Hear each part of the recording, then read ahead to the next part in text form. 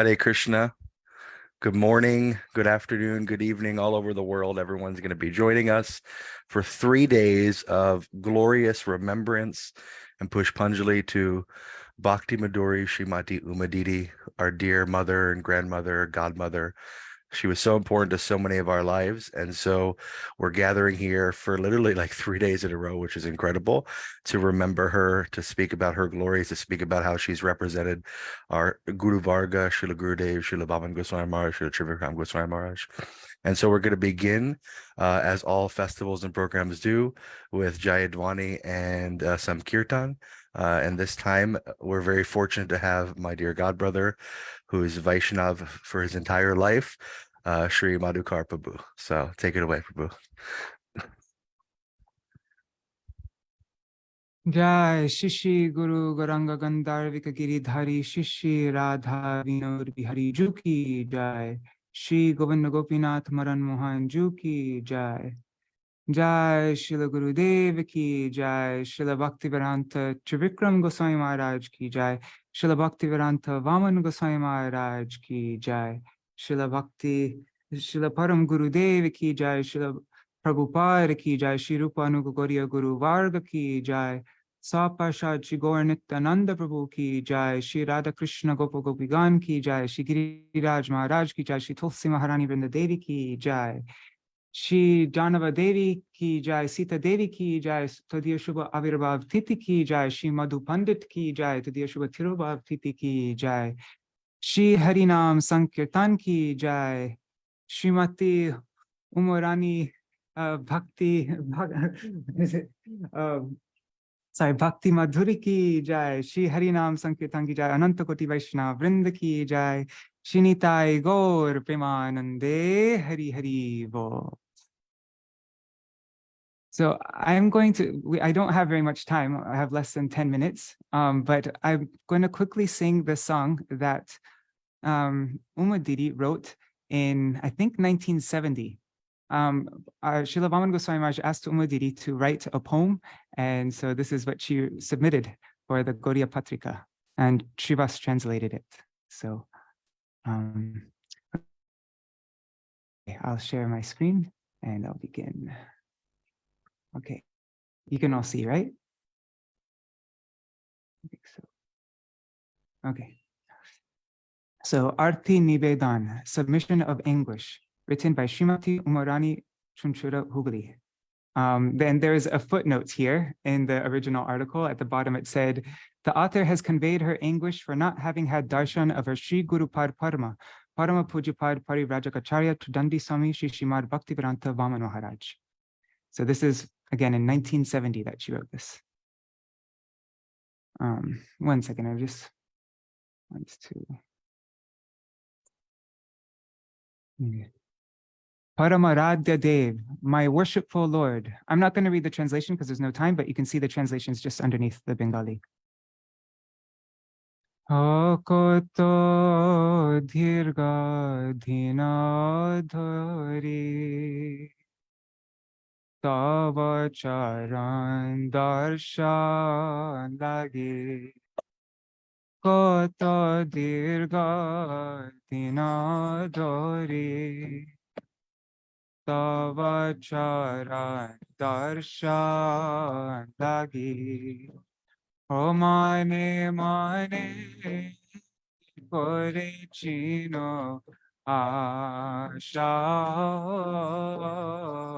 mane mane kore chino asha sabayasha na purilo manorata vipal hoilo sabayasha na purilo manorata vipal hoilo Asha bhange dukitaya Dhamma Asha bhange dukitaya Dhamma আষ্টভাগে দুঃখিত এই অধমা খুঁজিয়াছি ভালো মতে বিনা ভাগে নাহি মিলে বুঝিয়াছি ভালো মতে বিনা ভাগে নাহি মিলে শ্রী গুরুর চরণ দর্শন শ্রী গুরুর চরণ দর্শন মম মদ ভাগ্য লাগে সঙ্গোপনে সদা কাঁদে মম মন্দ ভাগ্য লাগে সঙ্গোপনে সদা কাঁদে ধীতে মোরে জীবা না দেখতে মোরে জীবন দেখতে মোরে জীবন আমি তো আর থামায়াতে তায়ে আতি মন্দ মতে আমি তো আর থামায়াতে তায়ে আতি মামা মন্দ মতে কৃপা না হইল মামা প্রার্থে কৃপা না হইল মামা প্রার্থে প্রভু তুমি তো করুণা সিন্ধু আধম জনার বন্ধু প্রভু তুমি তো করুণা সিন্ধু আধম জনার বন্ধু বেছিলে কি হবে মোর গতি উপেক্ষিলে কি হবে মোর গতি কৃপা না হইল মামা প্রতি যদিও অপরাধ আমি তুমি তো একমাত্র গতি ও যদিও অপরাধ আমি তুমি তো একমাত্র গতি দয়া করো না করো বাঞ্ছনা দয়া করো না করো বাঞ্ছনা তুমি বাঁচাও কল্পতরো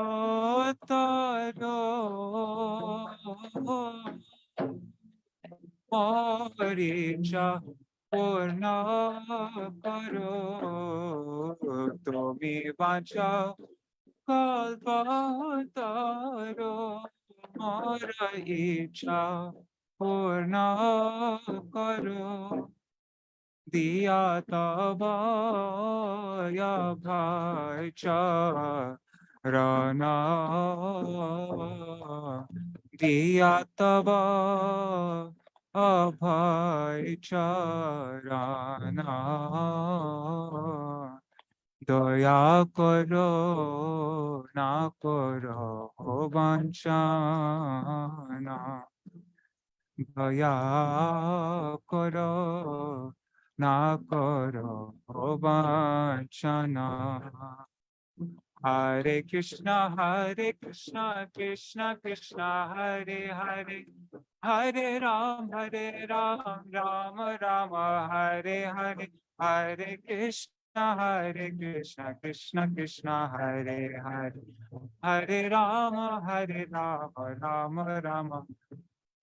Jai Gurudeva, Gurudeva, Gurudeva, Jai Gurudeva, Jai Gurudeva, Gurudeva, Gurudeva, Jai Gurudeva, Jai Vaishnava Thakur, Vaishnav Thakur, Vaishnav Thakur, Jai Vaishnav Thakur, Jai Vaishnav Thakur, Vaishnav Thakur, Vaishnav Thakur, Jai Nitai Gaur Hari Bol, Hari Bol, Hari Bol.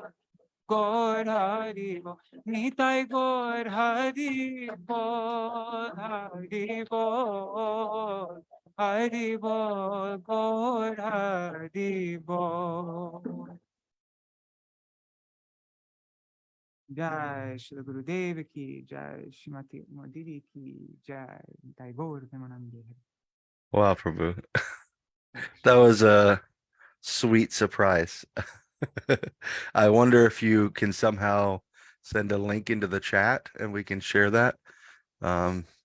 Yeah, wonderful. It's a Word doc right now, but I can try to make it available online. But right now it's just a Yeah, Word doc. Yeah, okay. and put in your mailing list and we can sing in our program tomorrow. Okay, yes. Thank you, Prabhu. So sweet. Jai. So, wow, what a start. That's like, I feel bad for everyone who didn't get to be here when we started because that was so sweet. So, thank you so much, Monica Prabhu, for joining and leading us off. Now we're going to go into our recognitions and our Pushpanjali's remembrance, starting with Srimati Rati Manjari Didi, who met the devotees in childhood, and I'm going to just hand the floor over to her so she can share. I believe Bipin Prabhu will be translating. Yes, I'll be here. Hare Krishna. Hare Krishna. So I've invited her to unmute. Maybe if you want to mention her.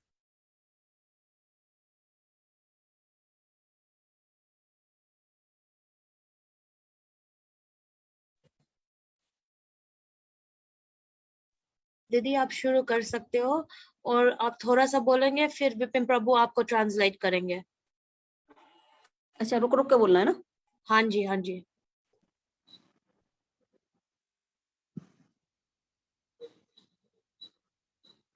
अच्छा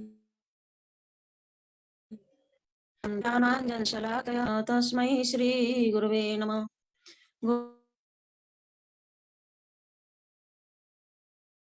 गुरुवे गोचन्द्राय राधिकाय सदालय भक्ताय नमो नमः। कृष्णाय कृष्ण चैतन्य नाम्ने गौरतिसे नमः। हे कृष्ण करुणा सिन्धो दीनबन्धो जगत्पते गोपेश गोपिका कान्त राधा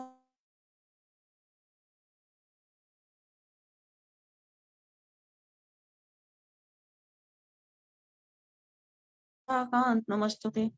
कृष्ण चैतन्य प्रभु नित्यानंद श्री अद्वैत गदाधर श्रीवासादि गौर भक्तवृंद। हरे कृष्ण कृष्ण कृष्ण हरे हरे, हरे राम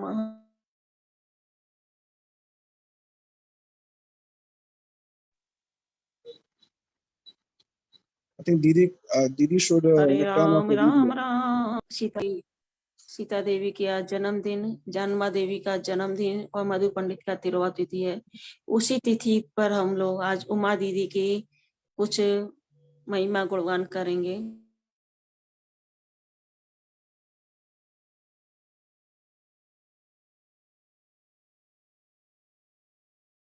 और कुछ उनके चरणों में पुष्पांजलि सुनी अच्छी साधु गुरुमुखी। लेकिन वैष्णव के गुणगान करने से ही हमारे जीवन का कल्याण होता है। ये हमने साधु और गुरु के मुख से श्रवण किया है। दीदी मैं इसको ट्रांसलेट कर देता हूँ एक बार। अच्छा, So Didi is offering her Pushpanjali to Nityalila Pravish Srimati Uma Devi, and today is also the appearance day of Sri Sita Thakurani and Sri Janava Devi. Didi is saying that Vaishnavir Gunagan Haive Jiver Tran Suniya Che Sadhu Guru Mukhe. From the lotus lips of the Vaishnavas, we have heard that by glorifying the Vaishnavas, one becomes free from the material entanglement, and by glorifying the Vaishnavas, one receives ultimate auspiciousness. Didi, आप बोलिए। तो आज उमा दीदी का बारे में हम लोग कुछ श्रवण करने जा रहे हैं। उमा दीदी, उनका नाम ही उमा, मतलब वो सबकी माँ है। सारे मठवासियों की वो एक तरह से माँ थी। माँ मतलब जो पालन पोषण करती है, उस तरह से माँ। ऐसे ही वो किस प्रकार से पालन पोषण करती थी, जिस प्रकार से हमको हरि कथा सुनवाना, हमको कुछ समझाना, सिखाना, कहीं गलती होती तो हमारी गलती को बताना, यहाँ पे गलती है, हमको क्या ब्रह्मचारी सन्यासी को भी बताती थी वो, इसलिए उनको माँ बोलते हैं। ठीक है, तो मैं बोलता हूँ, आप दो चार बोलेंगे लाइन बोल दो। आगे? हाँ हाँ जी, आप दो चार लाइन बोल दो, फिर मैं बोल देता हूँ। So as her name denotes, Uma has a word called Ma. Ma means mother. She was the mother of the entire Gaudiya Math. Just like a mother nourishes the child with so many things, similarly Srimati Uma Didi would also nourish everybody through her Harikatha, through her behavior. Not only the brahmachari, she would also nourish the sannyasis also. हाँ जी, बोलिए।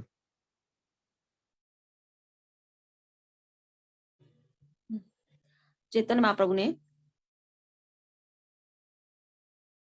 राय रामानंद से पूछा कि भक्ति दुख नहीं देखी पर, तो चैतन्य महाप्रभु ने पूछा दुख में सबसे बड़ा दुख कौन सा है?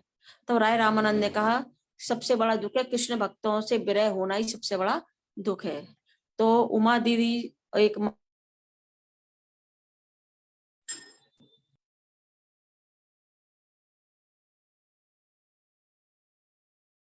महाभागवती, तो उनको इस जगह से चली गई, यानी कि उनका विरह जो है कि किस प्रकार लगता नहीं है, जब उनको स्मरण करते हैं, उनकी एक एक बात को जब स्मरण करते हैं तो लगता है वो हमारे बीच में ही हमको छोड़ के नहीं गई है, लेकिन वो हमारे आंखों से ओझल हो गई है। Didi is a Mahabhagat. We used to see her daily, every day. उनके साथ में हम लोग मथुरा में रहते थे, तो मठ में जाते थे, उनके साथ में बहुत बातचीत करते थे। उन्हें आई तो वो हमको सारी अपनी, कभी कभी बैठ के सारी बीच में बात करते थे, सारी बातें बताती थी अपनी। तो हमने पूछा उमा दीदी आप बताओ अपने कुछ शुरुआत की बात बताओ, तो उन्होंने कहा कि So when we used to meet her at Mathura Mart, मैं छोटी थी तो 13 साल बाद मेरी बच्ची हुई थी, तो और उसके बाद में कुछ समय बाद में मेरे पति भी मर गए। फिर मेरे वो बहुत धनाढ्य परिवार की थी, अच्छे पैसे वाले घर की थी, तो क्या कहते उनके माता पिता जो थे परम भक्त थे, और उमा दीदी परम गुरुदेव से मिली हुई भी है, उन्होंने परम गुरुदेव का भी संग किया, उनको भी दर्शन किया परम गुरुदेव का उन्होंने। तो वो कहती थी ये सब क्या है तिलक लगाना, क्योंकि वो थोड़ी भक्ति मार्ग में इतनी नहीं थी, लेकिन उनके माता पिता थे वो इतनी नहीं थी, लेकिन क्या तिलक लगाना, क्या कंठी पहनना, क्या ये क्या था हुआ था। तो लेकिन उनके माता पिता जो भक्त थे तो परम गुरुदेव को आश्रम में ले गए। त्रिविक्रम महाराज जी के साथ में उनका बड़ा संग हुआ था। त्रिविक्रम महाराज जी ने इनको बड़ी सुंदर सुंदर हरि कथा सुनाई और उनका एकदम जीवन ही बदल दिया। दीदी ये मेरे को ये मैं बोलता हूँ, मैं ट्रांसलेट करता हूँ, बता। हाँ जी। So Didi is saying, since there is no delay in the line, so there are a lot of things which she spoke, and I'll speak in essence. Didi is mentioning that it used to be very intimate during those times at Mathura Math. They would sit down with Didi, and she would ask, how did she meet Srila Gurudev? How did her journey started?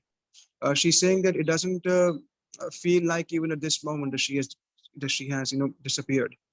All the remembrance of hers are coming like waves in her mind at this moment.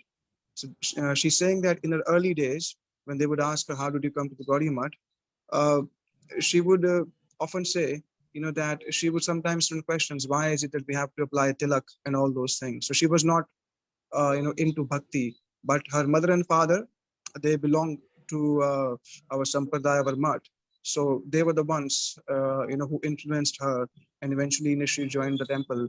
And Param Pujniya Sri Srila Bhaktivedanta Trivikram Goswami Maharaj Ji had, the greatest influence on her life. Didi, अब बोलिए. तो हम उनके साथ में रहते थे, तो एक बार मथुरा में जो है जमुना जी पे बड़ा उत्सव होता है, जमुना छठ पर, मतलब जमुना छठ में जमुना जी के बर्थडे होती है उस दिन। तो मथुरा में चतुर्वेदी लोग उसको मनाते हैं, बहुत जोर से मनाते हैं जमुना जी पे, आज भी होता है वो। तो एक दिन मैंने उमा दीदी से कहा, उमा दीदी आप चलोगी कथा के बाद में, शाम को प्रवचन के बाद में? बोले चलोगी? बोले कहाँ चलना है? मैं कि चलो जमुना जी चलते हैं। बोले वहां पर क्या है? मैंने कि देखो आप, बहुत वहां पर जमुना जी का आज बर्थडे है, बहुत सुंदर उत्सव मनाया जाता है, चतुर्वेदी लोग मनाते हैं, सब लोग, बहुत भीड़ होती है, बहुत मेला लगता है, आप चलोगी?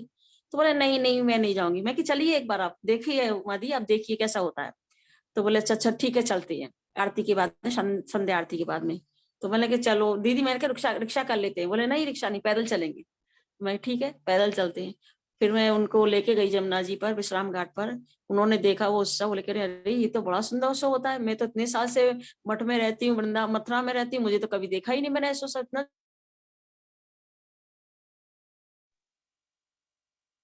मैं ट्रांसलेट कर देता हूँ। जोर का जमुना जी का उत्सव मना जाते हैं। मैं कि हाथ देख कर बोलिए प्रभु जी, बोलिए। हाँ जी, हाँ जी, बोलिए आप। हाँ जी, बोलता हूँ। So Didi is saying that during those times in Mathura Math, one day Didi asked her that, we should go to Yamuna Ji. So Srimati Uma Didi said that what's happening at Yamuna Ji? So Didi mentioned that, in the Vallabh Sampradaya, in the Pushti Marg Sampradaya, they celebrate the birthday of Yamuna Ji with, with a lot of grandeur. It's like a big festival. And on the banks of Yamuna, thousands of people, they get together. So Didi asked what's happening. Then she said, in the evening we would go to visit Yamuna Ji. So Didi asked Uma Didi that, how would you like to go? She said, we can walk all the way. So they walked all the way to on the banks of Yamuna, and there were thousands of people. It was a very beautiful festival. And Didi was like, wow, it's been so many years, I'm staying at the temple, at the Mart, but then I have never had the opportunity to visit such a festival. I didn't even know that such festival takes place every year. Didi, आप बोलिए.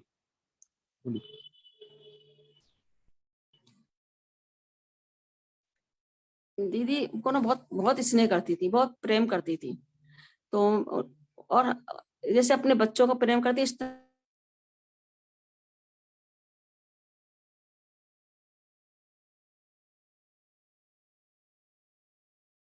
से हमको प्रेम करती थी। तो एक लेके लिए गई, तो मैं क्या खाने के लिए अलाउ कर रखा है, क्या नहीं कर रखा खाने के लिए, क्या मैं इनको क्या लेके जाऊं। मेरी सिस्टर भी मेरे साथ में थी, उनका बेटा भी था। तो मैं कहा दीदी पपीता खाती है, पपीता लेके जाऊं। तो मैं दीदी के लिए पपीता लेके गई। तो दीदी, पपीता कोई बड़ी चीज नहीं है, लेकिन दीदी ने उसको इस तरह से स्वीकार किया कि उनको कितनी बड़ी, मतलब कितनी अमूल्य चीज मैंने उनको दी, बोल सकते इतना प्रेम से उस चीज को स्वीकार कर, अरे आप तो ये बहुत अच्छी चीज लेके आई, ये तो मैं बहुत खाती हूँ पपीता। तो एकदम इतना खुश होकर उस चीज को ग्रहण किया। और ग्रहण करने के बाद में मतलब कहा कि रंगा इसको रखो और आज इसको देना, मेरे को अमान्य करके मुझे देना खाने के लिए। तो उसके बाद में फिर मेरे से बातचीत करी, मेरी दीदी से बात किया, उनके बेटे से पूछा ये क्या करता है, और बोले कि शादी हो गया इसका। बोले नहीं, वो अभी शादी नहीं करना चाहता। बोले क्यों? बोले ये भक्ति करना चाहता है, भजन को साधु बनेगा, शादी नहीं करना चाहता। बोले नहीं नहीं शादी करो, माँ को दिखेगा कौन। तो इस तरह से कहा। बोला अच्छा ठीक है, नहीं करना चाहता ठीक है, भजन करो। इस प्रकार से मेरे से बात करते हैं। बात करने के बाद में ना एकदम कहने लगी देखो मैं तो नवद्वीप परिक्रमा में नहीं जा सकती, मेरे को तो डॉक्टर ने मना किया है। तो एकदम रोने लग गई। मैं कि दीदी आप रो क्यों रही हो? तो आप तो मानसिक परिक्रमा करते हो, आप तो पूरे नवद्वीप में पूरे रूप में ब्रजमंडल में रहती हो, और आप तो सब हर साल उन्होंने कभी जब तक उन्होंने लास्ट तक उन्होंने परिक्रमा छोड़ी नहीं, ना नवद्वीप की छोड़ी, ना वृंदावन की छोड़ी, ब्रजमंडल की परिक्रमा। दीदी आप तो मानसिक करेंगे, आप रोती क्यों? उनकी जो सेविका थी, जो उनके रख रखी थी नर्स, उन्हें नहीं रोते नहीं है। फिर मेरे से बोली मैं जा तो नहीं पा रही मैं, मैंने हरे कृष्ण प्रभु को 10,000 रुपए दे दिए हैं नरसिंह पल्ली पर, नरसिंह जी का वो भोग लगाने के लिए मैंने दे दिया है, आप मेरे पर कृपा करें कि मतलब इस तरह से मेरे से बोलने लगी। इतना मतलब उनको नवद्वीप परिक्रमा में ना जाने का उनका इतना दुख था, हर साल जाती थी, कोई अस्वस्थ होने के कारण नहीं गई तो बड़ी दुखी होकर मेरी सारी बातें करने लगी मेरे से। दीदी मैं करता हूँ, ट्रांसलेट करता हूँ। ये जो आपने पपीता दिया ये अभी दिया या बहुत वर्ष पहले की बात कह रहे हैं आप? क्या चीज? ये जो आपने उनके लिए क्या? फल लेकर के जो आए थे वो पपीता? अभी दिया था? हाँ अरे अभी दिया या बहुत? अभी जो गोपीनाथ भवन में अस्वस्थ थी जब, अच्छा अभी दिया, अच्छा ठीक गोपीनाथ है, भवन में अभी की बात है ये, मतलब ये नवद्वीप परिक्रमा से पहले की बात है, कई ठीक है, दिसंबर जनवरी की ऐसी बात, दिसंबर की बात है शायद, हाँ अभी की ठीक है, बात है। right. So Didi is sharing some very intimate and sweet moments with Uma Didi. She's saying that just recently, as she was not well, she visited her along with her sister and with her sister's son. She went over there, and then she was thinking, oh, doctor must have uh, given her some sort of diet plan. So what can she eat and what she cannot eat? So Didi thought, let's just bring one big papaya. So she brought one papaya and then gave it to Uma Didi. And Uma Didi said, wow, such a nice thing you have brought me. And then Uma Didi gave it to Srimati Ranga Didi and asked her to offer it to Thakurji. And then later on, she would take it. So though papaya is not a big thing, but the kind of gratitude which she would express, not to her, but then to everybody, whosoever would try to render even the slightest of service to her, was so heart touching. And secondly, when her sister was with her, Suma Didi asked that who is she, and then she said she's my sister, and that's her son. Okay, so what does he do? Her sister said that, well, he just wants to remain a brahmachari, does not want to get married, just wants to perform bhakti. Uma Devi said, no, you should get married because you are the only son of your mother. Who would take care of your mother? So that motherly affection was also seen, through that. The other thing with Didi is mentioning that this was the first time or one of the rarest occasions that she could not make it to Navdeep Dham. Every year she would go and she would do the Navdeep Dham parikrama. So with tears in her eyes, she would say that doctors have advised me not to travel anymore. So this time I would not be able to go to Navdeep Dham. I'll miss the devotees. I'll miss the parikrama. So then Didi said, why are you saying like this? Your heart is always in Navdeep Dham. You're constantly doing the parikrama of Navdeep Dham, not by body, but by your mind. So it was such, beautiful conversations during the last, in the month of December and January. That's what she had. Didi, aap bol sakte hain.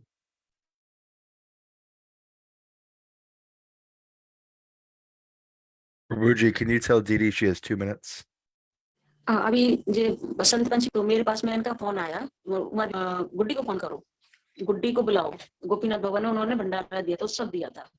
तो मेरे पास में मथुरा में phone किया रंगा दीदी ने, फिर रंगा दीदी बोले आपको उमा दीदी कह रही है आपको गोपीनाथ भवन में आना है और आपको मठ में प्रसाद देना है।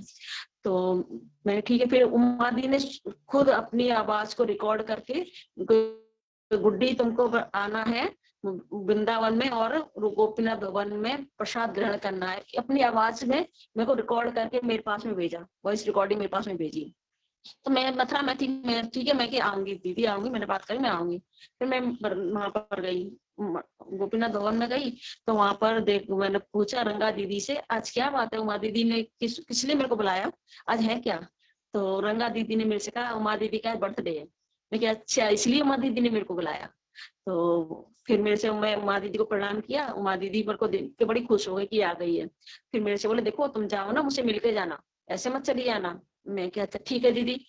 तो जब प्रसाद के बाद मैं दीदी के पास में कमरे में गई मिलने के लिए, दीदी आपने कहा था मिलके जाना, तो ठीक है मैं दीदी अब घर जा रही हूँ, आप बोलो क्या कह रहे हो। तो फिर उन्होंने रंगा दीदी से कहा रंगा एक इसको टिफिन दो, एक लंच बॉक्स दिया मेरे को स्टील का, उसके अंदर पूरी मेवा से भरा हुआ था। तो मेरे को उसको दिया, लो इसको लो और ठाकुर जी इसका जो है इसको ठाकुर जी के भोग लगाना। तो मैंने कहा ठीक है, उसको टिफिन को मैं लेके आई, देखा तो पूरी मेवा से काजू किशमिश बादाम नमकीन पिस्ता पूरा डिब्बा मेरे मेवा से भरा हुआ था। और मैं उनका प्रतिदिन, सर्दी का समय था बसंत पंचमी के बाद, तो उन्होंने उनकी चीज का मैं प्रतिदिन भोग लगाती थी, ठाकुर जी का प्रतिदिन भोग लगाया।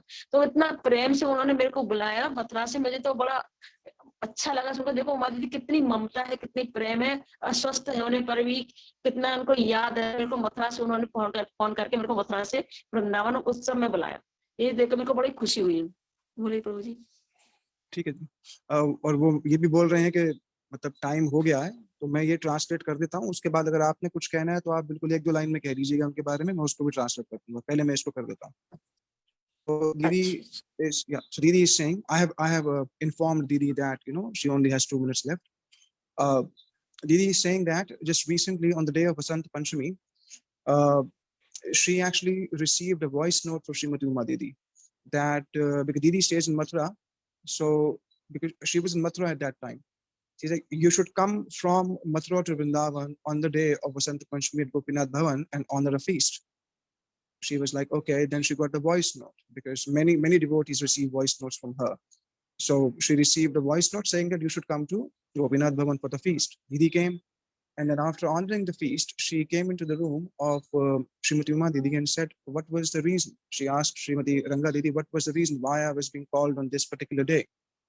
Then Srimati Ranga Didi said that it's a feast to honor the birthday of Srimati Uma Didi. She didn't tell you on the phone, but that's the reason that she wanted you to come. And then Uma Didi, what she did, she asked Srimati Ranga Didi to give her one lunch box.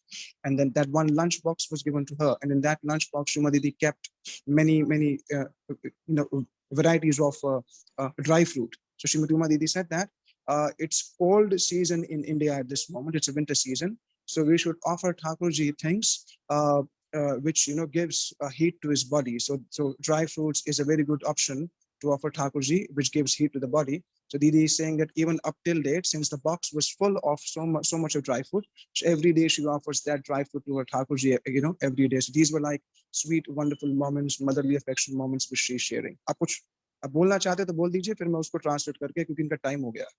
हम 1-2 बात बता देती हूँ हाँ उनके, जी, फिर उसके बाद तो हाँ जी, हाँ जी, दीदी जब कथा सुनती थी गुरुदेव के मथुरा में जब कथा करते थे ना, तो पीछे हाँ जी, बरामदे में पीछे पट्टा पे बैठती थी, पट्टा होता बैठने का, उस पर हाँ जी, हाँ बैठती जी, थी। तो एक दिन मैं उनके पास में बैठी थी, तो उनकी आंखों से आंसू निकल रहे थे। तो मैंने उमा दीदी से, मैं वो कथा सुनते सुनते उनकी आंखों में से आंसू निकल रहे थे, तो मैंने कहा दीदी हमारे ऊपर भी ऐसा कृपा करें कि हमारी भी ऐसे भाव आए। तो उन्होंने अपने भावों को छुपाते हुए बोले, नहीं नहीं मेरे को तो नींद आ रही, जमाई आ रही ना, उससे मेरे आंखों में आंसू, आंखों जमाई के कारण मेरे आंखों में आंसू आ रहे। लेकिन उनका ऐसा नहीं था, मुझे पता था, वो एकदम कथा सुन के भाव में रो रही थी।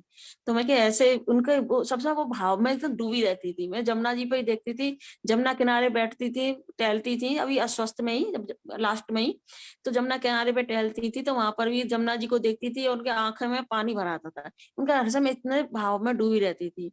और एक और की बात बताती हूँ मैं, फिर उसके बाद मैं खत्म कर रही हूँ कि उमा हाँ जी, दीदी के एक विशेष गुण था कि वो हर एक की कथा सुनती थी, हर एक की कथा सुनती थी। और विशेष करके मुझसे भी जब वृंदावन में आती थी या मथुरा में होती, मैं कभी मठ में चली जाती तो कहती, कोई तिथि आती तो कहती थी, नहीं गुड्डी से बोलो, गुड्डी कहेगी। सबको तीर्थ महाराज होते तो उनसे कहते, इधर वृंदावन में होती तो परमेश्वरी प्रभु वगैरह से कहते, गुड्डी को बोलो, गुड्डी बोलेगी, गुड्डी बोलेगी, इस तरह से बोलती थी मेरे को, ये कथा बोलेगी। तो सबकी कथा सुनने का उनको बड़ा था, तो लेकिन छोटे से बच्चे से भी सबकी कथा सुनती है ये उमा दीदी। तो बोले आप उमा दीदी आप इतनी सीनियर होकर इतने मतलब सबकी कथा सुनती है। बोले मैं ये नहीं देखती ये सीनियर है, जूनियर है, बच्चा है, बड़ा है। ठीक है, मैं कर देता हूँ। मैं भगवान की कथा को सुनती हूँ, ये मैं सुनती है, ये भगवान की कथाएं, उन भगवान को कथा को सुनती हूँ। पांच दीपा करें कि जैसे वो भाव में डूब रहती थी, इस तरह से उन्होंने भजन किया, साधन किया, कठोर साधन किया, ऐसे ही हम भी कठोर साधन भजन करके उस चीज को प्राप्त करें जो हमारे गुरुदेव देने के लिए आए। इतना कह के मैं अपने भक्तों को विराम देती हूँ। आप प्रभु जी हाँ जी, हाँ जी, मैं करता हूँ दीदी। So Didi is saying 3 separate things. One of them is that how Uma Didi was always absorbed in her translation deep कर bhajan. दीजिए, मंचा Yeah, कर। how she was always absorbed in her deep bhajan. One time, Uma Didi was in Glorification to Gaudiya Math in Mathura, and Shri Gurudev was speaking Hari Katha, or I'm not sure if Shri Gurudev was speaking or somebody else was speaking. I need to check that with her again. But she was sitting way in the back, and while she was sitting way in the back, tears were rolling down her cheeks, and she was crying. So Didi approached her and said, Didi, why are you crying? May we also get such type of mood, because you have so much of appreciation and so much of separation mood. Uma Devi said, no, I'm not crying. I'm actually feeling very sleepy. So because of the sleepy eyes, it appears to me that my eyes are teary, but this is not real tears because I'm feeling sleepy. So she would try to hide her mood. But then Didi is saying that I would always see her right across Gopinath Bhavan, even when she was not well. She would walk on the banks of Yamuna and she would look towards Yamuna, and her eyes were always filled with water. Her eyes were always filled with tears. She would always, sing these ashtakams while looking towards Yamuna, for so many hours. This second thing she said. And Didi, the last thing she said that I would like to, offer, my prayers at the lotus feet of Srimati Uma Didi, that the way she performed her bhajan, we may be able to develop, some sort of desire for the similar type of bhajan, and we seek her mercy. This is the offering, and I was able to translate whatever, because it's way too quick. So that's what she said. Thank you, Prabhu. Wow, thank you, Didi. Dhanavat pranams to both of you. Thank you for facilitating this seva. The common theme I think we'll probably hear throughout these 3 days that Sri Rati Manjari Didi highlighted so sweetly was how our Srimati Uma Didi was so humble.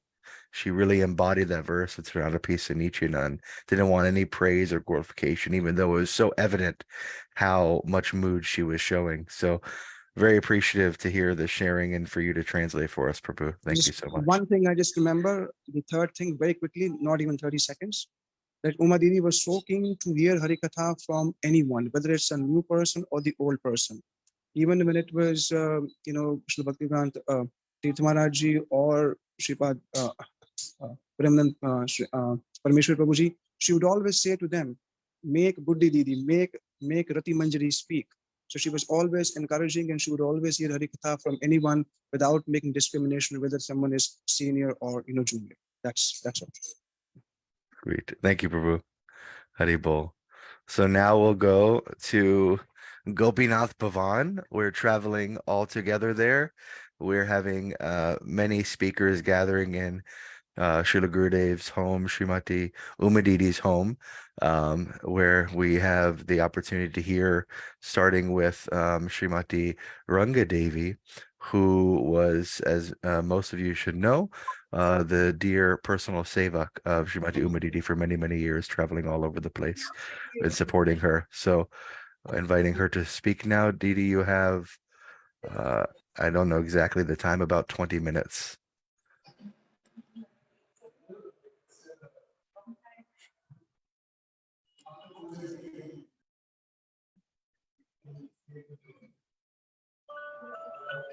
And I don't know if your camera will work, if it's a good enough connection, maybe.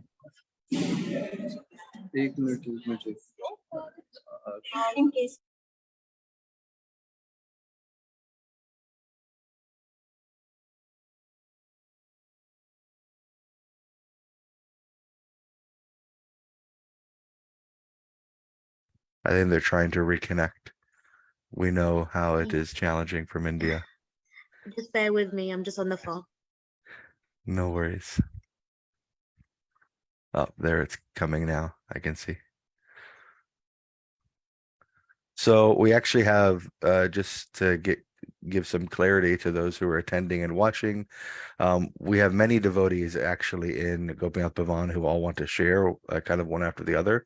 I mentioned Ranga Devi, but also we're going to hear from Vaijayanti Mala Didi, Bakula Didi, Shashikala Didi, Madhavi Didi, Sham Bihari Prabhu, and Amit Prabhu. So I don't know if they want to select their own order or how much I will regulate that, but I'm going to give the floor over there and be here to facilitate and make sure that we transition appropriately. So I'm going to invite now. Perfect. Can you speak? Ranga Devi wants to wait, and she wants me to speak first. Beautiful. Okay, I only saw her on. I didn't see your picture before. So Dhanavat Didi. Nice to see you. She's sitting right here, but she just didn't want to go first. Okay, no problem. Agyanti Mirandasya International Chakshuni Tasmai Shri Gurudeva Maha. Good echo. There's a good echo. All I'm hearing myself reverberating.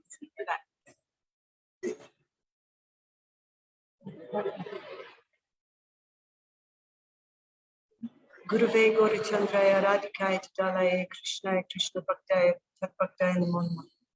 Vanchakalpatrubhyascha Kripa Sindhubhya Vacha Patitanam Pavanebhyo Vaishnavebhyo Namo Namaha. Shri Krishna Chaitanya Prabhu Nityananda Shri Advaita Gadadha Shiva Sat Gaura Bhaktivinoda. Hare Krishna Krishna Krishna Hare Hare Hare Ram Ram Ram Hare Hare. Is that clear? Yes, it's clear. There's a little echo, but you're coming through clear. It's good.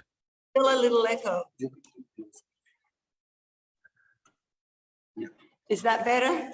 A little better. Yes. Thank you so much. Yep. Okay. All right. I was thinking just before, how long is it since Didi left? And it's 2.5 months, just after 2.5 months. And we're still feeling her separation here in Gopinath Bhavan. I first met Didi in 91. And when I saw her, I remember seeing her for the first time. And when I saw her, I sort of had this intuitive expectation of the type of person she'd be. It was interesting. I just had a feeling she would be a mature, kind, supportive person, and she was. And then, you know, she would sometimes translate Gurudev's classes for us back in the day when there were no headphones. And, you know, over the years would go to Srimatura to see her on and off. When she had her, what was it? She did her pinched nerve or something a few years ago and she couldn't walk. I would read to her every day, and I would read from Acharya Kesari, the biography of Param Gurudev. And it was fabulous because she would talk about those pastimes, we'd read about Param Gurudev's early preaching. And she would say, oh, I've done this. I've been to South India once with Gurudev, Srila Vaman Goswami Maharaj, and Srila Trivikram Maharaj. Oh, and then we'd read about Param Gurudev going to the Himalayas, and she'd say, I once went up to the Himalayas with Srila Trivikram Maharaj. She said, I was very, very young. And but we walked all the way up. And so in reading those pastimes, she'd be reliving them. So I think for me, the thing that I appreciate the most, so many things about Didi, but one is how exclusively devoted she was to our line. And so I've just made some notes. I've just got to see them. She was just like that chatak bird. Gurudev would describe the chatak bird only drinks the water that falls from the clouds on a Swati Nakshatra constellation, a certain constellation. And the chatak bird's attitude was, I don't care if I'm destroyed by a thunderbolt. I don't care if I die of thirst, but I will not drink any water other than the water falling from the Swati Nakshatra, on the Swati Nakshatra. So Didi was like this in regard to our Guru Varga. She only exclusively wanted to hear the words of our Guru Varga, more exclusively the words of our Param Gurudev, Nityal Vishram Vishnupad Shishima Bhaktivedanta Narayan Goswami Maharaj. I'm sorry, Keshav Bhakti Pragyan Keshav Goswami Maharaj. Just realized I never did a Mangala Charan because of all the couple. Sorry. A proper Mangala Charan. And so she was like this. She only wanted that and nothing else. And she took it so deeply to her heart, the words of our Guru Varga, that I really noticed it at certain times when we'd have Ishtagoshtis here in Gopinath Bhavan, like during COVID, when we were all locked in Gopinath Bhavan for 2 months, we weren't allowed out. And every morning, Tirthapad Prabhu would hold an Ishtagoshti on Bhakti Rasamrita Sindhu, and it was absolutely ecstatic. It was probably the best 2 months of my life. And all the older devotees would come. And Didi would amaze us all by how she could elaborate on the points made by Rupa Goswami in the line of Gurudev, what she'd heard from Gurudev. And she understood these points with so much depth. The same thing happened when I would sometimes read in the evening, and she would just come and sit and we would discuss. And when I was reading Gopi Geet, she knew all the commentaries by Srila Jiva Goswami, Vishwanath Chakravarti Thakur, and also she would, you know, what she'd heard from Gurudev. And she knew these really, really well, very clearly. And I understand, and she'd not read anything beforehand. She, like any appearance or disappearance day, she could speak off the cuff on any personality, exactly what she'd heard from Gurudev, nothing more, nothing less. She never liked it if there was any interpolation or any creativity in the realm of Harikatha. She liked simply repeating exactly what she'd heard from Gurudev. And I recall being in Australia one year, and it was Gurudev's Vyasa Puja. Gurudev was not here, it was after he left. And Didi, she started, you know, everyone was speaking, they had their turn to speak, and Didi spoke, and she spoke, I could not believe it. She was just making one point after another, like a thread, like a conceptions, one after, and she went on and on, and I was thinking, I was thinking at a certain point, oh, she's exhausted everything Gurudev ever said on Guru Tattva. And then she'd think of another, she'd say another point and another point and another point. And they were all points I heard exactly from Gurudev, exactly, she repeated exactly what she heard from Gurudev. But not only did she just repeat the points, she embodied sincere practice of sadhana bhakti. Like it is said that someone who's really aspiring to practice Raganuga Bhakti, Gurudev said this many times, they will practice the limbs of Vaidhi Bhakti more carefully than the Vaidhi Bhakti. The Raganuga Bhakti is more careful to attend to all the limbs of Bhakti than that. And I'm not saying what level of Bhakti Didi was on, it's not for me to say, but we did notice the combination of her meticulous observance of the rules of the standards of bhakti. Like someone who's really on a higher level of bhakti, they never disparage anyone on a lower level. So we saw this with Didi. She honored every single level of bhakti. You know, even the most simple, she would encourage people on that level and honor that level. So she similarly honored all the different angas of bhakti and their careful observation. If you go into her kitchen at Gopinath Bhavan, it was just, this is a deity kitchen. And she would cook for Radha Gopinath with Ranga Devi. And they just, everything was followed deity standard. So, you know, once she said, when she had hurt her, she had that pinched nerve and she was lying down and she was so strict in her sadhana, but she was finding it hard to chant lying down because she said, I've never chanted lying down my whole life. She was everything that was done really, really properly. And this indicated a deeper level of practice. Like it's easy for us to, you know, for me, I can only speak for myself on a lower level to, you know, we sometimes think, oh, I really couldn't be bothered doing that, or this is too hard, or that Didi would meticulously follow everything. Nothing was too much endeavor in the realm of bhakti. So when she spoke Harikatha, it was backed up, it had a potency because she was, you know, so solid in her practice. So one thing I used to notice when I first met her, how she was at all the artis at Keshivji Gaudiya Mat in Mathura. Every arti, she was there right in front of Thakurji taking darshan. And, you know, so, and not only is practices in sadhana bhakti, but on another level of sadhana bhakti, she would practice like the principles of Yutrinadapi Suruchina, like we were just saying, like Mati Manju Didi was just saying. But also more importantly, she would give all respect to others and not expect any in return. So this is not an ordinary thing, to not expect any respect from anybody else, but at the same time, be willing to give that person who even disrespects you to be able to honor them.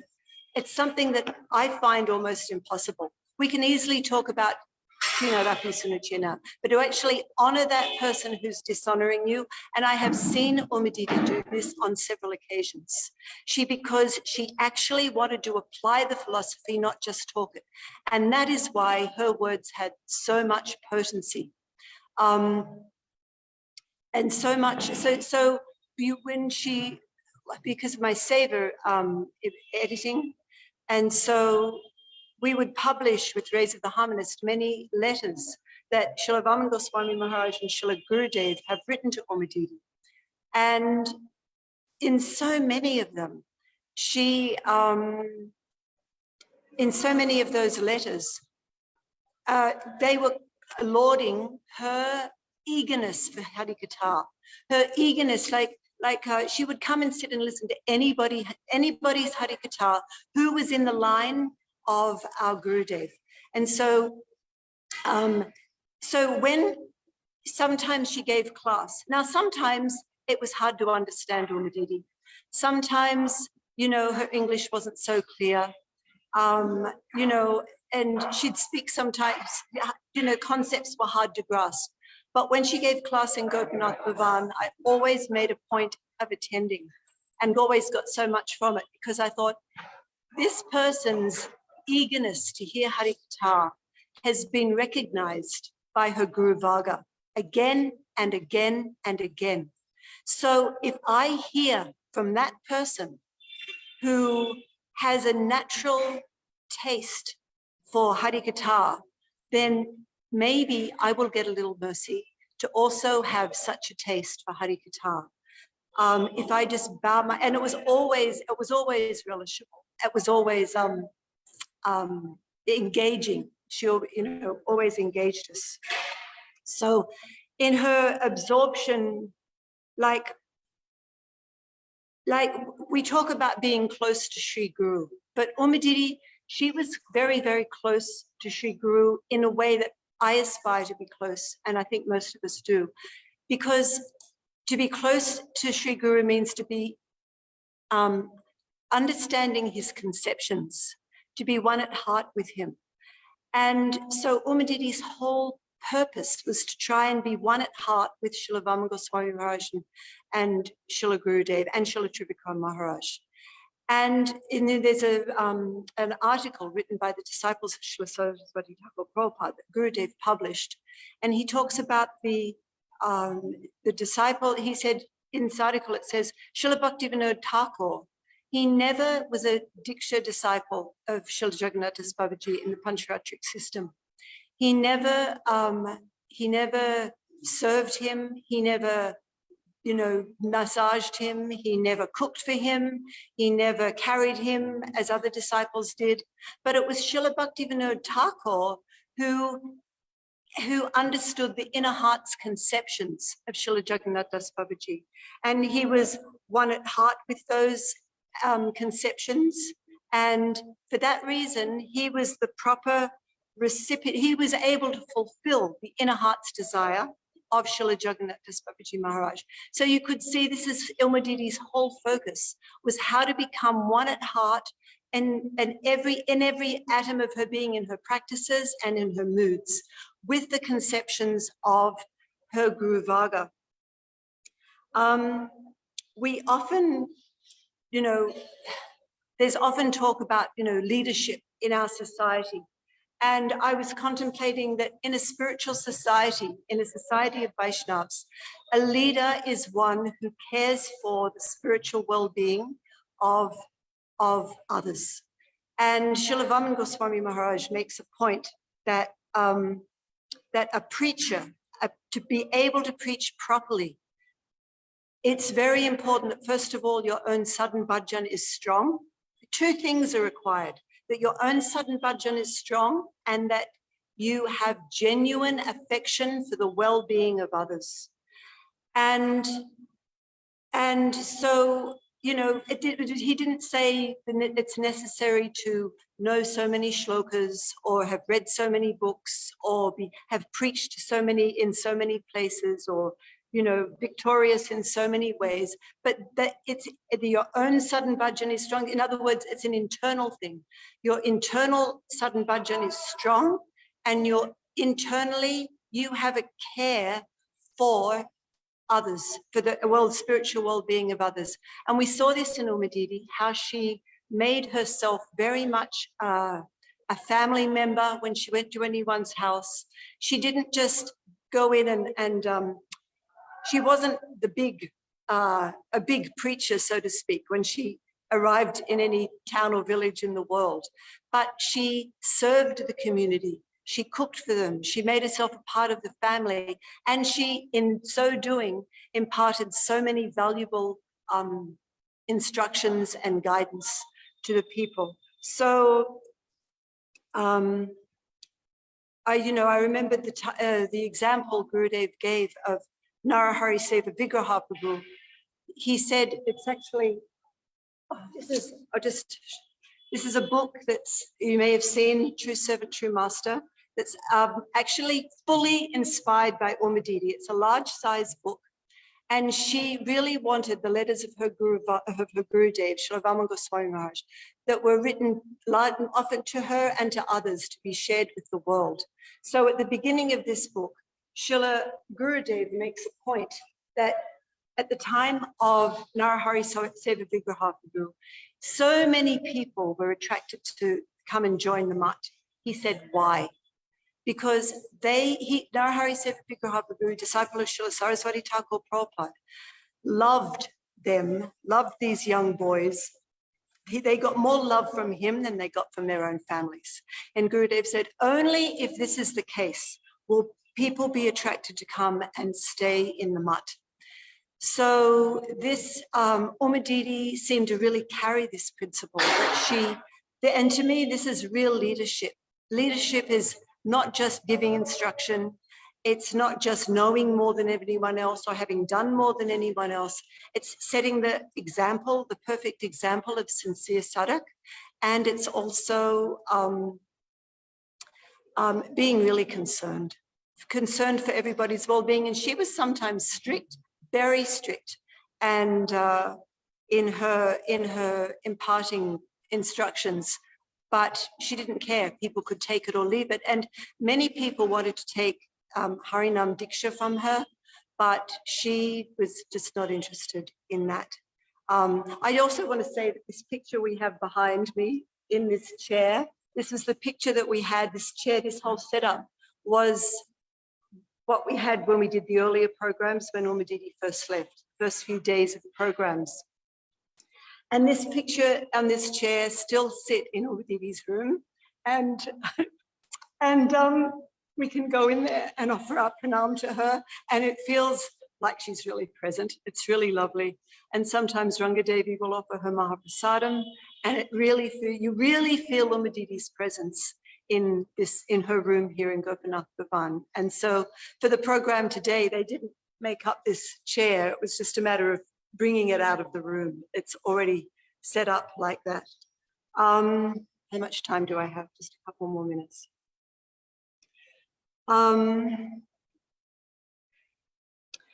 Okay, just a little more, okay. One quality, like in Kali Yuga, it's said that honesty is the last leg of religion. And I would see, and it's a rare thing. And even we saw with Didi this amazing honesty, because she had such an aversion to Pratishta. And she would make self-deprecating comments that were sometimes almost unnecessary. But she just didn't want anyone to think more of her than she felt she deserved. And I just want to give two such examples. Once we were on Braj Mandal Parikrama, and we were staying in a room with her and Vrindavan Vilasini. And Vrindavan had a car, and she was taking Didi out in her car. And Didi was just sitting around the room one day, and Didi said, out of the blue, I'm only nice to Vrindavan Vilasini because she takes me in her car on Brajmandal, because we all had to get on buses. And Vrindavan said, oh, Didi, that's not true. Why do you say that? Don't say that. And Didi said, I'm a conditioned soul. I can do anything. In other words, I can't be trusted. Don't think too highly of me. And when I heard her say that, I thought, I trust Didi. I trust her integrity deeply. Another time we were sitting in Navadvip.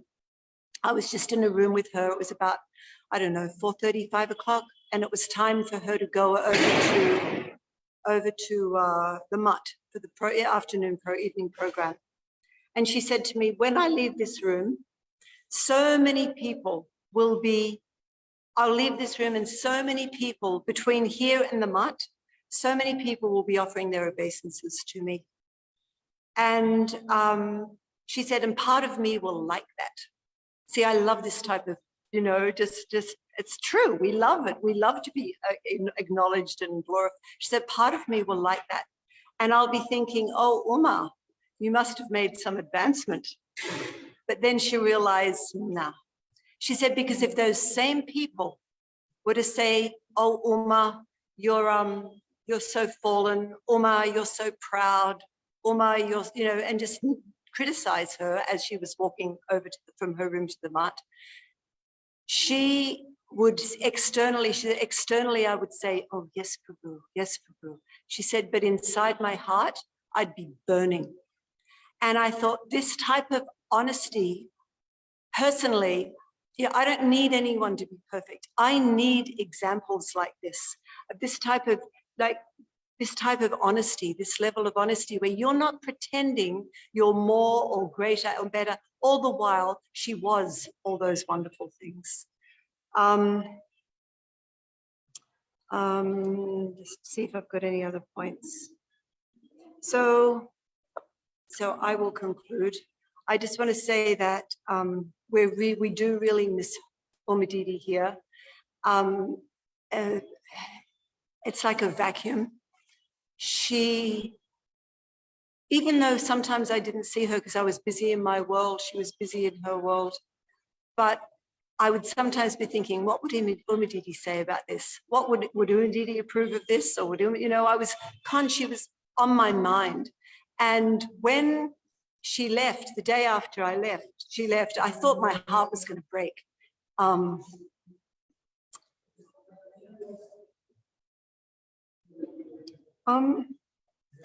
And there's just like no replacement. There's no replacement for that. Someone who's practicing so strictly and cares so much.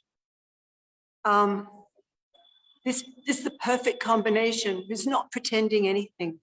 And, as I said before, I'm not saying I'm understanding what level of bhakti she was on or she was even perfect, but why are we having a program 2.5 months after she left us? It's because of her quality of person, her category of bhakti, her ability to set such an example that all would turn to her, all would respect her, all factions on all sides. She never liked dissension in the society. She really wanted everybody to get along. She really wanted there to be respect. And she would often talk about the affection that existed between Srila Vaman Goswami Maharaj, Srila Trivikram Maharaj, and Srila Gurudev that enabled the Gaudiya Vedanta Srimati to press forward. Okay, so I will finish on that note. Jai Ho.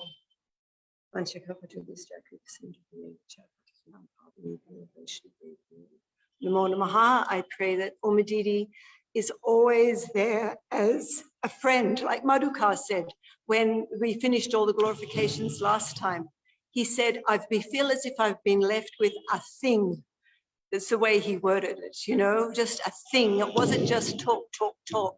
But Didi, the potency of who Didi was something that impacted us all really deeply. And so, yeah, I pray for her to always look out over me like a kind older sister.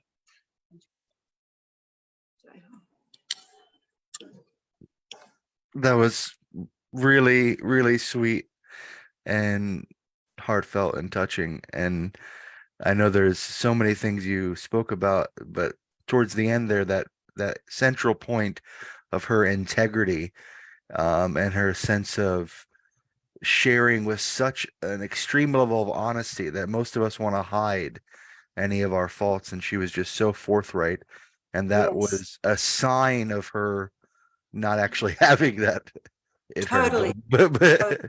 like Yeah. our Shivikam Goswami Maharaj, after half a century of parikrama, saying that he has gotten nothing from the parikrama, but actually that was a sign of his humility. And our Srimati Didi had such a similar mood in that regard. So very sweet. Thank you so much for highlighting and sharing that. I don't know what format you want to do. So maybe Ranga Didi, if you want to kind of facilitate who will speak next. Okay, Jai. Bakula Didi will speak next, Prabhuji. Wonderful. Okay, perfect. Haribo.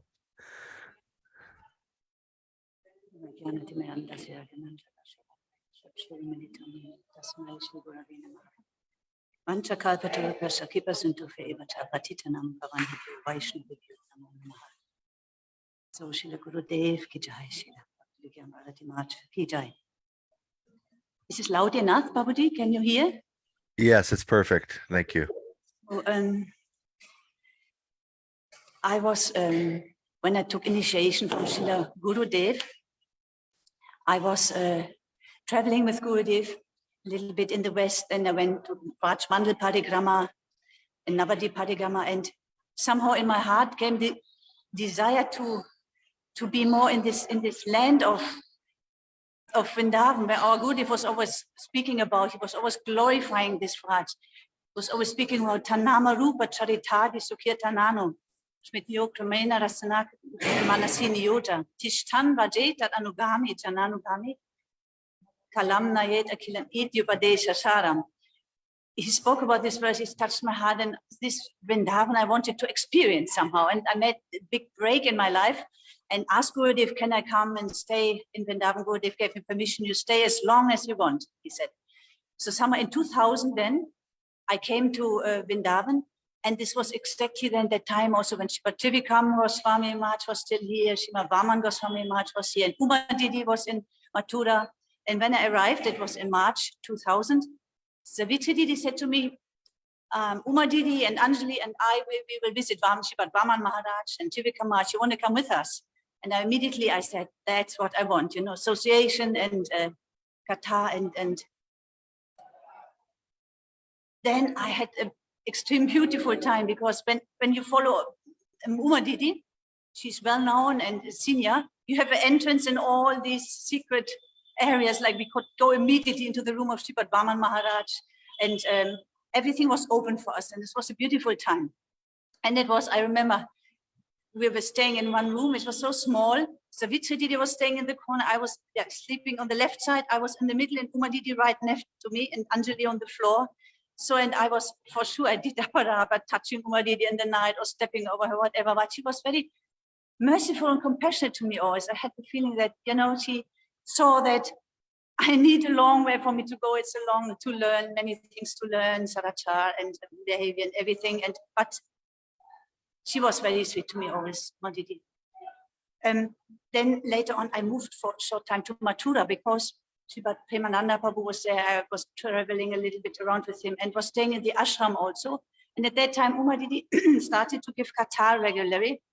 And this katha was also, like Vajanti Mala said, it's English sometimes a little bit too difficult to understand, but it was somehow touching. What she says had basic, because she was practicing and preaching. These two things were simply there.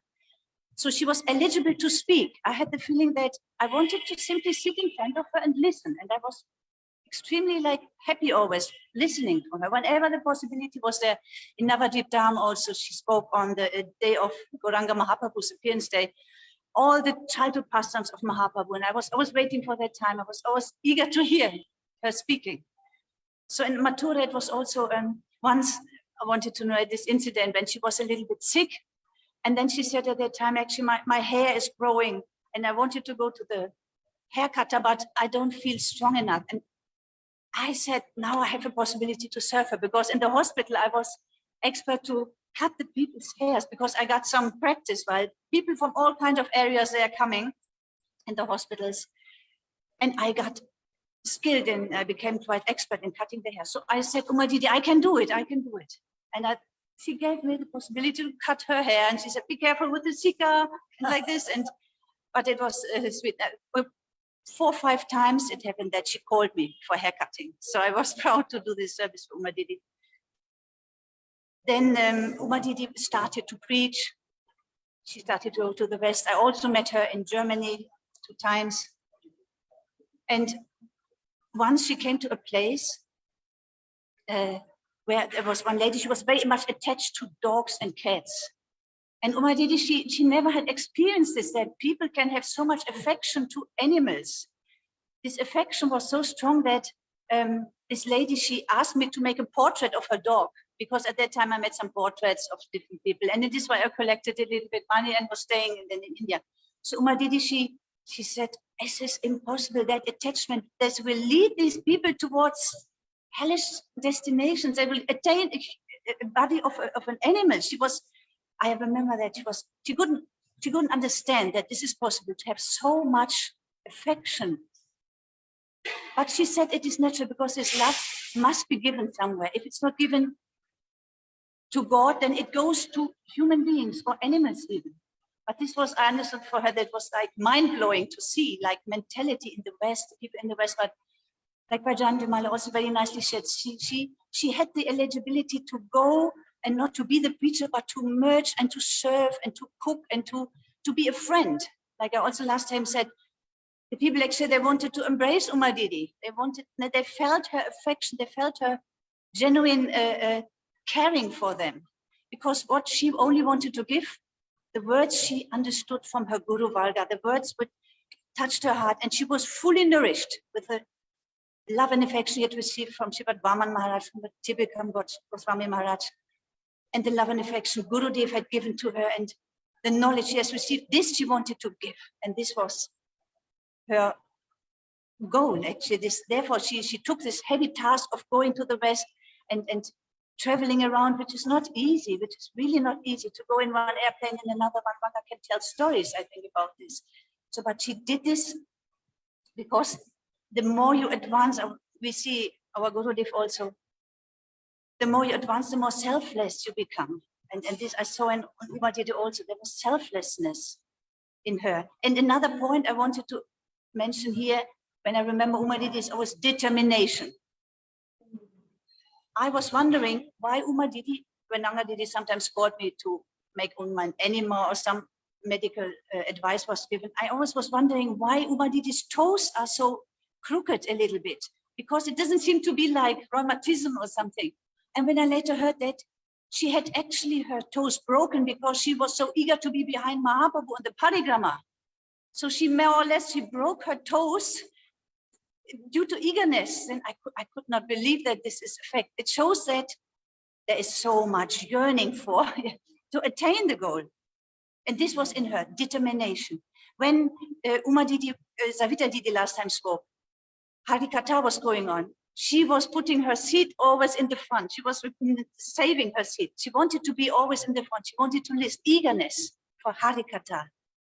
And also when she was admitted in the ICU, I told last time also that moment when she said, what is the time now? And then they said about it 7 o'clock. Now it is Gora. Sing the Gora Arati. So her mind was even, although the body was full of pain and she could practically not function anymore. She wanted to have the schedule going on.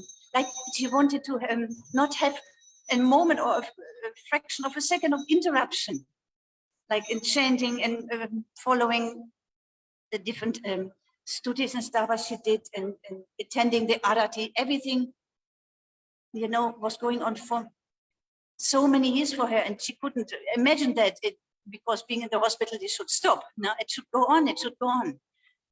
So these moments are deep inspiration for me also. Why should we actually a break. There could be no break. Bhakti has to be uninterrupted, a flow, and this is what she showed us. Another point I wanted to mention here, it says in Prahlad Shiksha, it says, Kaumaram acharet prakyo, dharman bhagavatam itan. It says here, Prahlad says, you should start from childhood, because Durlabha Manusyam Janma Yat Apya Dhruva Atadam. Actually, Uma Didi was a personification of this, because Prahlad says, you don't waste your time with childhood play. And also Uma Didi, she came in young age, and she was always in association. She moved when young age in the mud. She had always guidance, and she was always fully absorbed. And later on this preaching service she did. So Yat Apraduva Atadam. She knew, and she told everybody, take advantage of this human form of life. It is so short, you know, and always in the West, she inspired everybody in not being lazy and chanting the holy name, and don't give up the holy name. In this way, she fulfilled the desire of our Guru Varga. And although this human form is so rare and so short, she is an example actually of fulfilling it, making it complete, making it perfect, the life. Like she was married, I think when the husband died, at which age? 15. So she came so young, and she used her precious time. She utilized, she didn't waste it. She didn't waste it 1 second. So this always, when I remember Uma Didi, oh, don't give up your precious time. Take advantage of that moment. Eh? If again an hour is gone in looking here or this, she didn't waste the time. And this is also, we should learn from her. So many things we can learn from Uma Didi. She was so precious. Being here in Gopinath Bhavan, although maybe I didn't go every day in her room because sometimes she needed also some privacy, but she was there. And the whole atmosphere was different. Because if a personality on that level is present, you feel it. Also then when Uma Didi, in 2000 she came here, and then this Corona thing started, and practically 3 years we were blessed with her association. And Rangadevi took her first also out always to the Yamuna in the morning, and later on when she got a little bit weaker, Rangadevi put her here at the door. And Uma Didi once said, I'm so happy to sit out there in the morning and see all the Vaishnavas coming. And then she said to me, first this Prabhu is coming, then Savitri Didi is coming, then you are coming making parigama, because in the morning, you know, everybody has a kind of routine, and at the same time the people are passing by. And then I was remembering Sri Bhaktivedanta Bhajiman, she said the same thing. He said, when we were in Calcutta, tomorrow I go to Navadvip, and there I have a room, and I'm sitting outside and I'm watching the Vaishnavas. And he became so happy. I mean, it means like they don't feel themselves to be Vaishnavas, but they want to get mercy by darshan of the Vaishnavas. So Uma Didi had this elevatedness also in her, like humility, never think I'm special, my bhajan is not good, I'm not chanting, I cannot do anything, she said, but like eager for Vaishnava darshan, eager for Thakurji darshan. And yeah, this is also what gave me a big impression in my heart when I heard Uma Didi speaking like this. So maybe I could summarize a little bit like the last days, because we have been serving her. Then when Rangadevi called me that Uma Didi is really not well, she is again admitted in the ICU. Then I came up also to the hospital, and actually in the night before, it seems that she gets better, and she was about to improve a little bit. And they wanted to bring her to Faridabad. But somehow or other, the health went down. It was a sign that she wanted to stay and she wanted to go from Vrindavan. So I see in her life also, especially these last 3 years, that it was everything perfect and like prepared for her. Everything was perfected, and she was granted, or how do you call it, for all her service and for all her bhajan she did, she got this beautiful reward.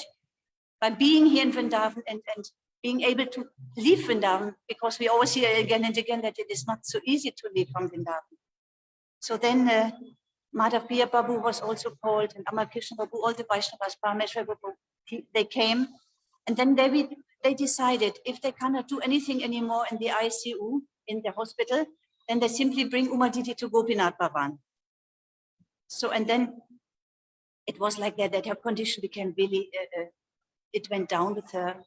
held, and with her breathing and everything, the swelling was rising in her body. The water was already in her lungs. And then we brought her to Gopinath Bhavan, where she then was peaceful, more peaceful than in the ICU. And the Mother Fear Prabhu said at the time of Gurudev, they made shifts, like 2-hour shifts always, that the devotees are not getting like over tired, like service must be like coordinated. So, and then who was first there, Shodara and Vipin Bihari Prabhu, they were staying then the first hours after she came from the hospital, and they took care of her. And then Rukmini Didi was coming, and my time was around 7 o'clock. I arrived at around 6:15 I arrived.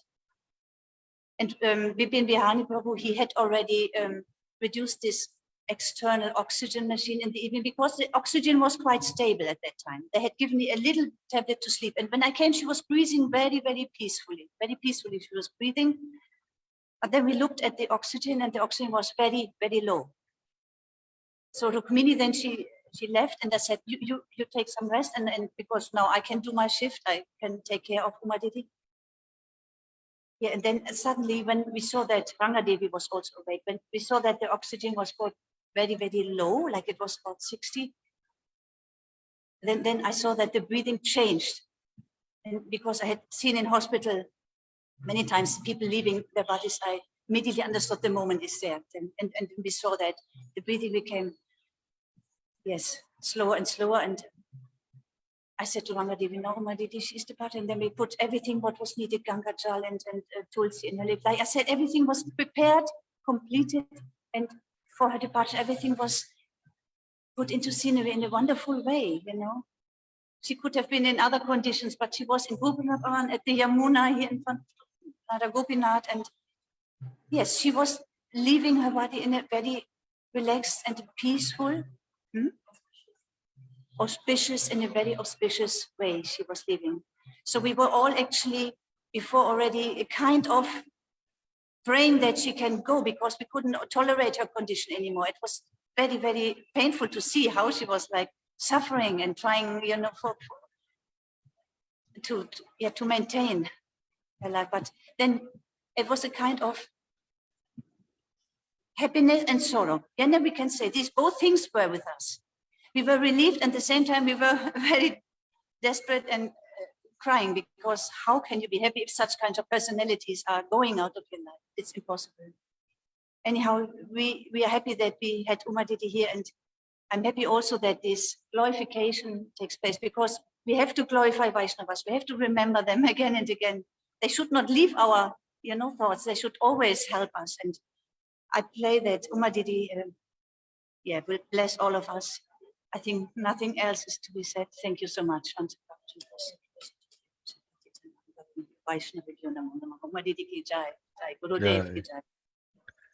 Thank you so much, Didi, for sharing, especially to be able to share being there in those final moments, final days, and to have that perspective. There's so many people, devotees even around the world, who felt those quote unquote pandemic years were so challenging, but you got to see this other side of now Uma Didi is with us all for these final 3 years. You got such an opportunity for that association, and especially sharing that mood of her determination, which is something we want to imbibe when we think of and remember and glorify the Vaishnavas, those qualities that they have and that determination she had, so unparalleled and so appreciated to hear about it. So thank you. Prabhuji, Srila Bhaktivedanta Parvat Maharaj Ji would like to offer his Pushpanjali. Jai.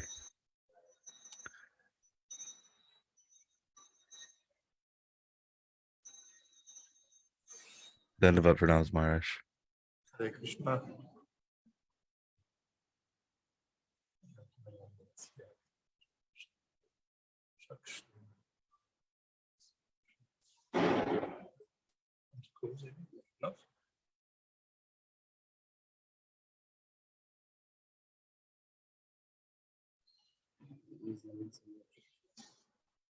Prabhuji, can you hear? It was frozen for a moment, but now you're back.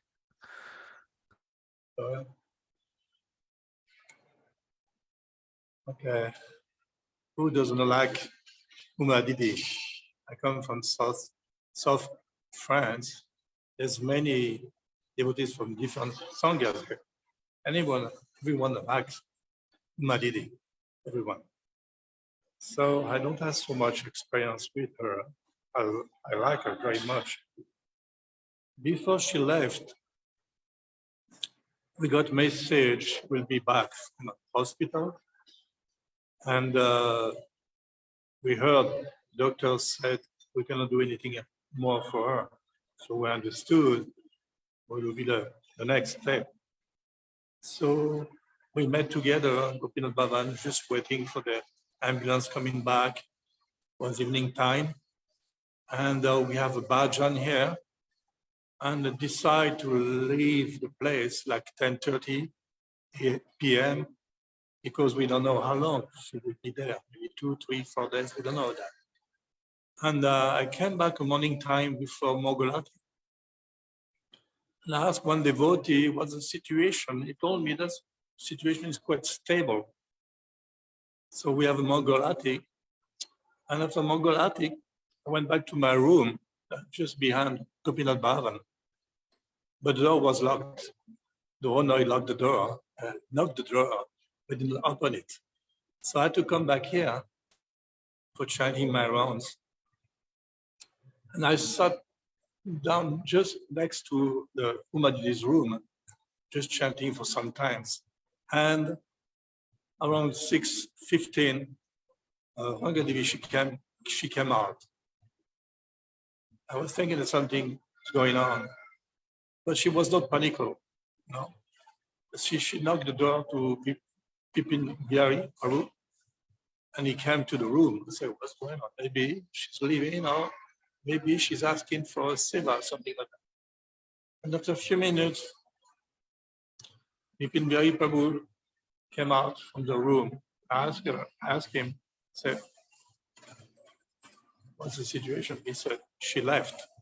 So I came to the room to see Umadi for the last time. So when he says actually she was smiling, actually I did not see that, but she was very peaceful. She looked very peaceful. I saw sometimes even devotees leaving look like a struggle when they leave the body, but Umadi, she was very peaceful. It was very nice atmosphere. So Umadi, I met, I think the first time was when Gurudev was in Kesavi Gaudiya Mathura. And she has a room behind, hidden way. And every day she was using to make a seva, washing the plates for Thakurji every day, even in winter time. At this time, the tap was against the pillar, very down. So she had water flowing on the feet, even in winter time was not easy. But she was very attached to do the seva. Actually, she was very attached to seva always. And also she used to say something when Gurudev was speaking. Always she liked to make some commentary or some like she protested something. You know? Everyone laughed. And she said, when that speaks, everyone's laughing. I don't know why. It's nice to hear her. So I remember from her this. She was very honest person, very speaking frankly also, very nice. And she has very nice seva also. It's very fixed. Even before leaving the body, she was still going to attend the Mongolati. Before Mongolati, she was used to make a parikrama around the Thakurji. Every day. Even a few days before, I think we have the Bhaktisiddhanta Saraswati Prabhupada appearance day, something like that. She went to Usatan Mat by wheelchair, and she spoke also there. And she was very determined. I remember her also when she came to France. One day she asked me to be the cook. I took the seva and I did every day. It was very nice actually. And it's coming from her. She gave me the inspiration to do seva for all the devotees. And she was always grateful also, always giving something. I understood something after lunch. She came with some Mahaprasad even to me. I understood actually the value of by serving. You don't feel, when you serve, you don't feel you serve to be served. You feel like you sharing, like sharing, you know. You do something and you have some reciprocation here coming. It's like just sharing. It's not like you feel served like that. So next experience. One time also during COVID, we are here all together here, and she was pushing up to have a Prabhachan. When Sannyasi was there, she said, you should, while he's washing his mobile phone, he should give class. Sannyasi was shocked. He said, who? She said, you. Why you don't speak? Why you just washing your mobile phone, you know? You should speak. Give Harikatha every day, you know? It was mood of Didi. She liked it very much to interfere in different way like that. And she was always speaking frankly with devotees. That's, I think, the most thing I appreciably one, how she was natural, honest with everyone. And also I have the last few years to go doing Rajmana Paikama with her, not with a big group, but with her, everyone was trusting her very much. So we went with her in Paikama every day. It was very nice. I know so much.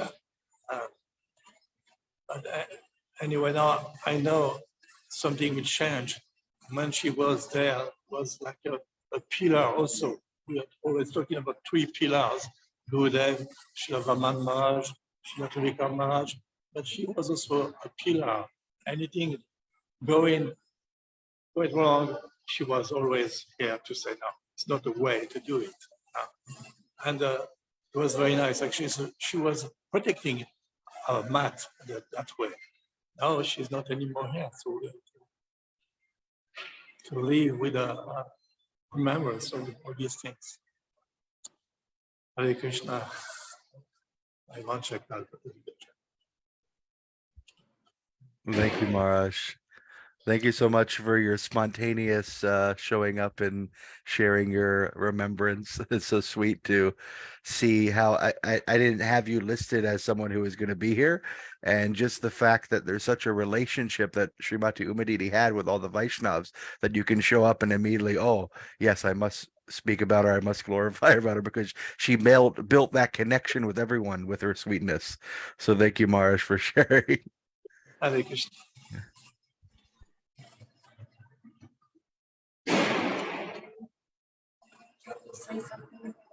I just want to mention we have just about an hour left with the Gopinath Bhavan devotees, so you can maybe take that into account, Rangadidi, as you plan for the next few speakers. And if you want to add. Shashikala Didi is coming 2 minutes, but Didi wants to, I think, I'm just filling in because around and it's all a bit splayed out. So no one's here right now. Okay. Speak. Ranga's over there, Shashikala's there, Shambhihari's there. Well, make sure you tell Rangadidi we anyway, won't. I just want to thank, sorry. I was going to say, make sure you tell Rangadidi we won't let her shortchange us No. by giving everyone else a platform and not speaking herself. So this is just a filler because while we're waiting, they want to speak. Okay. I just wanted to quickly mention, like Parvat Maharaj mentioned Umadidi's toes breaking because of the determination to do parikrama. and how her Dham Nishta was so strong that in any of the parikramas, in Navadvip Parikrama, she walked it into her 70s, I think.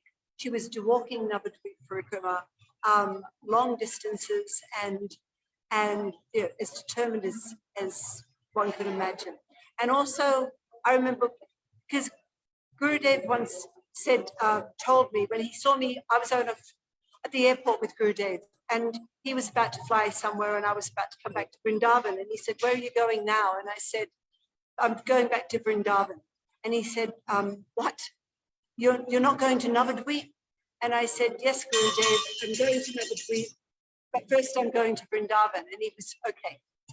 So that put something in my heart that Gurudev really wanted me to do Navadvip Parikrama, you know, on a yearly basis. But I don't always go with the big party due to health reasons. So the 1 year because I missed 2 years because of COVID, and then the next year I went again. And Didi was so grateful. Actually, the word's grateful. She kept saying, "Thank you. Thank you for doing Navadvip Parikrama. Thank you for going." Because as we were talking earlier, she really wanted our spiritual advancement. So even this had nothing but, I mean, if someone else was to do Navadvip Parikrama, would it matter to me whether they did it or not? No, because I don't really have that mood of affection and concern for others' spiritual well-being. She has. But she was so grateful and so happy to see anyone advance. And her nishta in the dance, she would do every Navadvip Parikrama, every Braj Mandal Parikrama for as long, right until the very, very end. I think we have some speakers. Okay, thank you. Hare Krishna.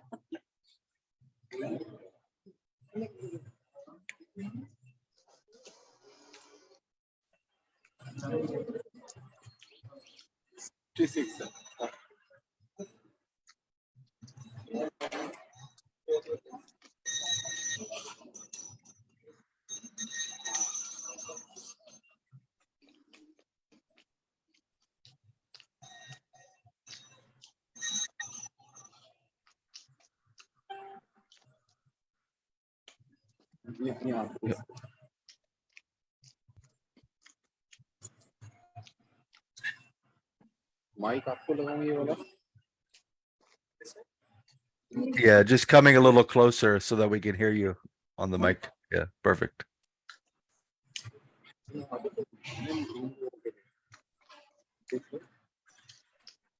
दीदी mic इनको लगाना है कि face पे आप लोगों के लिए जैसा ठीक है? तेज बोल देना, तेज बोल।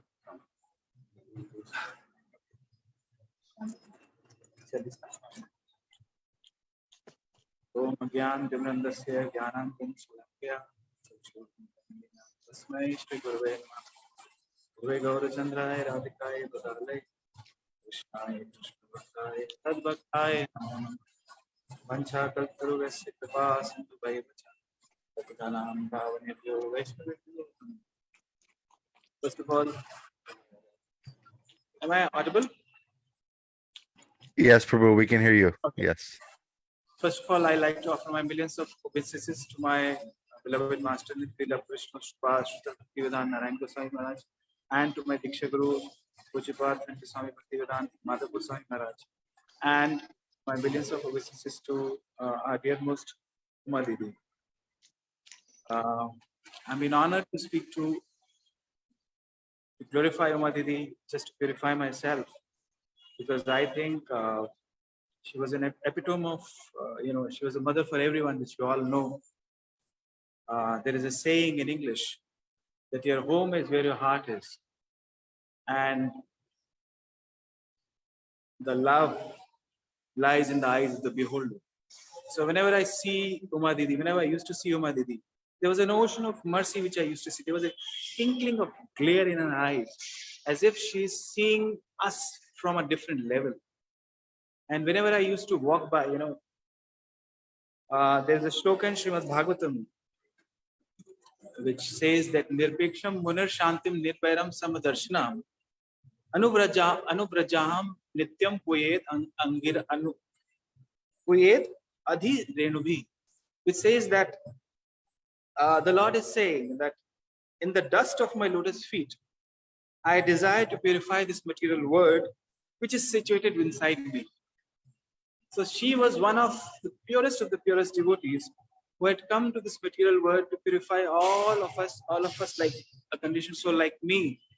So whenever I used to walk by this gate of Gopinath Bhavan in the morning after Mangal Aarti, and she used to just sit there on the gate and she would say, "Where are you going?"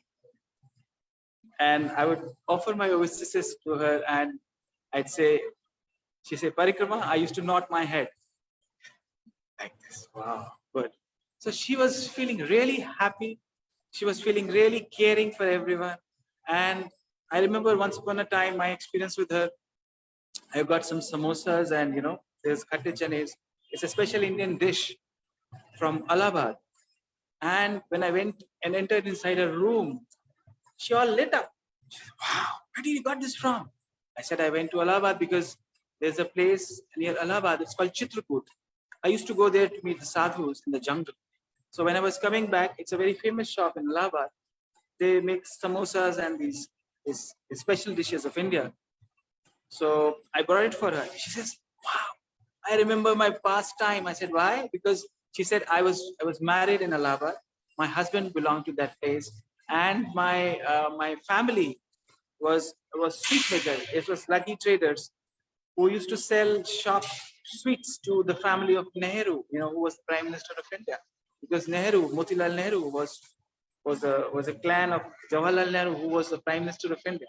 So they used to serve the very high position delegates in India. So they would belong to a very rich family. And one thing I realized about Uma Didi was that when we are being pushed and forced and crushed by time, that Krishna will not allow us to enter unless and until we are being tested to the hilt. He will not allow us to enter wherever he wants us to be. So I saw that, I was speaking to Didi, Tunga Didi, and while we were traveling, and she said that one quality, and I also realized one quality about Uma Didi was that, she was in great pain in her last time. She was really in trouble with all the body elements, all the bodily pain. Everything was going wrong with her body. Externally, it might be; internally, she was in a trance. But externally, we see that she was in great pain. She was in trouble. The body was not responding to anything. But believe you me, the way she was responding, the way she was feeling that everything was normal for her, that showed the unscathing grittiness inside her that we all have to look forward in me. I would like to look forward in me, because when we fall into trouble, we should look forward to Uma Didi, how she was strong in troubled time and how she had sailed through all those troubled times to show us the path that, if we have to go to the next level, if we have to, position ourselves and, be in the eyes of Krishna, that, we have to pass through this test of time. And she did pass the test of time with flying colors. This is what I learned. It's my personal experience. And most of the time, and what another moment I realized was that, whenever I used to bring some gifts, some sweets to her room, immediately she would send me back some sweets. That, she would not, if you give a plate of some sweets to her, generally people give the plates back empty, but she would not. What she will do is she will put some sweets. Ranga, Didi, please put some sweets and give it back to him.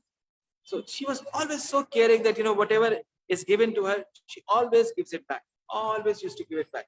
That was the quality of Uma Didi, which was really, I cherished, and I really loved it, because that is how we understand the caring nature of a human being, because we have been born in Kali Yuga. And Kali Yuga is something, it's an iron age. We are being slaughtered all the time. As soon as we are not in touch with the Vaishnavas, our demonic nature overforces us. It is empowered on us, and we become cruel from inside. There is a shloka which is very apt here, and I just read it. I was in a hurry. Sarvesham api bhutanam nripa swatmaiva vallabha. It says that anything and everything which is done in the material world is done for our own self. Even for your family, even for your kids, even for your own body, you do only for your own self. No matter people say that, you are my this, you are my that, you are my whatever it is, but sarve sham api bhutanam nipa swatmaiva vallabha. Krishna says that, anything which is done in this material world is for our own selfish interest.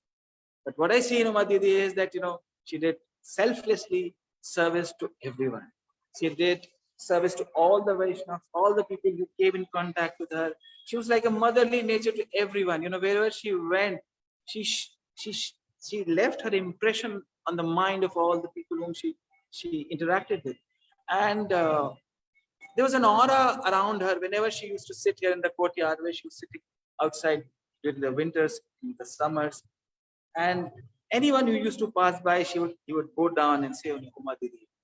And she would ask questions, such questions that, it would ask a question inside your mind that, can I open my mind in front of her? Can I share my deep thoughts with her? Can I express my troubles? And she was the one, she says, I'm ready to give you an answer. I'm ready to express, I'm ready to take care of you. It's just that you have to open yourself from inside. So she was the one, I realized many times that, she used to give good answers, great responses to our troubles, which we are facing in our day-to-day life. She was an ocean of knowledge, but the way she put forth her katha was so simple that even a naive person can understand that, it is one word in Chaitanya Charitamrita that Shraddha Shabde Vishwas Kare, Shuddha Nishchay, Krishna Bhakti Kaile, Sarva Karma Kritva. It's only one thing, and that is your faith. It says that the faith moves the mountains. If you have faith in Krishna, and if you follow the devotees of Krishna, everything will fall in place.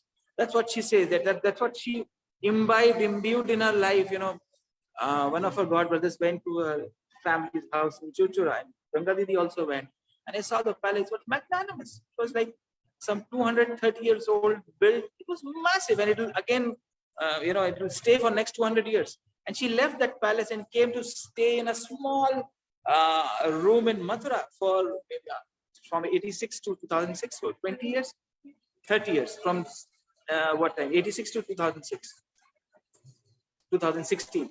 So for 30 years, she stayed in a very shanty room, and she was so attached to Gurudev.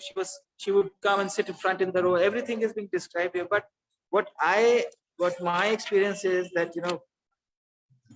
the most important thing which we realized is that it is the mercy of Guru and Vaishnavas, which is the only and the means by which a jiva can attain the ultimate goal of life.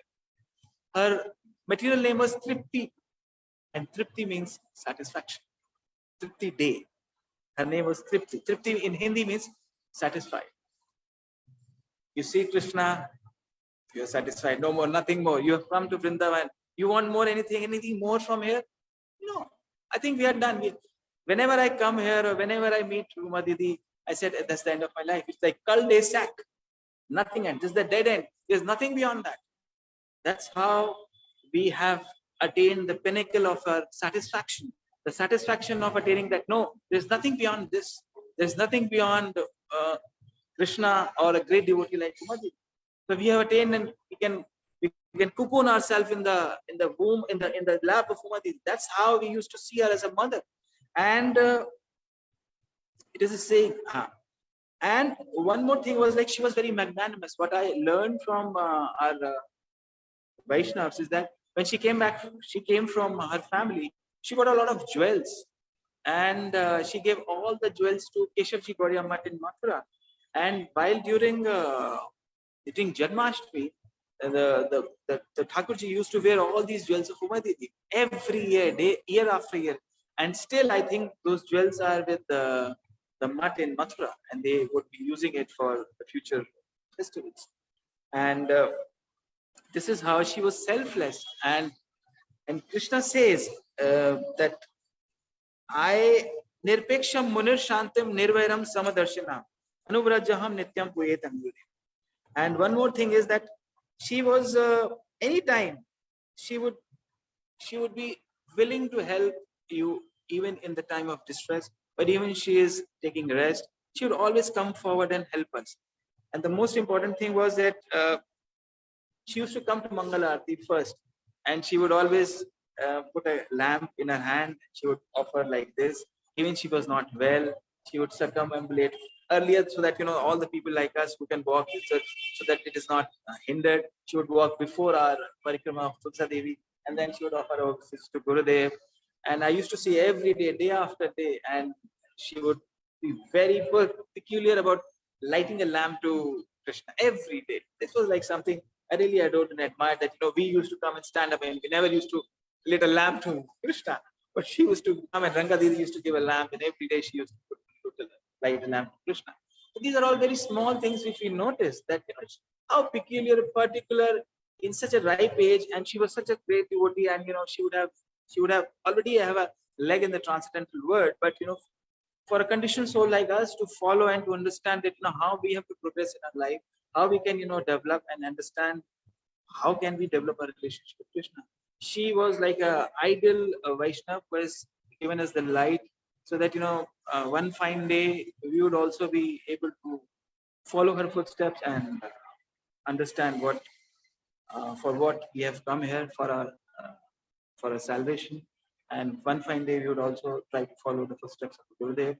And I would ask for forgiveness, and I would ask that Uma Didi bless us all, so that we also find journey, the destination one. Hare Krishna. Vancha kalparu vaisya kripa sindhu bhaivacha patitana.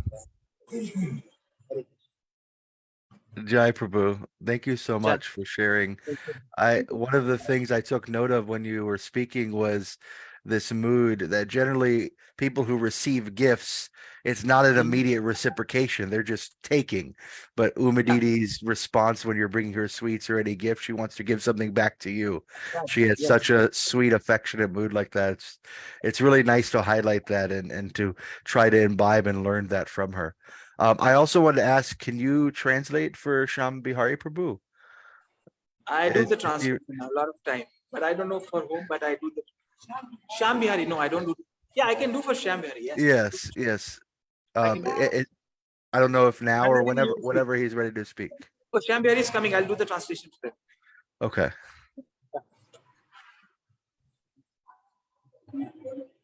Huh? Okay.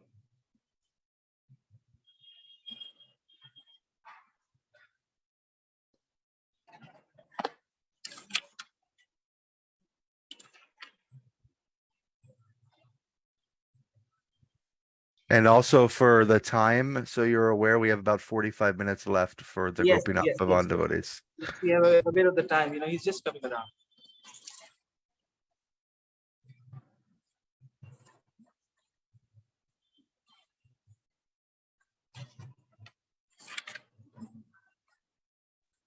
Actually, one other point you made, I also really liked. I put this in the chat. As soon as we are not in touch with the Vaishnavas, our demoniac nature overpowers us. You said this. And I remember this quote from Srila Bhakti Vinod Thakur, where he says that when you're in the association with the Vaishnavas, the Anartas have no hope of arising. He says like that. So even though they're there under the service, the association of the Vaishnavas, it makes it a level playing field that we can engage. So sweet. Okay. Ranga Didi is here. So she'll come.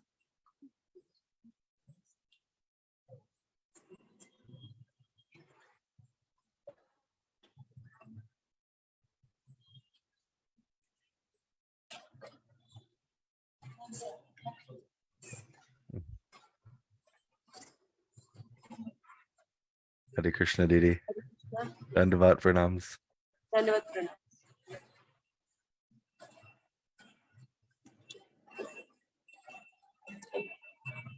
ज्ञानतिमिरान्धस्य ज्ञानचक्षुरुन्मिलितां येन श्रीगुरुवे नमः। यस्य प्रसादान्नमतिर्भवति। ध्यानं स्तवंस्तस्य यशस्ति सन्त्यं वन्दे गुरुश्रीचरणं। Slide of our mind, unlimited koti Dandot Pranam at my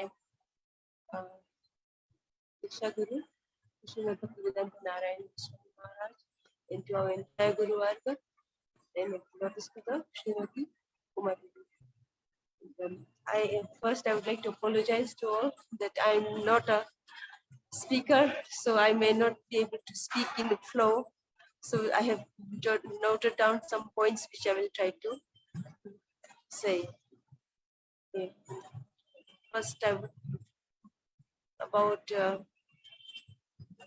some brief history about everyone knows, but I would like to say brief history of Uma Didi's that louder.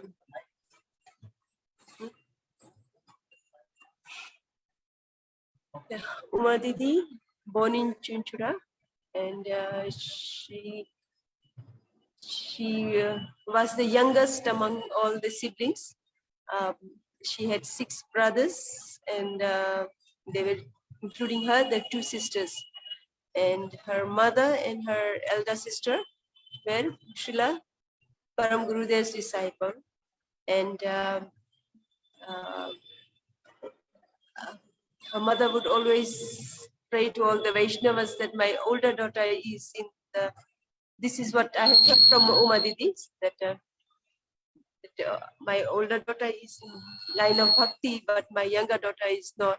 So she would always take Uma Didi to have darshan of all the Vaishnavas, or some in a parikrama and everywhere, and she would ask her to do pranam to all the Vaishnavas. So she would, Uma Didi would always say that this is the result of that Vaishnava darshan. From through Vaishnava darshan, I have come in the line of bhakti and their mercy. And she, as we have known from Bakula Didi and Vajandimala Didi, that Uma Didi had opportunity to travel with the Vaishnavas, her Guru Varga, Kshatriya Maharaj, our Gurudev, and her Guru Maharaj, Shravamana Maharaj, many pilgrimage, South India, Himalaya, Gangotri, Jamnotri, and many places. They would arrange like a whole train, they would book, and they would go with Thakurji, and they would be cooking on the train. She had those experience was very amazing for her, and like that. And then later, by mercy of Shratrika Maharaj, would preach her a lot. Because she was near, her home was very much near the Chinchura Mat, Udharan Gaudiya Mat, and she would, Shratrika Maharaj's mercy, then she got initiation by her Guru Maharaj, and her Uma Didi herself has not spoken so much about her earlier years, but now that I'm reading Shravamana Maharaj's letters, and through that I can understand little as how she was nurtured by Shravamana Maharaj. Everything, how he had, and so lovingly in the letters he has explained to her so many detail of sadhan bhajan and so many things. And yeah.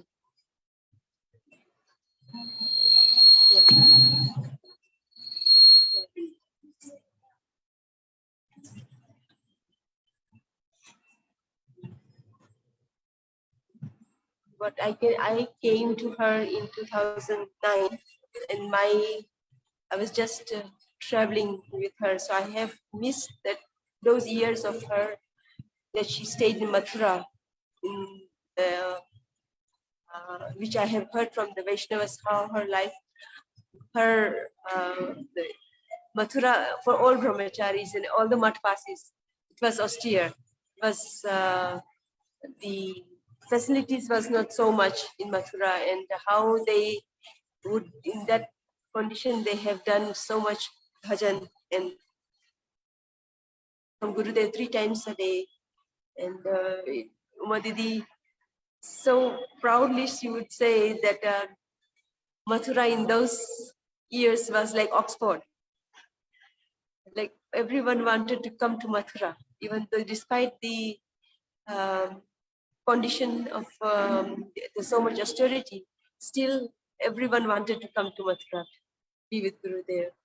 And so, because Shravaman Maharaj in those years was traveling a lot, preaching. He would not be staying so much in Math. He had to travel. And so if many brahmacharis from Navadvip wanted to come to Mathura to be with Gurudev.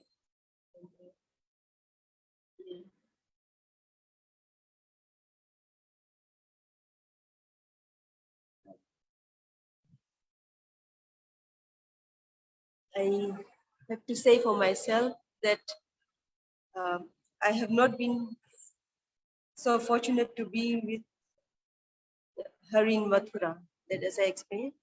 And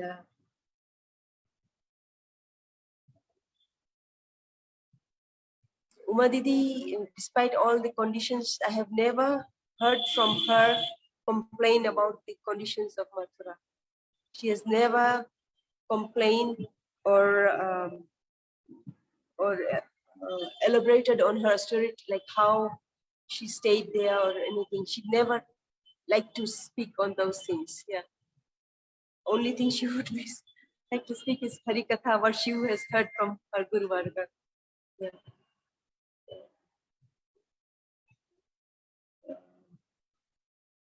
She has, Uma Didi stayed in Mathura continuously, I think 30 years. She said that before 86, in 86, after her mother's departure, she moved to Mathura. Before 86, she would come to and stay in Mathura for a few months at a time, and then she would go back.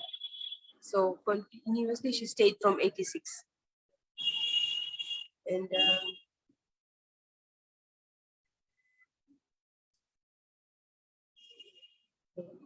I have heard from one of the excerpts from Param Gurudev that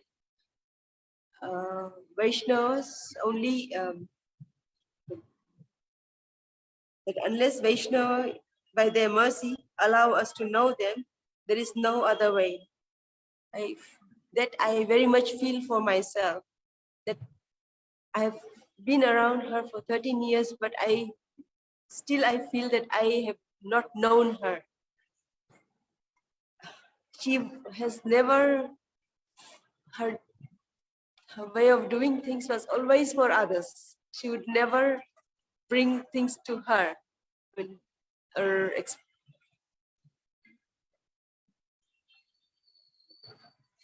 with whatever my mundane vision and whichever way I have understood little, that her sadhan bhajan, her regulation was very much,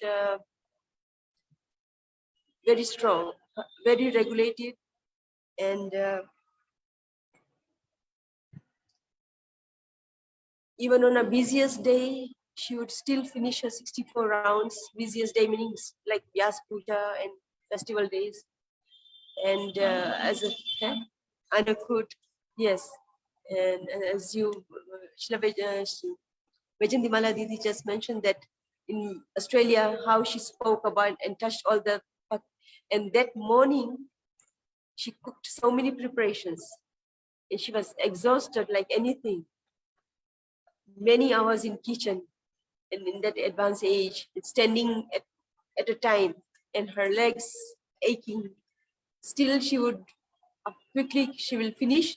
She will tell us to pack everything and bring us to the place of the Vyas Puja celebration, where the offering would be, and then she would hear others speak, and when her turn would come, she would speak so much also. And she would just go on. There was no limit, I would say. That in my mundane words, I would say that no limit. For her, seva was everything. No matter how tired she was, she never expressed that I'm tired, that I won't do this, I cannot go on. No. Somehow she made it happen. And she would manage everything. She would still remember to do everything. All the cooking, and interacting with people, and whatever she had to manage or guide everyone how the program should be. If they are not so experienced, she would still guide them. That's how everything should be managed.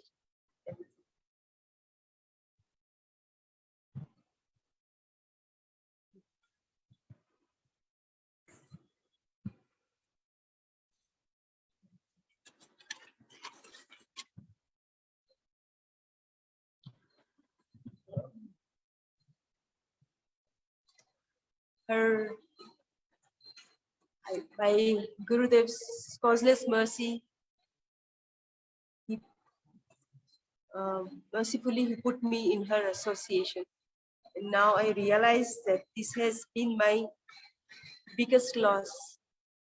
That Gurudev gave me such big opportunity to be in her presence, but I was not able to hold that mercy. He gave me association of such advanced Vaishnav. In the book True Seven, True Master, I would like to quote from there of Srila Vaman Maharaj letters from Srila Vaman Maharaj. He has written that for the souls trapped in Maya, the association of sadhus is the greatest medicine. Yet, if a person is seen to have no eagerness for that association, it is indicative of fortune and the worst of luck. If spiritual merit is lacking, there occurs a delay in attaining the company of genuine sadhus. I would like to say that I feel this very much for myself. That due to my adhikar, I was not able to either take her association properly, just probably being engaged in the seva. Somehow Gurudev is making my Srimati. At some point, hopefully I will understand.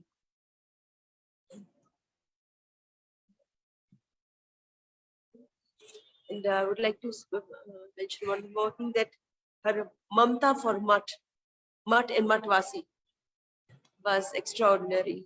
That we couldn't say anything to the boys, especially in the red cloth. She had so much love and affection for them. She said that they have left their homes and are given their life to the Mat, and their love. My Guru Maharaj would say, our Guru Maharaj would say that the love the boys should get should be more than they would get in their home. Yes. So, and it's very true. The boys were not after so much facility, but little love from her. Still to this day, the boys remember how she would call them to her room and she would give them some little things that she would share with them, and that has still made like those strong impressions on them, that they still remember those years. And whenever she would go to the West, she would collect things for her boys, like soaps, a toothbrush, a toothpaste, or even stationery, just thinking that I would bringing them for them, just as a motherly love.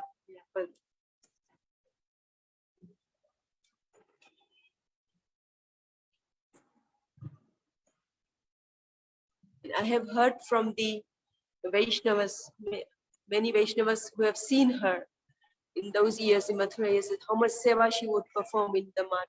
From that early hours, after Mangal Aarti, she would wash all the Thakurji paraphernalia, and after that she would do her routine and help with cutting vegetables, fruits, and from time to time also cook for Thakurji on festival days and attend all the Hari Katha.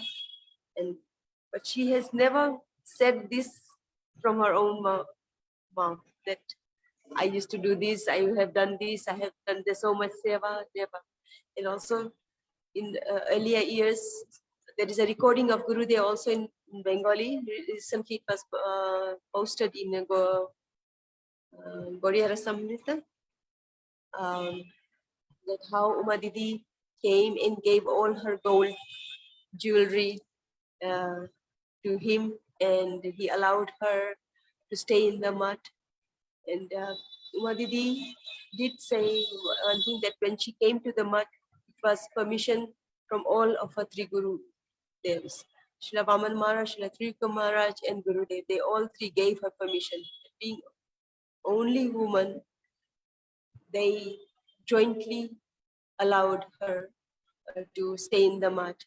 And Srila Tripura Maharaj himself brought her from Chinchura in the train to Mathura Mud in 86 after her mother's departure.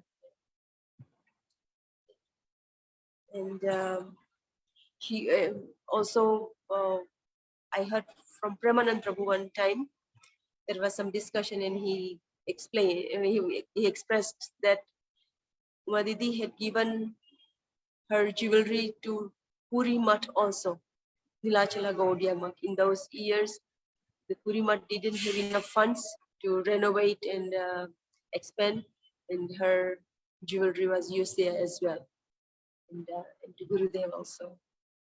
But she, in all those years, and not once has she mentioned anything about this from her mouth to anyone.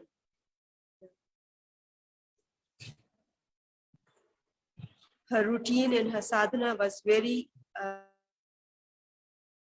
compromised, as I have said earlier, that on her busiest day, she was still, even it would be midnight, still she would finish 64 rounds, no matter what. And yeah, also on traveling days, long traveling days, would be very difficult. Still, she would somehow finish everything. On the yes, yeah, some of the countries that we would visit, there would be really big time difference, like 12 hours or more, and she has never felt a jet lag. Immediately she would arrive at the airport, and the devotees would come to receive her, and almost very first question would be, when is Mangalarti? Some devotees would not be so prepared, and they would be looking at each other's face. That means that, oh, we have to prepare for Mangalarti, because they don't do Mangalarti, or they do very at 8 o'clock. So in her presence, she would start everything, and in the beginning, I would feel like it's like pushing through them, because it would be they are not practicing so strongly, but by the time she would leave, such strong impression would be there with the family, and they would be in tears. That they would feel like Vrindavan has come to their home.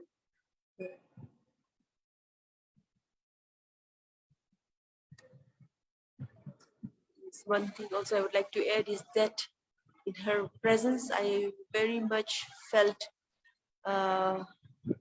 closer to Gurudev, Srila Vaman Maharaj, and Srila Tripura Maharaj, Param Gurudeva Guru Varga. I would hear everything, but being in presence, like she would, as you all have shared, that she would do herself, show by example, and being in that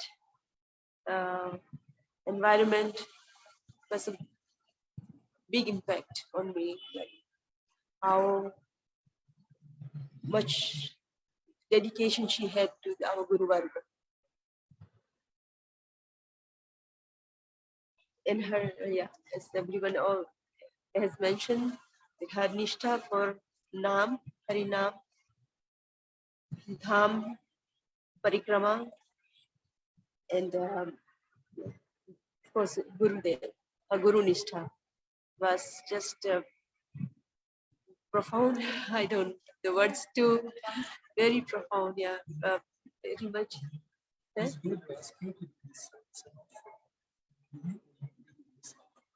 Gurudev engaged, yes. Next, first it was started with the Vrinda Didi, but then Gurudev told, I must stay with her. Vanchakalpatarubhasya Kripasindhuvesha Patitanam Pavanebhyo Vaishnavibhyo. Now, Sashikala Didi will speak. Dhanavad, Didi. Thank you so much for sharing. It was so sweet, and I can't imagine if you feel that you didn't develop any relationship. I can't imagine how I should feel that you spent more than a decade serving intimately. That opportunity is unparalleled. So I'm paying my basis to you that you've done real service I to her. feel the same. I didn't do, yeah, I didn't serve, but I was served. It's very much, it is true that always, and she would always say that I'm your guardian. And truly, like, it was, she was the one who served me. Wow. Thank you. So now we hear from Shashikala Didi. There's about 20 minutes or so left here. So I don't know if we'll hear also from Shambhari Prabhu at the end.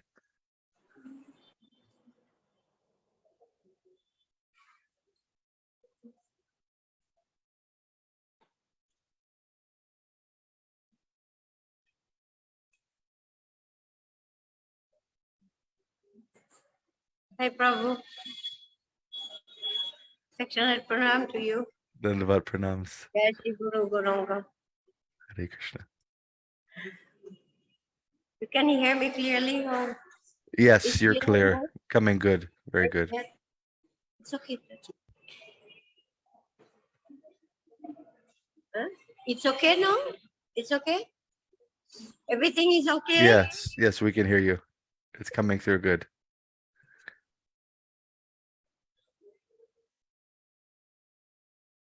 Om Agyanati Mirandasya Yananjaya Salakaya Shakshur Miritam Gina Tasmai Shri Gurave Namah. Vansha Kalpatarubhyascha Kripa Sindhubhyahi Vatsha Patitanam Pavanebhyo Vaishnavibhyo Namo Namaha.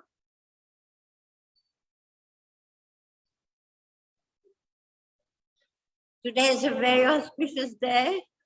You chosen a very auspicious day. Sita Devi appears there, Janavama appears there, very, very auspicious to speak about Umarani Ma. She was a mother of the Gaudiya Math. And it's true that all the brahmachari and even the sannyasi would come to her and for advices. She was a most senior because of her relationship with the mother being the disciple of Param Gurudev. So therefore, she was a pillar. She was truly a pillar after Gurudev departed. She would give us some security, you know, that Sangha is strong, and because her Siddhanta was completely pakka. She was, like I heard Vajayanti Malashi said also, she could only say what Gurudev said and her Guru Maharaj also said.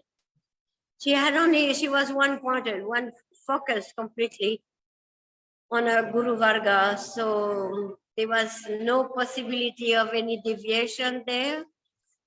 And she would share her heart as much as we could receive. I felt that she was quite selective in one sense. She could not really always be very open to everyone. She had a specific unique relationship with all of us, and personal, and sometimes chastising, sometimes very sweet, sometimes affectionate, sometimes a bit distant. There was a lot of emotions there, and she just loved the Vaishnavas. She just loved us all. How the way she was preparing those little prasadam, dona of Mahaprasadam for any festival, and she would always think how to please the devotees, how to serve the devotees, and this is one of the instructions she gave to Ranga Devi at the end, is that whatever I have engaged, distribute everything in the service of the devotees. So for my part, it was a bit traumatic. We experienced 1 year of torture. We saw her going through that torture, medical issues and everything. So it was very, it was pretty intense because you don't like to see anyone, especially such a exalted Vaishnavi, so exemplary, so perfect in everything she was doing. Mangalarti every day, same time. She was like a clock, you know, like no miss, not 1 minute behind her, so always same time. Perfect. So that was very inspiring. And the relation we had is that she really did appreciate and encourage that reading of Srimad Bhagavatam every day. So when she would come out from her room with a little, how you say, trolley, walker, she would come, go around the parikrama, and she was pleased. You know, she would bring a wave of auspiciousness and utsaha. She was making me feel enthusiastic reading.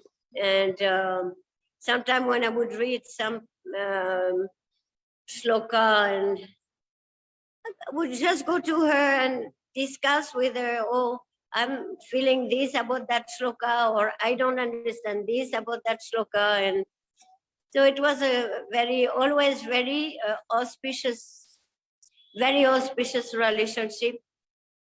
And we had our little disagreement, but she always agreed to disagree. You know, like we agree, we disagree. But we were always,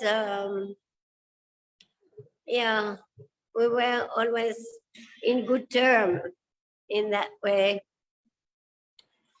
So Srimati Uma Didi, Bhakti Madhuri, she will be remembered for the impression she left in the heart of the devotees from all over the world. I did not see her on tour, but all the photo I saw of her, how everyone would just gather around her, like if she was a pot of honey or something, you know, and all the bees coming. And that's really, she was sweetness, really Bhakti Madhuri. And anyway, so I'm happy in one sense that she departed after so much suffering here in this world. I just want to share you this thing. There was a Maharaj, god brother of our Gurudev. His name was Bhaktivedanta Bharati Maharaj. He used to live in Navadvip, in the little house next to the mat. And once he told me, he said, Uma Didi, you don't know? Uma Didi is a great manjari. So we could see even see her little hands always busy in the service of Radha Gopinath, cooking and cooking and cooking. So you can imagine that, of course, she will be in the kitchen with Srimati Radhika, but sooner or later. And she had found her place in that service. And we had some good laugh with Uma Didi sometime, and some good exchanges. We would take prasadam one to another, and she would say, don't say I don't like this. Ranga is telling me to take it, but I don't like it. And she would throw it in my plate. Take it. So how much blessing was there? You know, receiving the blessings of Uma Didi's Mahaprasad directly. So, yeah. Like a mother or big sister was just like, you know, I remember this table at the entrance of her room, and she would always say, Ranga, give a prasad, prasadam. And Uma Didi, she was just great. You know, she was just great. And she was the greatest of our senior. And it's true that now we feel a little bit like shaken because, you know, you understand how it can be. Yeah. Something was wrong, we just go, Mumadi, why this, why that? Can you please tell, you know, recomfort us or tell us something, what Param Gurudev would have said, what Gurudev would have done in that situation. And she would come up with some, she would close her eyes and come up with some words, you know, like sometimes not many, but enough to pacify. Yeah. And what to do? What to do? She showed us how determined she was, and we have to be so determined in whatever situation we are in. Never give up, never give up, never give up. Till the last moment, she came to have darshan of Radha Gopinath and Mahaprabhu. She could never take out her glance from Thakurji in the morning. She was just like so absorbed. You would tell her something she could not hear. She was just there with them. And yeah, such an example, you know, like great example that, okay, well, I was very much so blessed, feel so blessed and honored that I was able to receive association in his life. And that she was asking for me sometime, some specific little services. And yeah, it was a unique relationship. And I'm happy for her, even though what to do.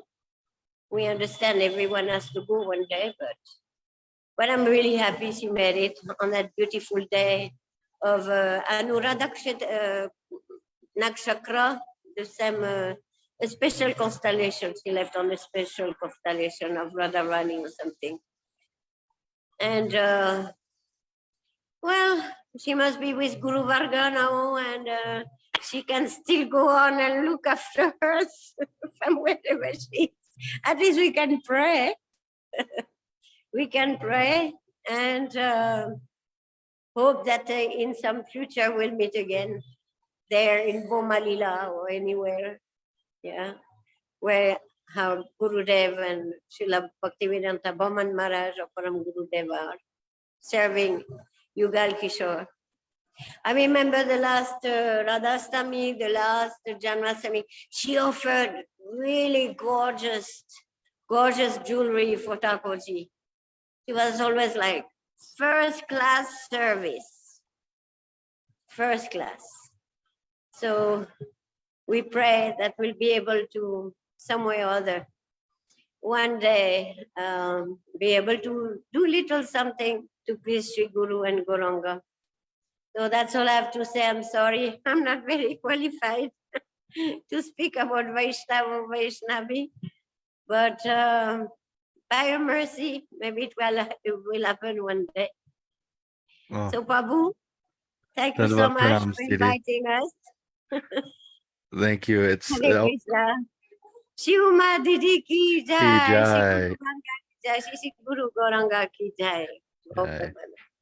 Vansha Oh. kalpatarubhyacha kipa sindhubhyaivacha patitanam pavanebhyo vaishnavibhyo namo namaha. Thank you so much, Didi. Oh, most welcome. Shivma Didi ki jai. Haribol. So I think we have a few more minutes left. If Shambhi Hari Prabhu is there, then we can hear from him. Maybe Amit Yes, Prabhu, you can translate. Yeah, tell me. Yeah. So Yes. we have 10 minutes for Shambhi Hari Prabhu. He can speak. Shyam Bihari Prabhu is, I'll just check with him. Let me just check with him if he's come next. I think he's busy with something.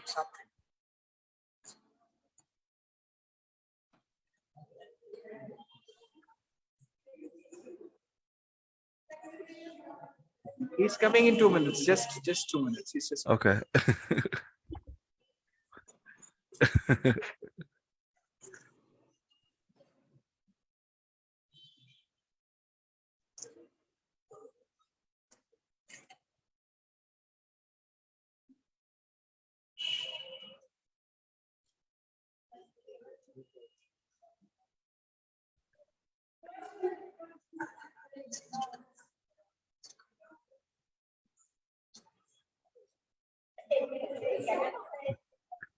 So Vajayanti Maladidi, you have another 30-second pastime.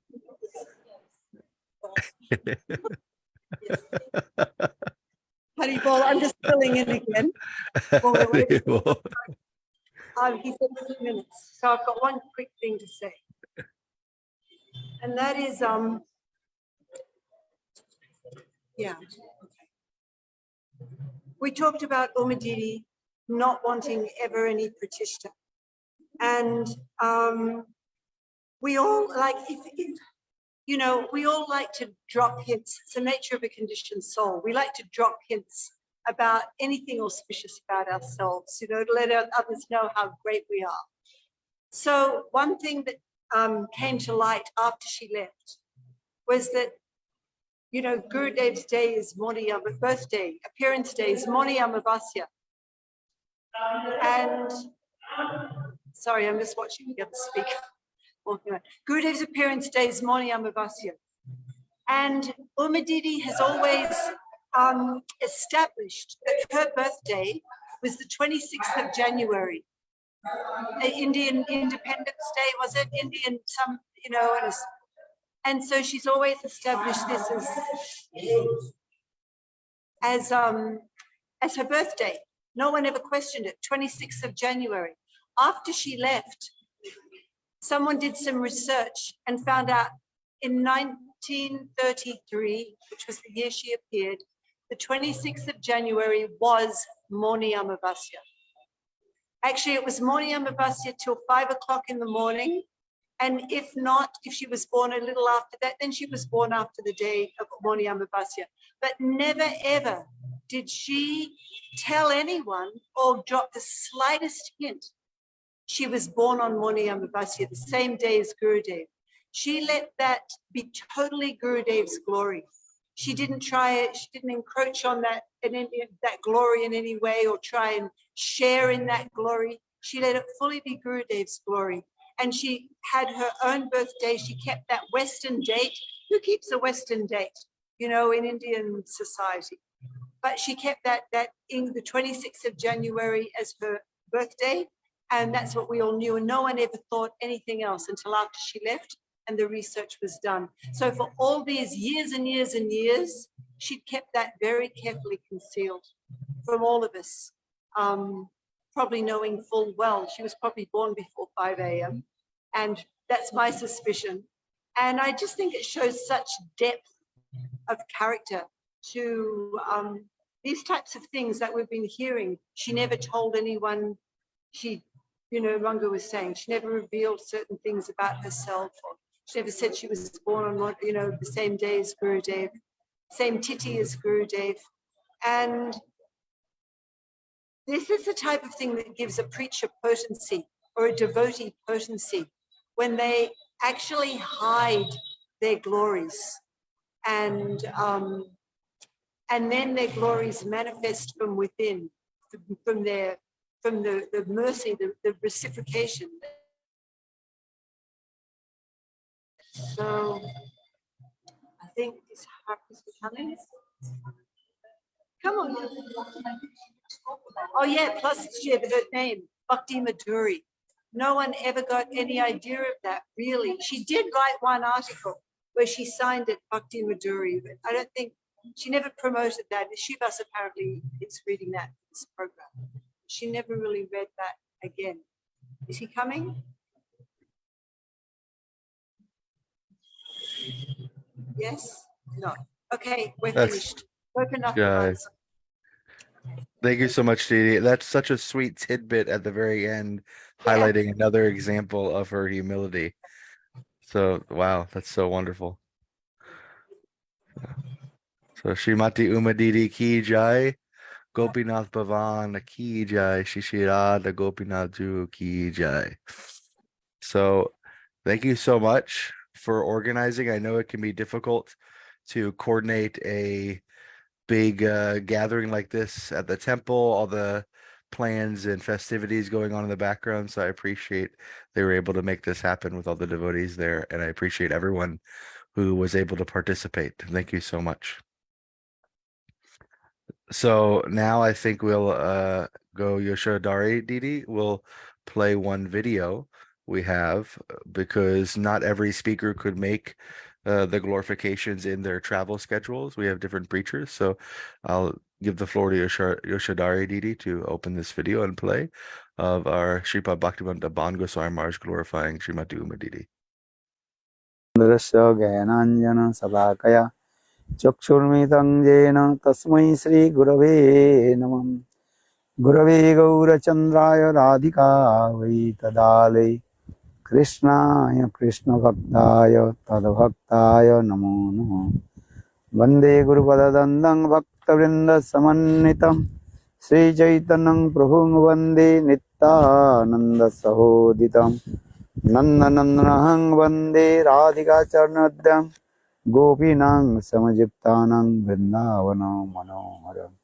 Shrikrishna चैतन्य प्रभु नित्यानंद श्री अद्वैत गदाधर शिवासादि श्री गौर भक्त वृंद। हरे कृष्ण कृष्ण कृष्ण हरे हरे, हरे Ram Ram Ram Hare Hare. First of all, I offer my humble, respectful Dandavat Pranam, lotus feet of Gurupad Vadva Nityalila Pravishtam Vishnupad, Ashtutara Satyavamadi Bhakti Vedanta, Srila Vaman Goswami Maharaj, and Nityalila Pravishtam Vishnupad, Ashtutara Satyavamadi Bhakti Vedanta, Srila Narayan Goswami Maharaj. Simultaneously offer my humble, respectful Dandavat Pranam, lotus feet of Nityalila Pravishtam Vishnupad, Ashtutara Satyavamadi Bhakti Vedanta Swami Maharaj, and all senior devotees and all Vaishnavis and presented all of my respectful guests. So I want to speak about Uma Didi. She is the very nearest and dearest disciple of our beloved Gurudev. And when she was young, that time she met with Nityala Prashna Vishnupad Ashtutara Sadhananda Bhakti Pragyan Keshav Goswami Maharaj, and he received mercy from Bhakti Pragyan Keshav Goswami Maharaj. Then after the departure of Bhakti Pragyan Keshav Goswami Maharaj, Uma Didi, she took shelter lotus feet of Nityala Prashna Vishnupad Ashtutara Sadhananda Bhakti Vedanta Srila Vaman Goswami Maharaj, and simultaneously he also took Siksha, everything from Nityala Pravishtam Vishnupad, Ashtutara Sadhvan, Bhakti Vedanta, Sri Trivikram Goswami Maharaj, and also took Siksha from Nityala Pravishtam Vishnupad, Ashtutara Bhakti Vedanta, Sri Narayan Goswami Maharaj. She was high class exalted Vaishnavi because she was born in high class Vaishnav family. Her mother was the devotee of Nityala Prashna Vishnupad Ashtutara Sadhana Bhakti Pragyan Keshav Goswami Maharaj. And she learned all Shastra, Siddhanta, Tattva, Siddhanta, Rasa Siddhanta, everything from Nityala Prashna Vishnupad Ashtutara Sadhana Bhakti Pragyan, Bhakti Vedanta, Trivikram Goswami Maharaj, and Srila Gurudev Srila Nityala Prashna Vishnupad Ashtutara Bhakti Vedanta, Srila Narayan Goswami Maharaj.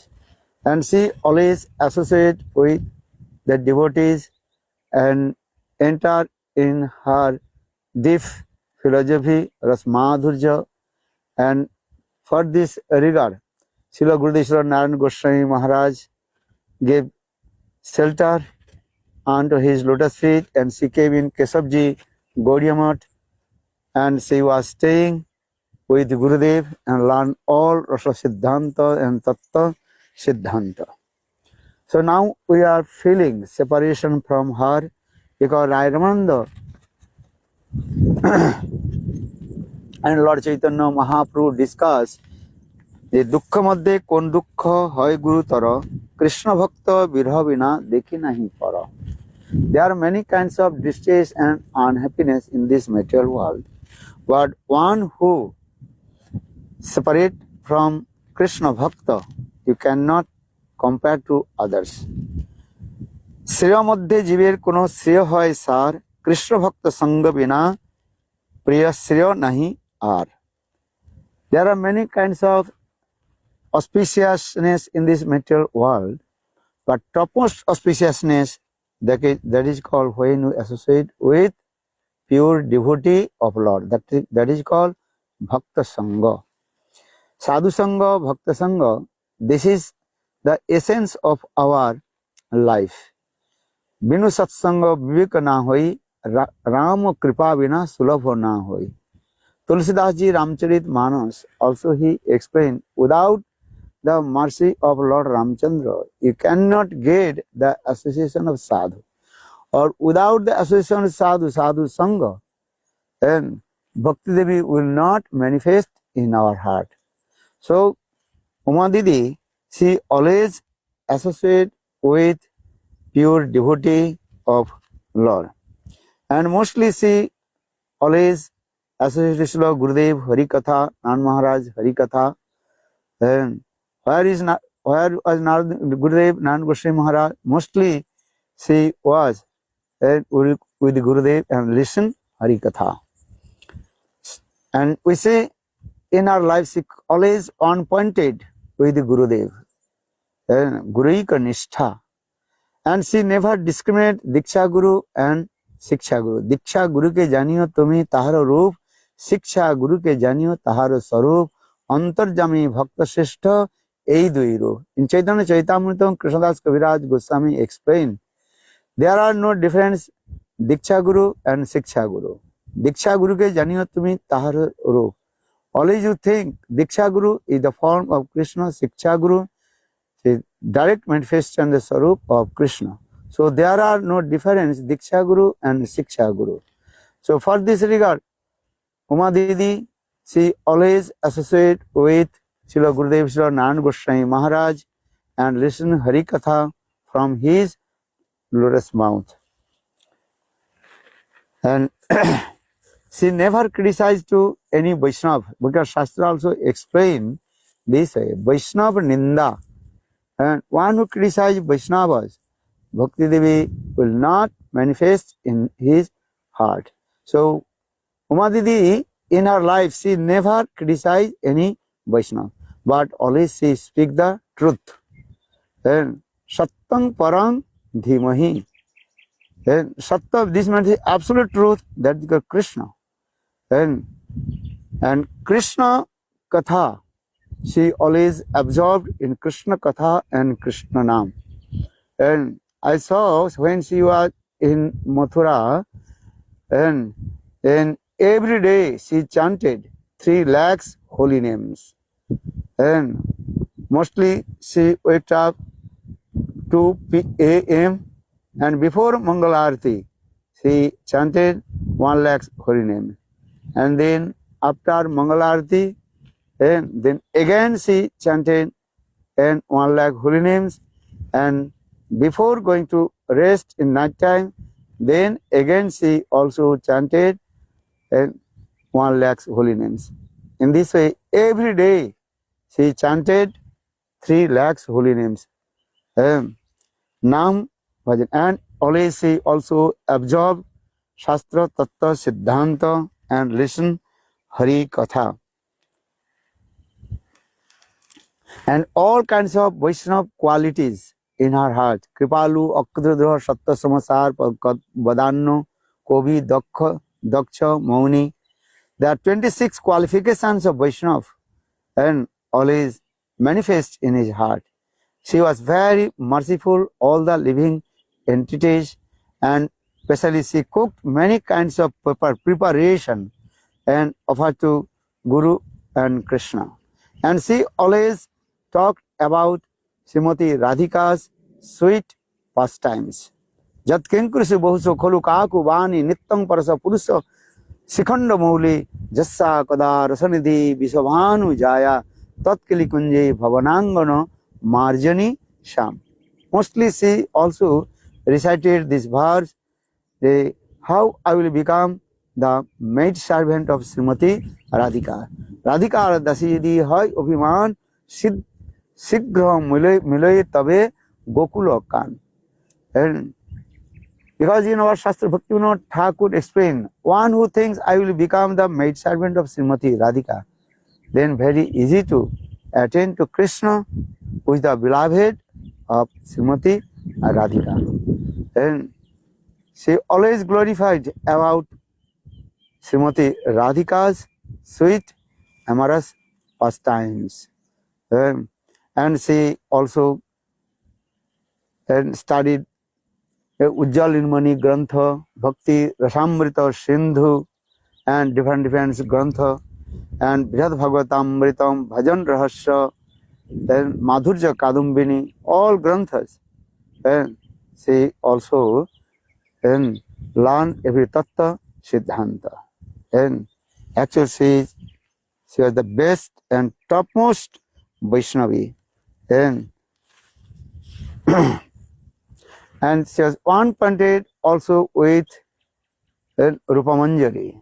She always sang this song, Sri Rupa Manjari Pada, Sei Mora Sampada, Sei Mora Bhajana Sadhana. And so Rupa Manjari's seva, she always thinking how we will serve to Srimati Radhika under guidance of Rupa Manjari. And Sirupa Manjari Kararchita Pada Padmo Goshtandana Bhujarpita Mastakaya Ha Madhuta Kanaka Gauri Padarvinda Sanbayani Sanakais Taba Kim Karishe. This types of mood in her heart, and she has a nishtha with Guru Pad Padma, because our Shastra is saying, and Guru Pad Padma Rahe Jare Nishtha Bhakti Sangsar Tarite Sei Dhare Mahasakti. One who has Guru Nishtha, and who he can to conquer the whole world, that means conquer the heart of the living entities. She has Guru Nishtha. For this regard, she preached all over the world, and she fulfilled all the desires of her Guru Varga. Even in her old age, she also preached all over the world. And she preached everywhere. And everybody also attracted with her Hari Katha.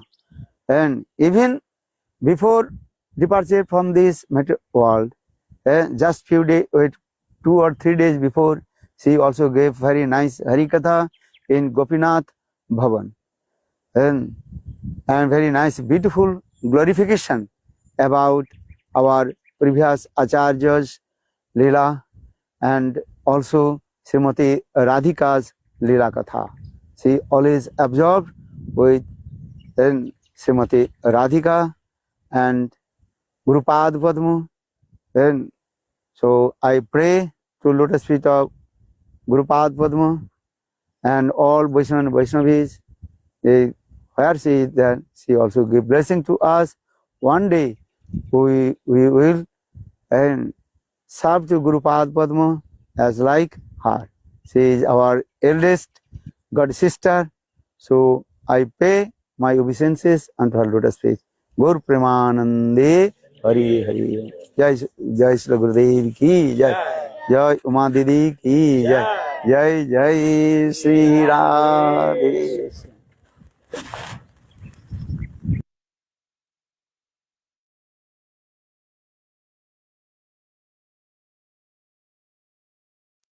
Wow, that was so sweet. That was such an adorable ending as well. I was wondering the flower is there, and then he's offering Pushpanjali. So sweet.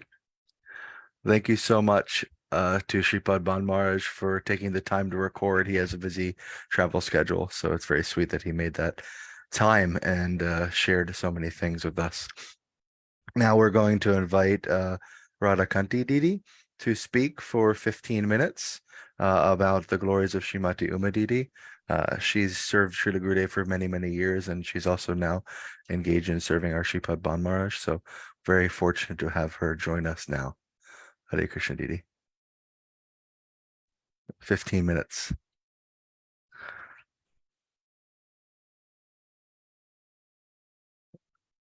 I don't hear you.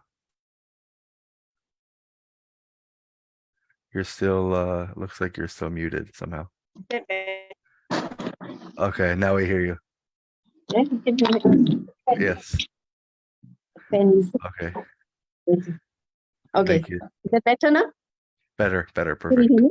Yeah. Om Agnana Gyanana Janana Shalakya Chakshuran Militanina Tasmai Shri Guruve Namaha. First of all, I would like to pay my Koti Koti Dandavad Pranam to my Gurudev Nitya Lila Pravista Hum Vishnu Pada Shukra Shata Shishimad Bhakti Vedanta Narayan Goswami Maharaj. My Siksha Guru Nitya Lila Pravista Hum Vishnu Pada Shukra Shata Shishimad Bhakti Vedanta Swami Prabhupada. And my Siksha Guru Ashukra Shata Shishimad Bhakti Vedanta Vana Goswami Maharaj. And my Koti Koti Dandavad Pranam to our Srimati, beloved Srimati Uma Didi, and to all the Vaishnavas and Vaishnavis who are on the Zoom listening and speaking about Uma Didi's glorification, my Koti Koti Dandavad Pranam. Actually, to tell you the truth, I am really very, very junior. I am not even qualified to glorify such a elevated personality like Srimati Uma Didi. But I'll try my best and speak few words. And to glorify such a elevated soul, such an elevated personality like Srimati Uma Didi is really to purify our own anathas, purify our heart. So we can also in future learn something from her and serve like how she used to serve Guru and Vaishnavas. And the remembrance of such an elevated soul is a treasure for us. And especially for me, it's a big treasure. Like many of us, many times, like what happens is when a devotee is on a Vyasasana, they are giving Harikatha. The Harikatha, they've got so much knowledge. I know it's transcendental knowledge. And the weight is like too much on the head, you know. Our head is like a PhD, but our heart is like a kindergarten. But with Uma Didi, when she used to give Harikatha, she used to give Harikatha from her heart. So her heart was like a PhD. She used to come down to such our level where we can understand her Harikatha. And whenever she used to visit Perth, you know, I live in Perth and she's come to Perth, Australia many times. So we learned so much when she used to visit our house. Like Amit Prabhu, who was it? I think Vaijanti Mala said, like wherever she went, she just made herself comfortable, and she made the family who were hosting even more comfortable. Like when she used to come Perth, it was like, I remember those days, early days, when Gurudev was also here. She used to come to Perth. And I remember one moment, like many families wanted to host her, you know, many families, everybody was like fighting, oh no, Uma Didi will stay with us, Uma Didi will stay with us. So she was so clever. She like kind of, one time she stayed with us as well. And then a couple of other days, she stayed at other devotees' house as well. So that way she pleased both of us. She never wanted to upset anyone. And she was so vigilant, like she was so careful that she made sure she didn't upset anyone. And she used to bring all the sanghas in Perth together, you know, because she had so much love and affection. And she was like, I would say she's a perfect example of Trina the Pisunichena, Taror Apishaisnuna, Amanina Manadina Kirtanya Sada Hari.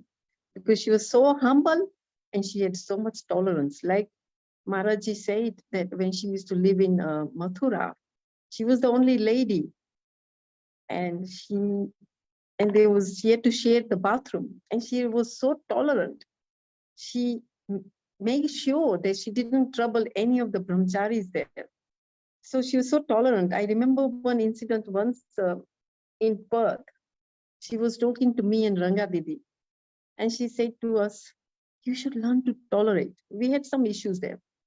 And she set us together and said, "We have to learn to tolerate." She was not just telling us to tolerate, but from her own example, in her lifestyle, she was teaching us. She was like, she was so absorbed, not only in Harikatha, like, yes, she was absorbed in Harikatha, but in her action as well. Everything she did, every word she spoke, she always thought about not to hurt anyone, but to always bring people close to her, also take us close to our Gurudev. And she used to always nurture us with our spiritual life. She was like a mother of Gaudiya Vaishnava, like Sashikala Didi said, she was the mother of Gaudiya Vaishnava. And we could see that even in her advanced age, she was traveling around the world. And we know how hard it is to travel around the world. When you go from one country, stay there for 6 days, and then another country, 5 days, 3 days, you are so tired. Traveling can be so tired. It also affects your body clock. But she was so dedicated. She was just fulfilling the inner desire of Gurudev and our Param Gurudevs, our Guru Parampara. She was really Manobhistam Seva. She was traveling around the world, giving so much Harikatha, so much of a dedication.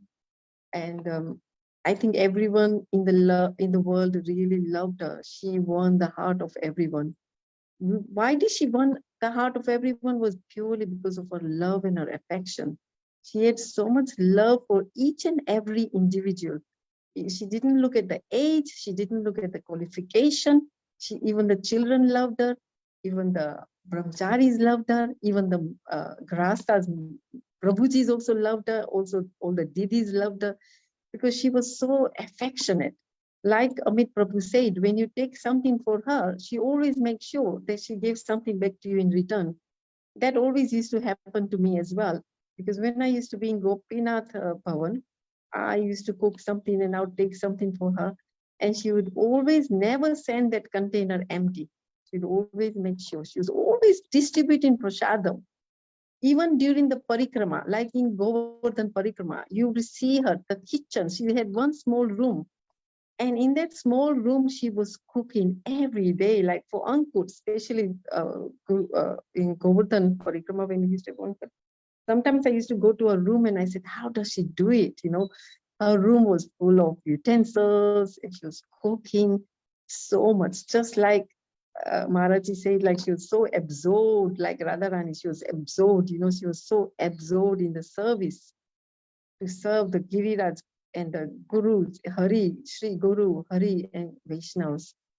She had, like, she's so humble that we have to learn from her. She was, humility she had and the tolerance she had, and because like Chaitanya Mahaprabhu says, somebody who is Trinadapi Sunichena and who's got so much tolerance, they are continuously chanting Harinam. Like Maharaji said earlier, that she used to wake up 2 o'clock and she was chanting 64 rounds, more than 64 rounds. And then again, she would be chanting continuously throughout the day. She was always absorbed in her chanting. She was absorbed in her seva. She was always absorbed in serving our Vaishnavas. And also she was so, one good thing about her, we have any issues, any problems, she would open-heartedly listen to us. I feel she would come to our level and pacify us and help us how to deal with the issues or the problems. I remember once when Uma Didi came to Perth and Ranga Didi was not well. So we had to take her to the hospital. But Uma Didi was so much praying for Ranga Didi. Oh, hope she's okay. She's like, I could see that she had so much love and affection for Ranga Didi. You know, I told Uma Didi, don't worry, we'll be okay. But she was saying, no, she was praying Nashinga, to Nashinga Bhagwan. And I saw that so much love she has. And Ranga Didi, of course, was like, she's the embodiment of Seva. She served Uma Didi for so many years and so nicely. And, we could see that when on the last days when I had some opportunity and I was very fortunate to serve her in Vrindavan during her sickness Leela. When she was in the hospital, she said, oh, Didi, I want to go home. I don't like it. They used to give us so many antibiotics. And then me and Ranga Didi and what's her name? Amrish Prabhu and Lavanga Didi, we said, oh no, let's take her home and let's make the house, her room in Gopinath Bhavan like a hospital. So we did all that. 3 minutes, Didi. Okay, 3 minutes. Okay. So the last moments were like at night, sometimes I used to be on the roster. So I would wake up at 2 o'clock. And so therefore Ranga Didi and the nurse would get some rest. So when I slowly, very quietly would come next to her, and she would say to me in a very soft voice, oh, you are here. And then she said, why do you wake up at 2 o'clock? Your health will suffer. And I said,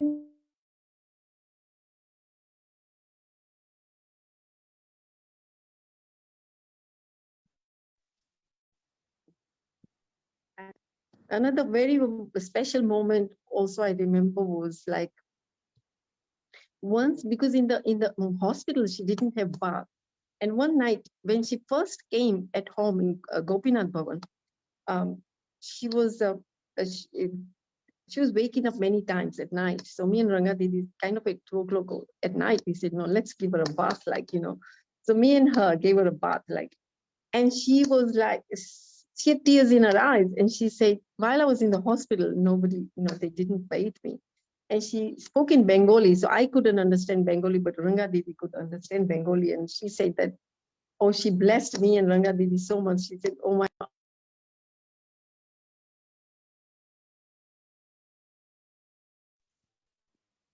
And one last moment, important, which I want to mention is, she had made a lot of notes when she used to be with Gurudev, a lot of notes, many, many notes in Bengali. So I used to sit with her, like Vrinda Didi said, why don't you sit with Uma Didi while she's here?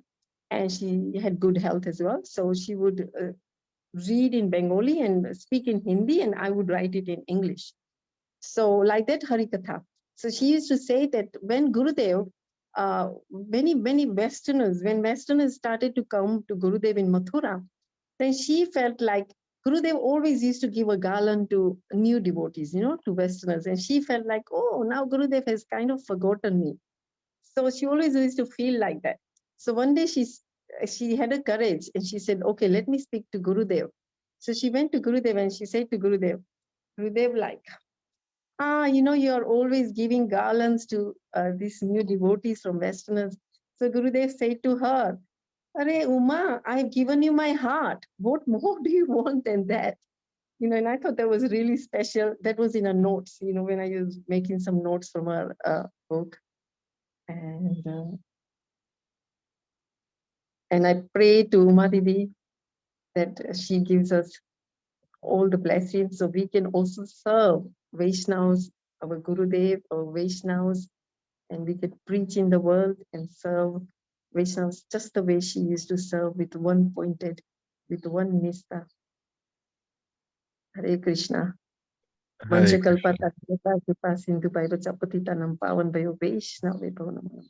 Thank you, Professor. Oh, thank you so much for Sister Dasi to arrange such a beautiful program. Yeah, Hare thank you Krishna. so much, Didi, for participating, especially that last point, Gurudev saying to her, I've given you my heart. What more do you want than that? How can you to have the opportunity? If she's received Gurudev's heart, then we can pray to her also that you have Gurudev's heart. Can you dispense some of that mercy to us so we can develop like that? Thank you so much, Didi, for sharing. Now we're calling on Sri Brajanath Prabhu to share. He was Srila Gurudev's secretary for so many years, has done traveling around the world and doing so much seva. So now we get to hear some insights from his relationship with Srimati Uma Didi. So Dandavats Prabhu, so nice to see you virtually. Hare Krishna. Haribo, Dandavats Prabhu. Dandavats to all the devotees. Today we have come together on this very special day, which is also in the Vaishnava calendar, very auspicious. The glorification of Janapama and Sita Thakurani is also happening on this very day. The Uma Didi's glories, they are in the same line in the Anugatya of these great Vaishnavis. So I'm honored to be with you and listen to some glories of Srimati Umarani. I cannot say much about my personal relationship, but I'll try to share something that I remember. Agyanati miranda stelyanandana salakaya chakshur vanmiritam yena tasmai Sri Gurave namaha.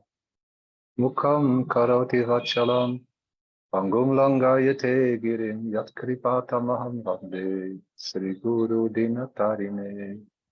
Gurave gaura chandraya radhikaya tadharaye Krishnaya Krishna bhaktaya tadabhaktaya namo namaha bhaktyalvihina Aparada lakshaiksipam sakarmanditarangamade Tripamai tvam saranam prapane vrinde namaste charanaravinda Jaya Jaya Sri Chaitanya Jaya Nityananda Jaya Dvaita Chandra Jaya Gaura Bhaktavinda Hare Krishna Krishna Krishna Hare Hare Hare Rama Rama Rama Hare Hare. So first I met Uma Didi in 1992, coming to the lotus feet of Srila Gurudev by Costas mercy of Srila Prabhupada, all the Vaishnavas. Then I noticed how in Gurudev's Mat in Mathura there was such a beautiful atmosphere, like a real family. And I was also observing how Uma Didi was kind of the mother for everyone. Yeah, and although she was also always the center of teasing, the world is always teasing her. Yeah. And at the same time, she tolerated and she was always there for everyone. And I became very happy because Vrinda, who is my very beautiful and very loyal partner for almost 40 years now, she had once connected with Uma Didi and she became very near and dear to Uma Didi throughout all these years. And encouraging Uma Didi also at some point. So that was the beauty of the relationships with the Madhasis, that everyone had a little plan, how they wanted to be always with Gurudev. Wherever Gurudev would go, they wanted to be with him. And here is Harikatha, and Uma Didi was always up in the front. So when Gurudev started to travel in Western countries, then all the devotees in India, especially Mathura, became very sad. And they even were angry, that we, although we didn't do anything, we just were there at the right moment. And Gurudev's desire to glorify Chaitanya Mahaprabhu's teachings all over the world was unparalleled, empowered by Srila Bhakti Prakyam Kesava Goswami Maharaj and Srila Bhakti Vedanta Swami Prabhupada. Gurudev took up the role of the responsibility of uniting the devotees with that beautiful principle That is love and affection. And same was true for the devotees who were with him all the time. They would win over Gurudev's heart with their own love and affection.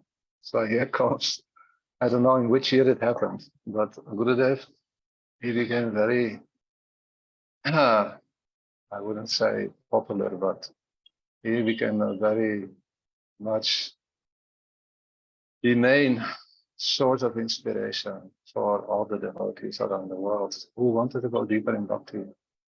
And sometimes Didi would ask Guruji, I want to also come with you. Gurudev, no need for you. You are old. You used to do bhajan in Mathura, Vrindavan. But inside Didi, she was very clever.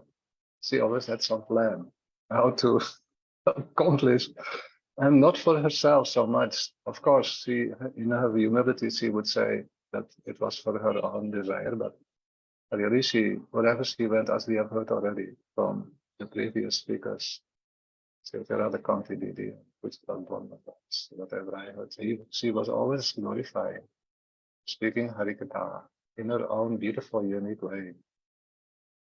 Even to the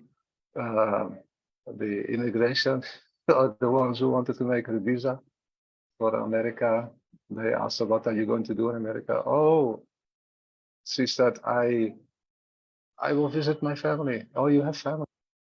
Will they help you? I don't know. Yeah. God knows. Yeah. She was so innocent. And then they refused her a visa. Yeah. Anyhow, she had a plan. So again, she went for visa. And this time we told her, you have to speak like this. Don't speak from your heart. Speak what they want to hear. So she learned how to say the right answers. And then she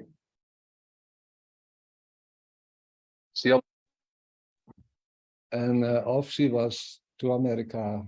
I think she went by herself. She was supposed to travel first with Vichitri, but she couldn't get her visa in the first place.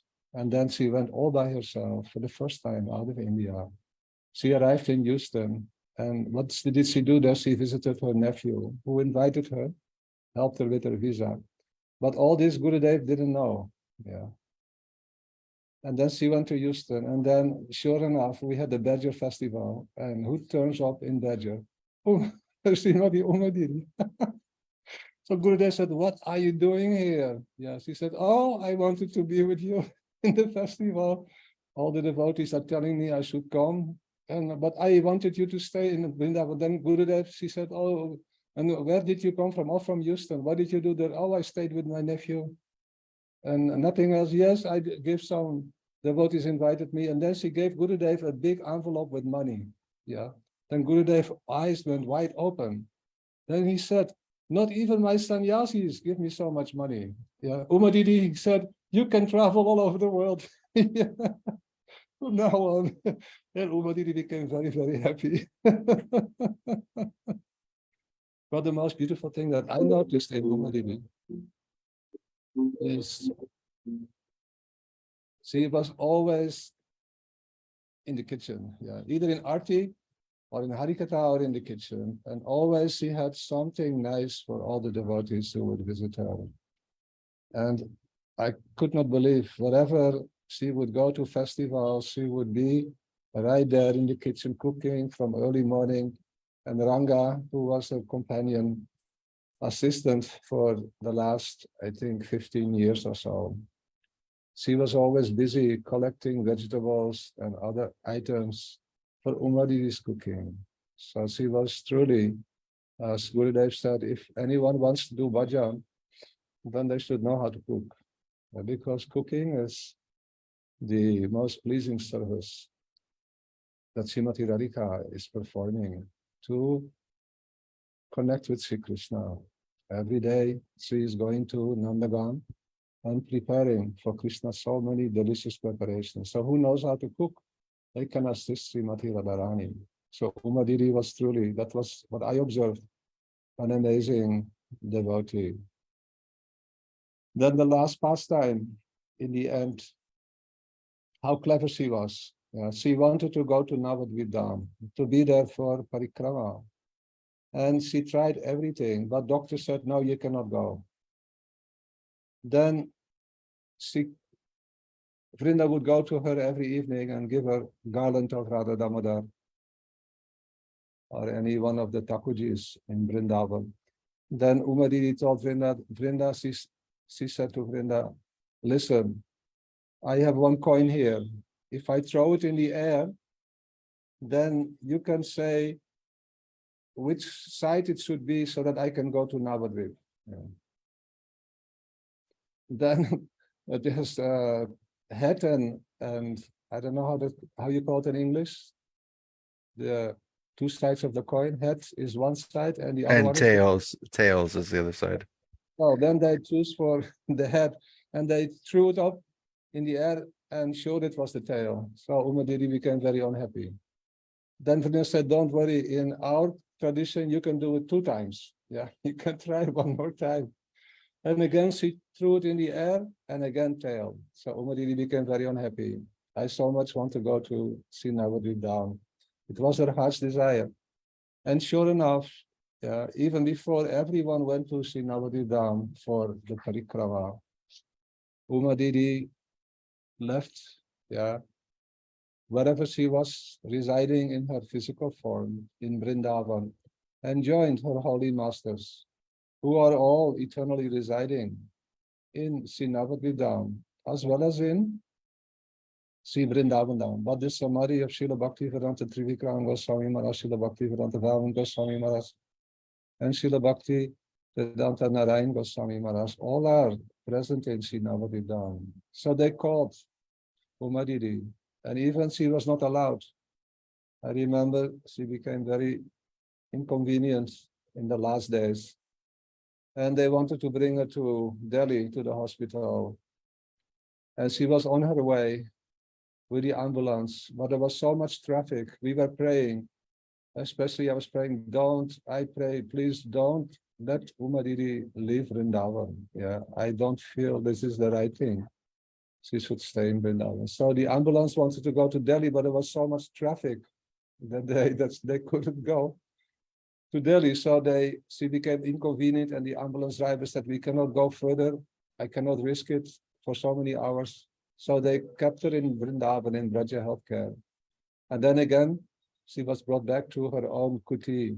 And in that very place, which is, Srila Gurudev has shared that with us, this is the kunja of Srimati Rupa Manjari, where Uma Didi is surrounded by the devotees and kirtan.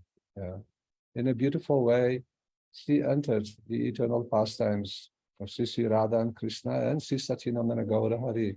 So she went to Navadvip very, very quickly, before everyone could arrive. So I became very happy for Uma Didi. How glorious her departure and how glorious her life. We have heard already how she joined Math and how much attached she was to Harikatha and how she was beloved everywhere in the world. After Srila Gurudev's departure, I continued to travel all over the world, and I noticed that Uma Didi was more popular than any sannyasi. Why? Because her heart was always overflowing with love and affection. And that is the quality of a real Vaishnava and Vaishnavi. That is the conclusion of all Vedanta, Siddhanta, Tattva, Vichar. If one cannot accommodate, and she could accommodate everyone, not only her own followers, but everyone who had any relationship with Srila Gurudev, Srila Bhaktivedanta Swami Prabhupada, who came to Bhakti new, she would accommodate them, and she would always give them some kind and beautiful inspiration and nourishment. So I feel very lucky that in this life, I had the association of such a beautiful Vaishnavi. And every day, I go to Yamuna Devi here in Vrindavan and remember Srimati Umarani. Now I see that devotees all over the world have come together for 3 days to glorify the beautiful character and qualities. And we remember her. She is not in any way departing us. She's always with us by her beautiful qualities and example.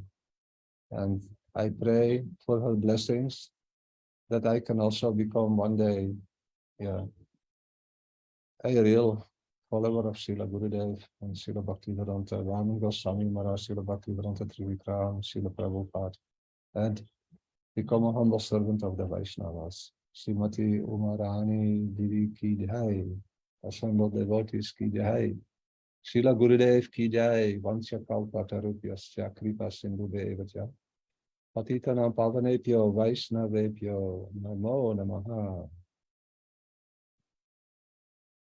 Jai Prabhu, Dandavats. Thank you so much for sharing.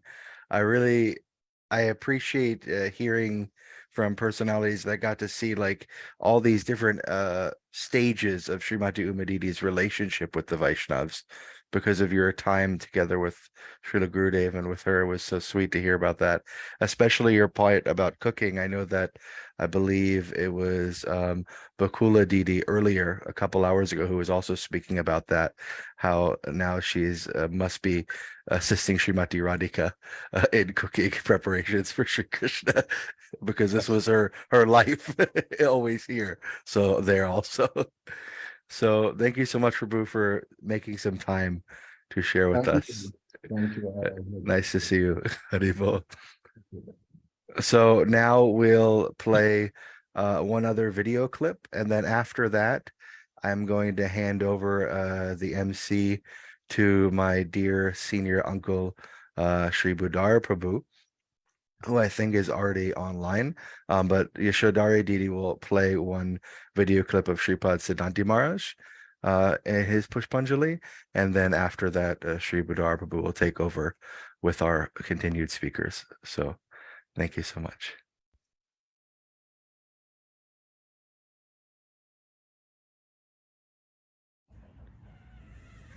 Om Jnanatimirandasya Jnananjan Shalakaya Chakshurumlitam Yena Tasmai Shri Guruve Namaha Guruve Gaurachandraya Radhikaya Stadalaye Krishnaya Krishna Bhaktaya Tadabhaktaya Namo Namah Vancha Kalpatarubhyascha Kripa Sindhubhya Cha Patitanam Pavanebhyo Vaishnebhyo Namo Namah Shri Krishna Chaitanya Prabhu Nityananda Shri Advaita Gadadhar Shivasadi Gaur Bhakta Vrinda Hare Krishna Krishna Krishna Hare Hare Hare Ram Ram Ram Hare Hare. My humble obeisances at the lotus feet of my Guru Maharaj Nitla Vishnu Vishnupal Stotrashad Shri Srimad Bhakti Pramod Puri Gosai Maharaj.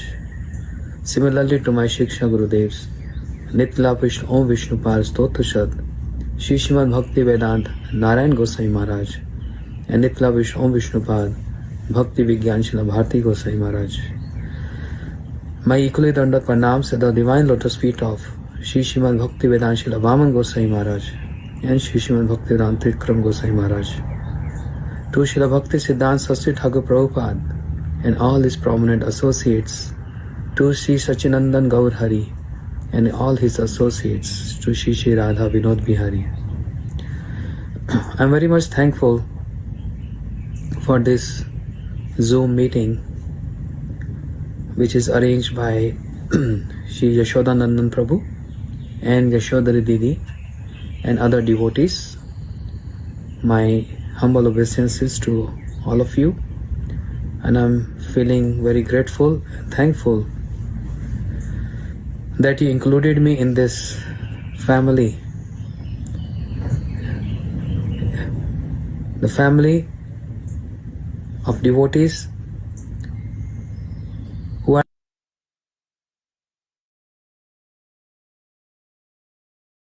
Om Jnanatimirandasya Jnananjan Radhikaya Stadrubhyas Shri Krishna Chaitanya Prabhu Guru Maharaj Nitla Vishnu. Oh, is it multiple small videos? Oh, I think I've done something wrong. Hold on. Oh. No worries. It's only being recorded for Yeah, everyone to for see the entire forever. world to see. Yeah, no Yeah. problem.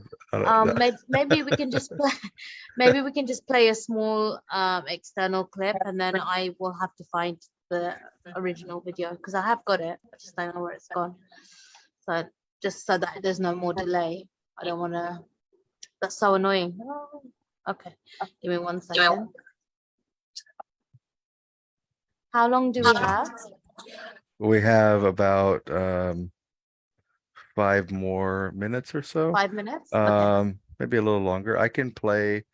Oh, I've got another something. speaker that speaks for 5 minutes actually. No, Perfect. Prabhu. All right, perfect. Okay, give me 1 second. Let me get the. Okay. Oh, silly me.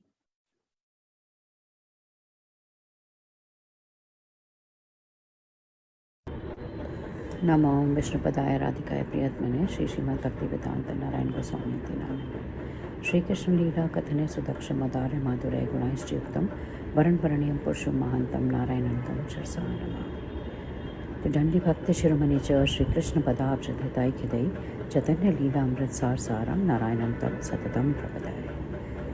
Hare Krishna. Dandavat pranam to all the devotees. I feel fortunate that I've been given this opportunity to talk about Uma Didi. I've been associated with Janakpuri Mutt since 2010 and also involved in doing the morning kitchen seva in Janakpuri Mutt. So, that is where I feel I've had the fortune of meeting Uma Didi multiple of times. Sometimes while she would return from her prachar, sometimes while she would be going for prachar along with Ranga Didi. And being in the kitchen, and being in the kitchen and then Didi's involvement in the kitchen seva for Thakurji and Gurudev. I had the experience of being with her and seeing her do the seva many a times. The usual days also, while she would be in the kitchen, she would do multiple dishes simultaneously and do it with expertise, and which was a thing to behold and a thing of pleasure as well as treasure, seeing her do the things such well at her age. And being half her age and not being able to do things that well, I would certainly feel look at her with awe. So other than the usual days, while she would do for special days, she would cook many more articles, and not to forget the beetroot cutlets and the Bengali mithais that she would do it so beautifully. And she would indeed with details, she would arrange for the bhog, and then post bhog the prasad vitran and distribution amongst all of us. She was really expert at it. Not only this, even in her devotional activities, she was not to be missed for the Mangalarti time any day. And I remember one day while she would possibly, she had just returned from abroad and she somehow missed Mangalarti, and the expression, the remorse that she had, which I can even now feel. I do recollect even now the expression that she had, the pain that she was suffering when because she had missed the Mangalarti. It's something that I'm recollecting and realizing as to how deeply she was, and how deeply she was with all her devotional activities. While I also remember the few days that she managed to stay a little longer in our mutt, she read out Prem Sampad Granth to all of us. And again, the expressions that she had while she was reading out the shloks, something that I'm cherishing even now while I'm talking to you all about it. And it was an expression which really showed that she was realizing. It was not just reading spontaneously, but she was realizing each and every shlok, and she was feeling it, and then putting it across to us. For the kitchen seva, I know that Didi's total involvement was in doing her kitchen seva. I also remember the times that she would return from Navdeep. The suitcases that she had, all the suitcases are full of all the raw materials, khajur ka gur and rest of the Bengali raw materials that she would be using ahead for her seva in the kitchen. So I seek Guru Didi's blessings. Even now, and I only wish that she keeps me under her patronage, under her blessings, and keep me under her, and bless me, so that sometime in future births I do stay under her, whether here or whether in the eternal world. Vanchakalpatrubhyascha kripa sindhubhaivacha patitana pavanebhyo vaishnavebhyo namo namah. Jai. That was sweet. A glorification from Vandana Didi. And one of the things I noticed from that is I relate very strongly with this idea of being half or a third of a senior Vaishnav's age, like Srimati Umadidi, and not being able to do half of what she does. So very incredible. So now handing it off to Sri Budara Prabhuji, who will take it away from here for the next few hours of glorious speakers. So thank you for giving me this opportunity of service, and nice to be with everyone. So Prabhu, take it away. Haribol. Haribol, Dandavat pranams to you and to everyone.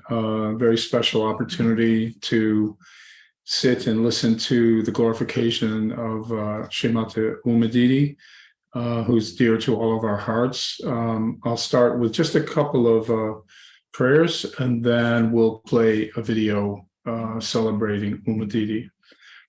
Om Jnana Timirandasya Jnananjana Salakaya Chakshurunmilitam Jena Tasmai Shri Guruve Namaha. Gurudeva Gaurachandaya Radhikaya Tadale Krishnaya Krishna Bhaktaya Tad Bhaktaya Namo Namaha. Vanchakalpa Tarubhyascha Kripa Sindhu Bevacha Patitanam Pavanebhyo Vaishnavebhyo Namo Namaha. So thank you once again for having me and giving me the chance to purify myself by this very precious association, very rare, special day also, appearance day of Jahnavi Devi and Srimati Sita Devi. And I think remembering Umadidi will lift us up in so many ways. Now, I'm wondering, do I have co-host facilities already? Yeah, you're your co-host now, Prabhu. Okay, that's great. So I'm going to share my screen, and we're going to click on this, and I hope that it all works to everybody's satisfaction.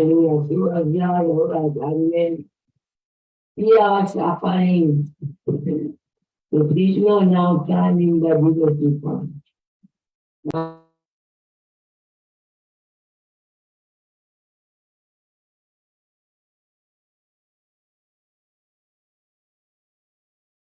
Why name was Dula? Why? Because it's clear translation. In Bengali, Here complexion call in Gula. Gula means British. Understand? Gula the British are money. Western they are British. No, Gula will come. That is name of Buddha and Gula. And also one day was good that he went to birth. Before his birth, so many daughters, 8 daughters, Suchmata have died. Taking birth and died. So all the villagers, women, keep his name Niman. Niman means neem tree. Neem means very bitter. So Nimai means, his name is Nimai is similarity of life in neem tree. Neem tree not anybody is life, it is bitter. So personify of the day, John Maharaj will not touch this one. For this thing is name or Nimai. And sometimes when he is weeping, nobody can touch. So many toys, so many things, but he is not touched by it. Weeping. So that time, somebody say, Haribol. In I immediately smile and stop. So in now become gold. That would be so much, that is me. In form of Mahaprabhu, because at that time, he had so more mercy than Mahaprabhu Krishna. Why? Because Radharani is with him. Radharani is Karuna. Radharani is so merciful. What this thing? That Krishna becomes so merciful. He is suffering. We are chanting now, okay? It's asking to us. Yeah, he's coming. So it's asking with she is it's asking where? Touching the how he is suffering. Why that suffering? So much we attend the how the suffering will be. So we go. That is Mahaprabhu gives that Mahamantra. Hare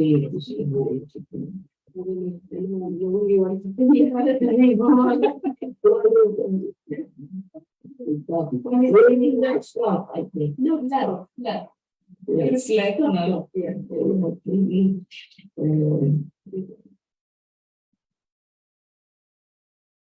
Okay, Hare Krishna. We're now going to call on Devamai Dasi, who is in India at the moment.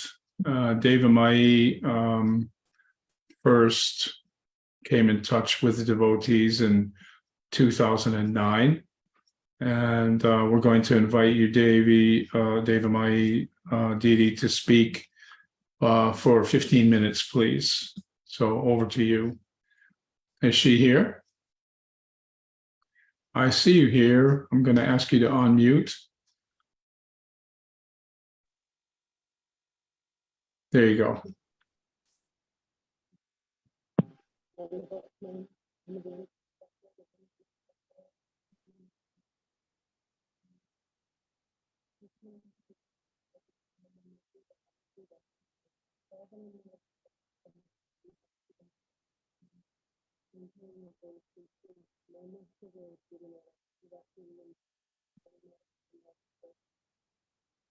Didi, sorry to interrupt you, but the sound is muffled and we can't actually really hear you. So I'm not sure if it's a mic problem or internet problem, but want to try it again? Okay, let me try turning off. That's good. That's good. Better? Better. Thank you. Thank you. Okay, Haribol. So my first, let's say how I heard about Uma Didi is I was at Badger Festival maybe for the first time, and Brenda Didi asked me, if I wanted to do some seva. Of course, I said yes, because I heard that it's good for us. Then she said, okay, Uma Didi's coming. She's staying in the big house. Go clean her bathroom. So that was my first big opportunity, scrubbing the bathroom floor, toilet, etc. Anyway, I went to Badger Festival a number of times, and there were many times that Uma Didi, there was like a contest who could make the most preps. And it seems to me, from my recollection, that Uma Didi always won. And I seem to remember that one time she made like 800 and some preps. And I was like, how did that happen? And whoever I said that to said that she had actually made more than 1,000 at one point in the past.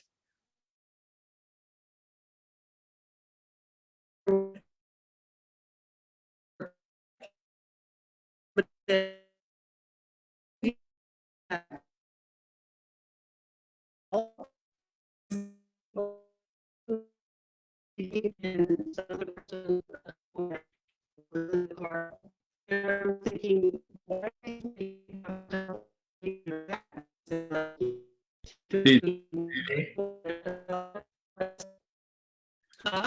Hare Krishna, you are muffled and breaking up again.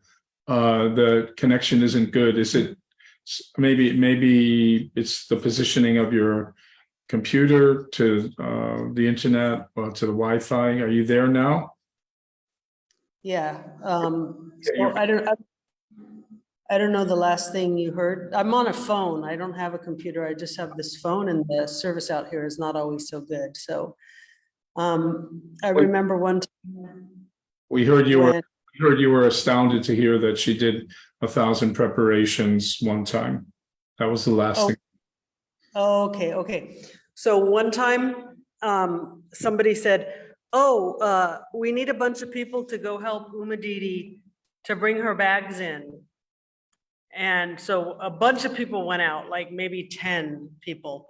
And I remember thinking, why does this, so I saw Uma Didi was in the car, Ranga Didi was in the car, and one tall man was in the car. And they got out of the car, and I was looking around and I was seeing all these people. And I'm like, why do all these three people can't have that many bags for like a week festival that they need help carrying them in? And then someone popped the trunk, and I realized that when they said help Uma Didi carry the bags, they didn't mean her luggage. They actually meant her bags of groceries that she brought, the Vogue. So I think that's pretty funny recollection. But the first time I ever met her, she showed up, and then I remember all the young people, they wanted to go have her darshan. And there was some indication that we should wait. And then finally, they said, oh, Uma Didi, she'll see us now. And so we went in there, and there was probably maybe 10 or 12 people, and people were mostly asking questions. And I remember Govinda, she asked Uma Didi, she said, when we have a festival like this, there's so much seva, and it's impossible to get our rounds done. So is it okay when we are doing so much seva that we don't finish our rounds? And Uma Didi said, she just told what she heard from her. I remember she used to say Guru Vargas. I heard so many people say Guru Varga, but Didi used to always say Guru Vargas, plural. Anyway, she said, she told what she heard from her Guru Vargas. She said that Srila Gurudev Narayan Maharaj told her, or told somebody, he said, if you don't chant your minimum rounds, I can't help you. So that was one thing she said. And then she told a story, and I don't know if she was talking about Vaman Maharaj or Trivikram Maharaj or who, but she told the story where somebody had asked the same question. Like, there's so much seva to do, especially during the festival. So is it okay if we don't finish our rounds? And whoever this was, this person that she had asked, one of her Guru Vargas, whoever she asked she told us that his answer was, you aren't asking me if you can chant less rounds. What you're asking me is if you can sleep more. So that was kind of impactful, meaning that we should do anything, including give up our sleep if it means, we have to finish our rounds. Then one time I was on parkrun with her. By some good fortune, I think Anita, very early on when I first started coming to India, Anita invited me to go on parkrun and be in the taxis and follow Uma Didi around ahead of the main group. And I really feel like that was my good fortune. It became like a habit. Like whenever I would go on parkrun, I just kind of knew I was going to be with that group, following Uma Didi around, always trying to stay one step ahead of the main parkrun party. And it really made me, because I was new, it really made me feel like a part of. And then in 2019, at Shankari Kaur, first of all, the amazing thing about this is that Uma Didi went on that parkrun with her walker through that, it's pretty rugged terrain right there. And so Ranga Didi asked me, and this made me feel good because I thought, oh, I'm familiar enough with Ranga Didi. They know me enough. Uma Didi knows me enough that they felt safe, to give me this seva.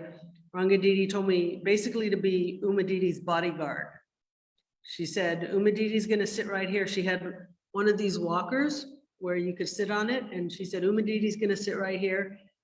And she'll be okay. It'll be stable. But if people start pushing or getting excited or something, someone could knock her over. So you stand right here and don't let anyone touch her. And so they gave me that save, and that was really nice. It appealed to my kind of Kshatriya nature. And so that was actually kind of fun for me. And one last thing is when I was contemplating taking white, and I was feeling like a little embarrassed because I was looking around me and I was seeing how everyone who had taken white, there's senior devotees, they're, they can remember shlokas, they're preaching. And I'm just some person who's trying to figure out the simplest way to make more time in my life to do bhajan. And I realized if I just always wore a uniform, basically, then I wouldn't be spending I used to dress kind of not fancy, but lots of colors and stuff. And I thought if I spent less time eating so opulently and dressing so opulently, then I could maybe have more time to be a better devotee. So I had this idea to take white, and I talked to many senior devotees about it. And at one point I asked Tapasya Maharaj, I asked him, since there's no official thing, to become brahmachari or sannyas for the man, there's no official thing if a woman wants to take white, just to indicate her vanaprastha status. I said, what should I do? And she said, you should go to all the senior ladies in the Sangha that you have a relationship with and ask them to give their blessings and permission. And he said, you should take them some gift. So I went to everybody, Chara Chandrika, Vajanti Mala, Vrindavan Vilasini, Shamarani Didi, Uma Didi. I asked Vrinda Didi, I asked Vasanti to all give me their blessings. I asked Ranga Didi, everybody gave me their blessings. And then I asked Uma Didi, and Uma Didi told me first be white on the inside. So some time passed, and then I asked her again some months later, and I just told her, Didi, everybody's told me okay, but you're the only one. So you're the only one who hasn't given me your blessing. So please give me your blessing. And then she said, okay, you can do. So yeah, that was a nice experience to get her blessing like that. So I also hope that she's continuing to shower her blessings on me. That's all I have. I don't have 15 minutes worth. Okay, you don't have any other recollection you want to share? That's a really nice meditation, that first be white inside and then let it manifest on the outside. you have one more recollection you might want to share, you've got a few more minutes. If not, that's okay. Well, I mean, this is a little bit redundant because I heard other people say it, but I really was always kind of amazed at how durable she was. When we were on Parkram, people used to say, hurry, hurry, hurry, like when we were leaving a place, hurry, hurry, hurry, get in the car. You know, Didi will get there before we do, and, you know, we don't want to miss her. And, you know, it was always kind of like a race to keep up with her. And we're, you know, not me, but most of the people that were in this Parkrams were relatively young, you know, and we were just like racing to keep up with Didi. So someone said earlier, you know, that it was amazing how much she accomplished on her own. And yeah. And she traveled the world so many times. I don't know if anybody's mentioned how many times she's went on tour coming to the West, but I know it was quite a few times. Do you know? I don't know. Okay. No. Okay, great. Well, thank you so much for sharing those past times, and especially your experience of her influence in your life, and how she directed you, and how you ended up receiving her blessings ultimately. So that's very auspicious. Thank you for sharing that. So we're going to run ahead a little bit now. We've got a few extra minutes, so I'm going to invite Shamarupa Prabhu, who is now in Boston. I know he lives in Boston.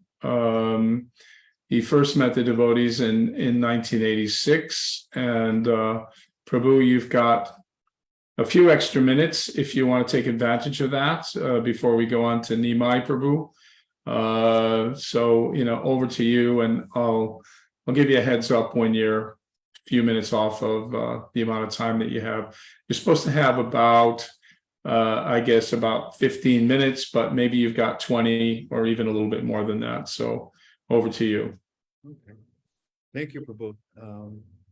Om Agyanatimirandasya Gyananjana Sarakaya Chakshu Unmalitam Yena Tasmai Shri Gurave Namaha Gurave Gauda Chandraya Radhikaya Tadalaya Krishna Krishna Bhaktaya Tadbhaktaya Namo Namaha Vanchakalpa Drubascha Kripa Sindhubhya Evacha Patitanam Pavanebhyo Vaishnavebhyo Namo Namaha Shri Krishna Chaitanya Prabhu Nityananda Shri Advaita Gadadhar Shivasari Gaura Bhaktivinoda Hare Krishna Krishna Krishna Hare Hare Hare Rama Rama Rama Hare Hare. All glories to Shri Guru Shri Garanga, all glories to Uma Devi. Didi, please. So you can hear me okay, I imagine? Yeah, we can see you okay. We can hear you okay. Really good bandwidth. So Good. you got the And floor. the background noise is not too much. I have my washing machine going. We're doing our Saturday wash, so. Can't hear it at all, so no worries. Okay. Managing householder life. You know. Yeah. Sorry. So thank you, Prabhu, and all the devotees who are organizing this program, and Badar Prabhu for being such an excellent MC. I always have a warm feeling towards you, us both being Boston devotees. Yeah. Of our career, you're in the beginning, I think started off in Boston, if I'm correct. I did. I started off in Boston in '72. Wow. Yeah, Narendra Swami speaks very highly of you. In fact, he pointed out which paintings you did, because we actually still have some of your artwork. He's such a lovely devotee. So, you know, he's very kind to think nicely of me. I think I was a nuisance to him back then, but made no indication of that. So I do realize I have some extra time, which is a bit ironic because of all the people on this call, I've had the least amount of association with Didi. But I will share some of the experiences I had and some of the appreciations I had for this amazing Vaishnavi. So my first experience with Didi, I came in contact really with Gurudev Sangha, first with Kishore Krishna Prabhu and Nimai Chaitanya Prabhu in Boston. And I met the devotees in general in Vrindavan in 2007. But it wasn't until I went to Houston in 2009 that I actually came in contact with Uma Didi. And my first memory of her, I first took notice of this personality was, so in Houston, there had the inauguration for the building of Gurudev's temple there. They had gotten property and they were laying the cornerstones, and they did the ceremony where they laid the Vishnu Murti into the foundation. So the festival itself took place at a nearby Hindu temple that had a staircase leading into the temple. And I remember she was sitting at the top of the stairs, very informally, speaking with a group of young women. And she was speaking some Hari Katha. And they were like completely connected with her. You know, they were hanging on every word and giving her full deference. And surrounding the group was, of course, more devotees who were kind of listening in, sort of like, you know, and Uma Didi, she spoke very softly. She didn't, you know, have a loud voice, but she spoke very quietly, but with authority. And I was remember thinking, how nice that the Madhijis have a guru that's in a female form that they can connect with and they have as a role model. Of course, we hear from any personality, male, female, Shudra, Brahmin, sannyasi, householder, that doesn't matter so much. But in terms of how our society in general, the Krishna consciousness society, tended to not promote women being preachers, I thought there was this, and my strong conviction that this is what Gurudev, Srila Bhaktivedanta Narayana Maharaj, and Srila Prabhupada, and all our acharyas wanted, was for all their followers and disciples and grand disciples to all become strong preachers, and to speak not necessarily in a loud, you know, obnoxious way. That never got our society anywhere with anybody, but to have the type of authoritative nature that she had, that as humble as she was, and she was clearly a humble person, and yet she spoke with such an authoritative way that everybody was hanging on her word. And then when she said, you know, even something very simple like "you're not this body" or some basic instruction, she could speak on that with authority because she had that realization. And she was a type of personality who my experience was, and I have difficulty hearing. I wear hearing aids. I have sometimes difficulty with people with whose English is their second language. The accent sometimes is challenging for me to understand. Regardless, I always felt compelled to hear from Uma Didi, because even if I just couldn't necessarily catch every word, the weight of what she was speaking carried that force.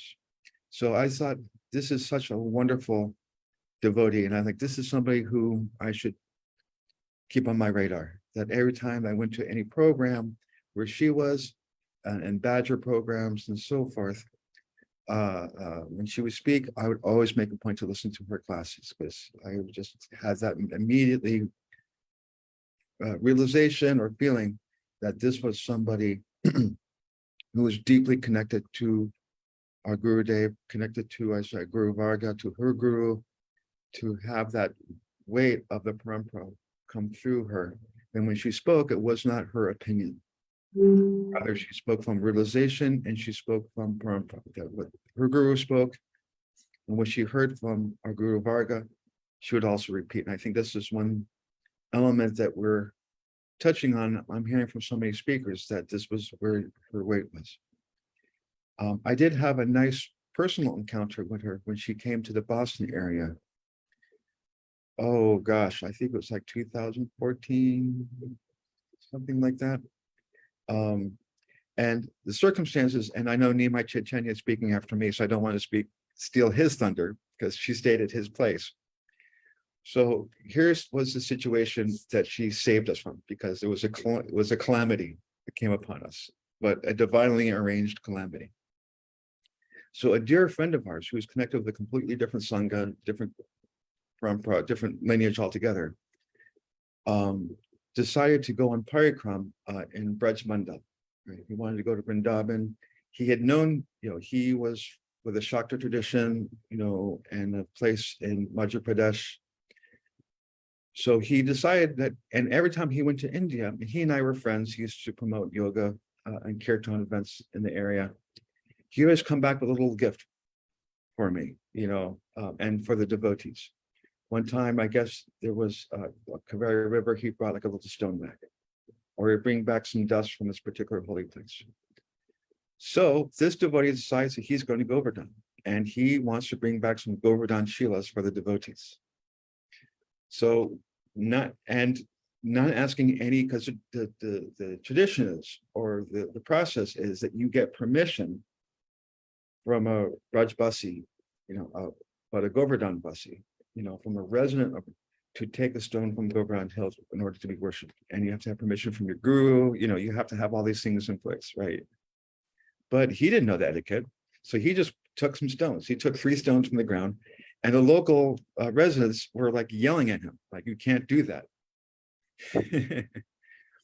So, but he was just thought, he didn't know the situation. So he just took off with these 3 Shilas. And so he comes back to America. It's like, oh, I Braj Mandal, I went to this temple, went to that temple, went to Radhakund, went to Govardhan, and here's a Shalagram. Here's a Govardhan Shila for you. And also for Nimai Chaitanya and a friend of ours who's, of a different Sangha. And he tells us the whole story, like people were yelling at me, and and we were mortified. I was mortified. I can't speak for Nimai, but I was mortified because I was thinking, oh, what an offense. And now I'm implicated in this offense. Like, I have no business worshiping Shalagram. Who am I? And around that time, Didi was arranged to come to the Boston area. So, of course, this was like the first thing we present to her. After you get settled and unpacked and, taken care of. And she said, this is Krishna's arrangement. The Lord wanted you to have this Govardhan Shila and to worship the Lord in this way. And so she taught us, she not only gave us the blessing, but she helped us, she taught us how to worship Govardhan and told us what the standards were. This is what you do. This is how you bathe her. This is this. You put a tulsi leaf on her. And this way, she also performed the first puja for Govardhan. So I realized that this personality was representing Gurudev for us, because Gurudev had already, Vishnu Prabhu, you might want to unmute, that representing Gurudev was this personality who not only gave us the blessings, but gave us the instruction on how to properly worship Govardhan Shiva. And it was so mystical. Like, she took this completely, like, talk about lemons into lemonade. Or boga into prasad. She took this situation in which I was completely, and I just suddenly became at peace with the whole situation. I felt like this was Gurudev's blessing, that this was Gurudev's gift to us, that this is like, I want you to worship the Lord in this way. And so in this way, my appreciation for Didi and my appreciation for her, not only as a very humble, knowledgeable, dedicated devotee, but also how deeply rooted she is in our parampara. That she's one of those devotees who's carrying the parampara with her. And she was such a humble, dedicated person. And of course, Nimai Chaitanya will be able to share more pastimes of her stay with him, but that was a very, very, very profound moment. And I know I have about 10 minutes left to my discussion, but that's really my experiences with her. And I think occasions like this are really important for us. Of course, Bharati Maharaj, Bhakti Vigyan Bharati Maharaj, always said that on a devotee's appearance day and their disappearance day, we should glorify them. Reason being is that not only is it an offense not to, but the nature of the individual is to contemplate others, right? We tend to look at others and see their activities. Now we can contemplate somebody who is, maybe a bit of a rascal, and what they're doing, what scandals they're creating, what nonsense they're getting to. And if we get into that type of gossiping, fault-finding mentality, we will emulate those qualities. We may think, oh, if they're such rascals, I'm so good. But if we meditate on those qualities, we'll develop them. Conversely, if we take the opportunity to glorify the devotees, the great saints of our tradition and saints who are in our lives, and we meditate on their good qualities, hopefully some of those will kind of transfer their way into our hearts. So in this way, I'm really much appreciating and hearing everyone's realization about Uma Didi, what their experiences were, how she traveled. And when she traveled, I always seemed like she never seemed to be, no matter where she came from or the distance was, she never seemed to be ever flustered by it.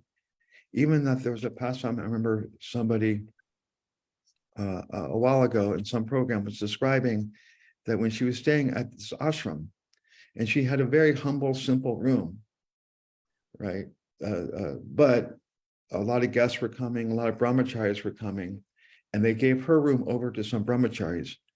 And yet she herself was happy just to stay in the hallway with her belongings and lie on the floor. And she would still continue her services to the devotees and never complaining. So, we hear about the 6 Goswamis who would stay under each tree, or, these devotees of yore who would accept great austerities, like Srila Bhaktisiddhanta Saraswati, when he's observing Chaturmasya, and the roof started leaking on him, he would just take an umbrella and continue his chanting. So Uma Didi seemed to have that same type of steadfastness and indifference to the material condition and dedication to service to the devotees and to Sri Krishna, that regardless of where the situation she found herself in a moment, she never complained, she never criticized. And the only thing I ever heard coming from her mouth was just simply the glorification of the Lord, glorification of the devotees. And so in this way, I found her to be a great source of inspiration. And one of those devotees whom, when Srila Bhaktivedanta Narayana Maharaj, Srila Prabhupada, when he'd envisioned what they wanted from their disciples, how they would cultivate and qualities that they would exhibit, she's one of those exemplars who had such a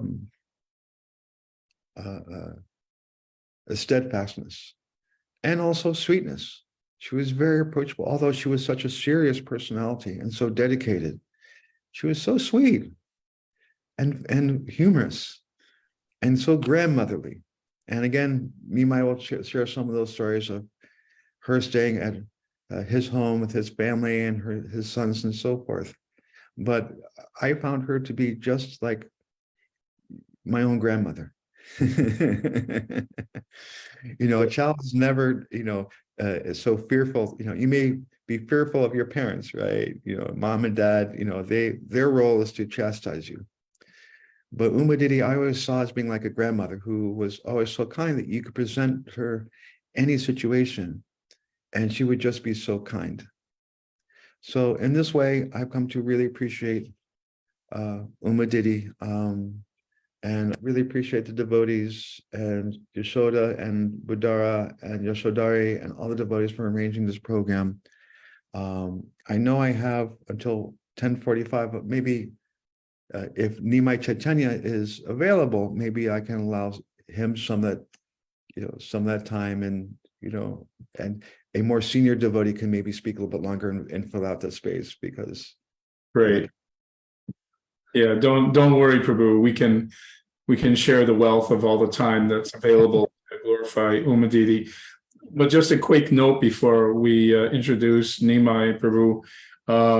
I really appreciated that point you made about comparing ourselves, because a lot of times in the psychological space, we hear, well, it doesn't really pay to compare yourself to other people. but it's intrinsic to human nature to make that comparison anyway. And, you know, when we do, and we judge other people in that comparison, then we adopt some of their bad qualities. But if we can associate with Vaishnavas and Vaishnavis who are of superior quality, automatically comparing ourselves to them will be made to feel meek and humble, and hopefully inspired to kind of follow in their footsteps. So thank you for sharing that. I really like that. It's going to be kind of, so far today, that's my gold star comment early on into my part of the program. So thank you, Prabhu, for being here and sharing those pastimes and your realizations, particularly the story of the contraband Govardhan Shilas that then ended up in your possession. So all's well that ends well. And we do have other fillers. We do have other people that we can invite in to speak if the time really kind of gets made available to us. So don't worry about that. Thank you, Prabhu. So now we're going to move over to Nimai Chaitanya Prabhu, a good friend of mine. I have a lot of respect for Nimai. I've known him for some years. I feel lucky to have made a friendship with him. He's in Boston, Mass, like Shamarupa Prabhu. And Nimai first met the devotees in 1982. So without further ado, Nimai Prabhu, you have the floor. It looks like you have a beautiful kind of setting to speak from there. So over to you. Thank you, Prabhu. You can hear me okay? Yeah, we can hear you fine. Thank you. Great. Okay. I'm trying to be outside as much as possible. In New England, we don't get that much. You know, the warm weather's just coming. It's a cool day today, but it's nice to be outside. Well, they call it New England because it's not far from this England. So we can. Thank you so much. That was beautiful to hear, Shamarupaji. It's so nice to hear your remembrances and inspired some remembrances in me as well. So thank you. Gurave Gaura Chandraya Radhikaya Tadalaye Krishnaya Krishna Bhaktaya Tadbhaktaya Namo Namaha.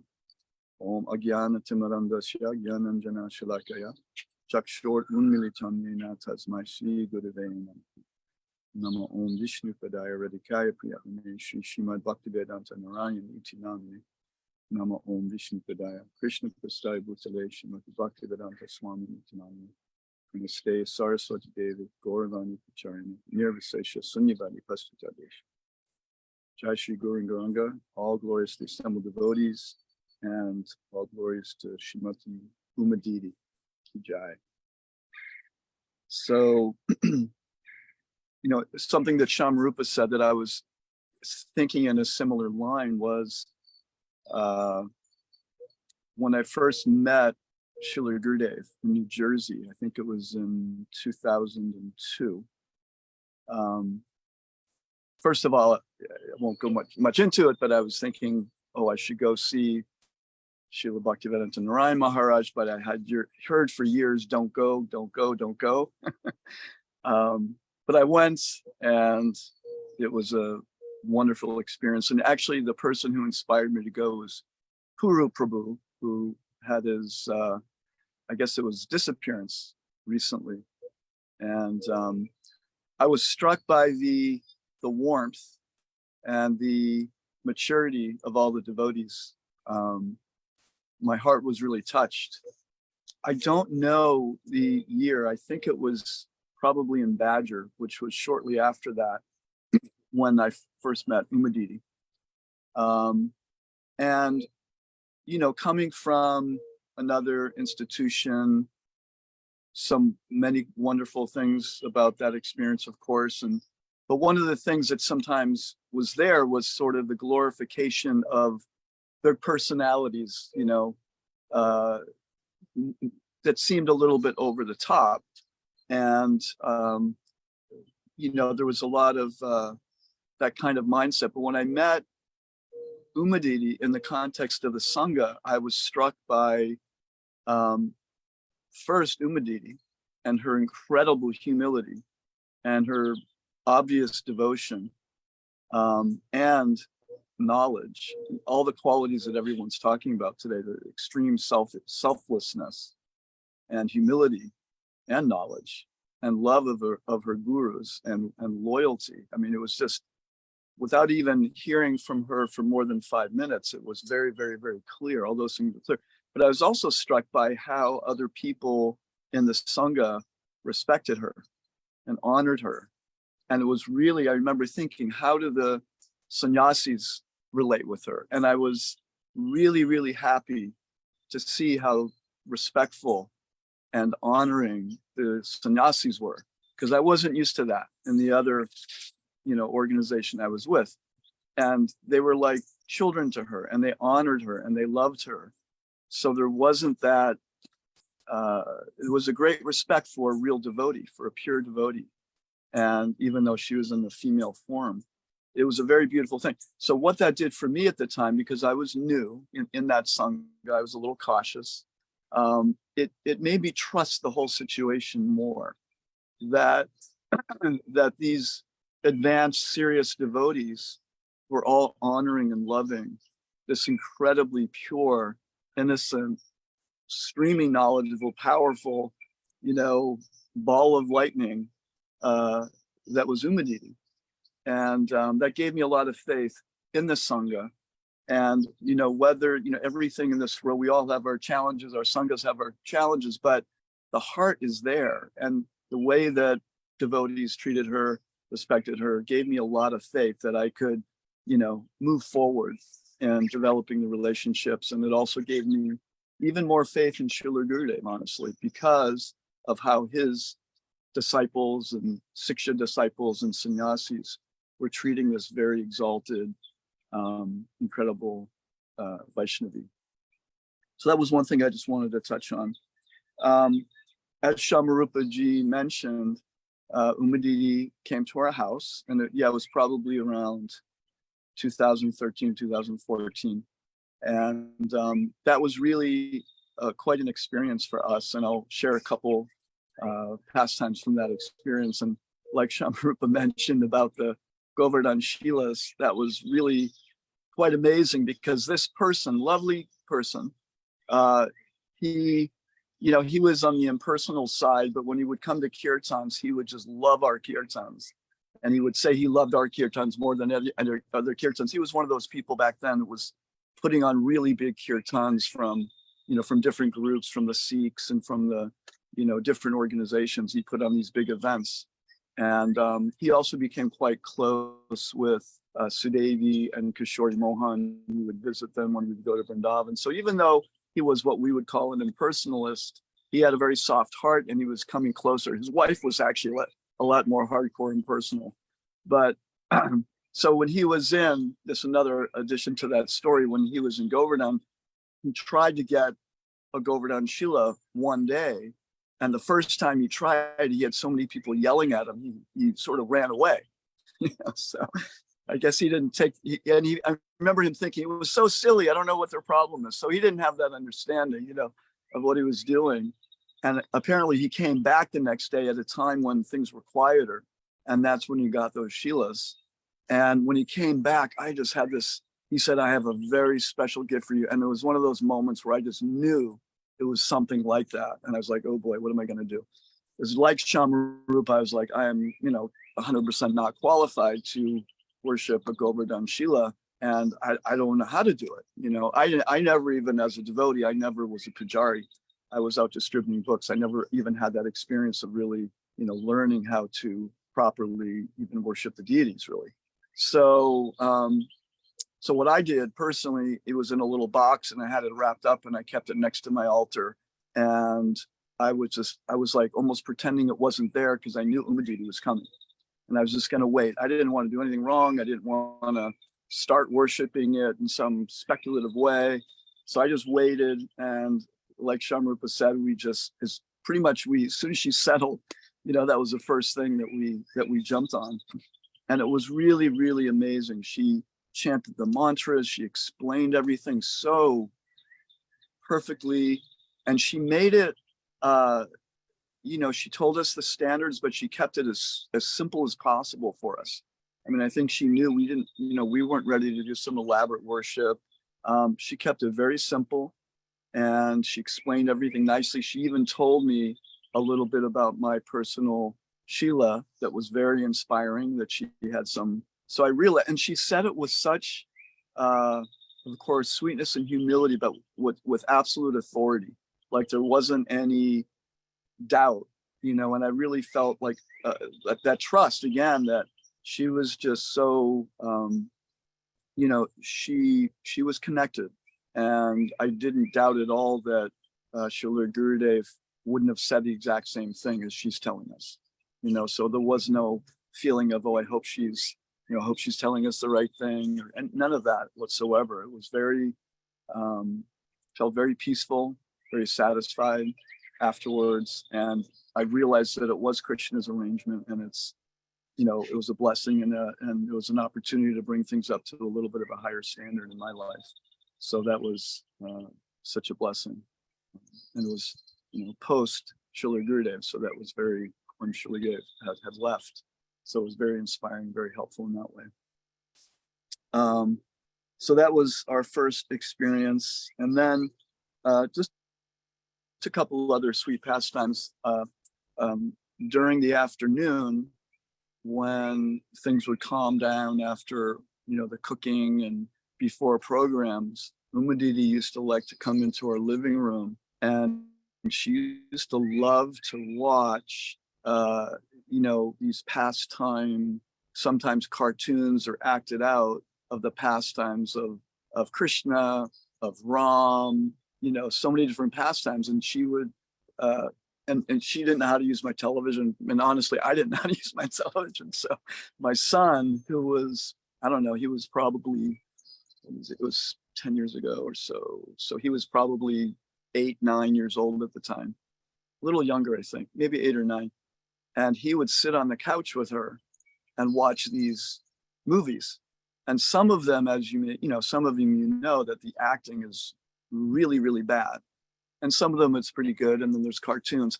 But no matter what, Didi would sit there with this incredibly childlike, her eyes would be wide open. And she'd have like this little smile, amazing little smile on her face, completely rapt attention, watching these pastimes. And my son would just sit next to her. We have this great picture of this little guy sitting next to Didi on the couch, watching these shows. And he remembers it so as such a sweet, memory with her. And the thing that struck me, and I still, as I'm sitting here right now, I still remember the glint in her eyes when she, many situations, but this was one of them. I can see it right now in my mind's eye, of the glint in her eye as she's watching those pastimes with my son sitting next to her, and the innocence, the pure innocence that was there also. It was really astounding. And something that Budar Prabhu mentioned about, fault finding and humility, I was actually going to say this because Shamrupa made me think of this too, of when we have the opportunity to be in the association of a more advanced Vaishnava than ourselves, it's an opportunity. If we feel humble in that environment or in that association, it's our greatest fortune. And I was thinking that I felt very humble, not that I feel very humble very often, but in the association of Didi, I felt very humble. And, she was supremely humble. So I thought, wow, I'm really fortunate that I felt even a micron of humility in the association of such a humble, beautiful, wonderful Vaishnavi. But that's the mercy of the Vaishnavas. And that's the mercy of when we have the opportunity to associate with those devotees that are more mature than us, more experienced, more advanced, that the living entity has the opportunity to feel what real humility is, even a drop of that. We're very fortunate, even if we taste a drop of that humility, we're very, very fortunate. So she stole my heart, son. And here's another one that was very interesting. So when I was in ISKCON, it was a huge trauma for my Jewish mother.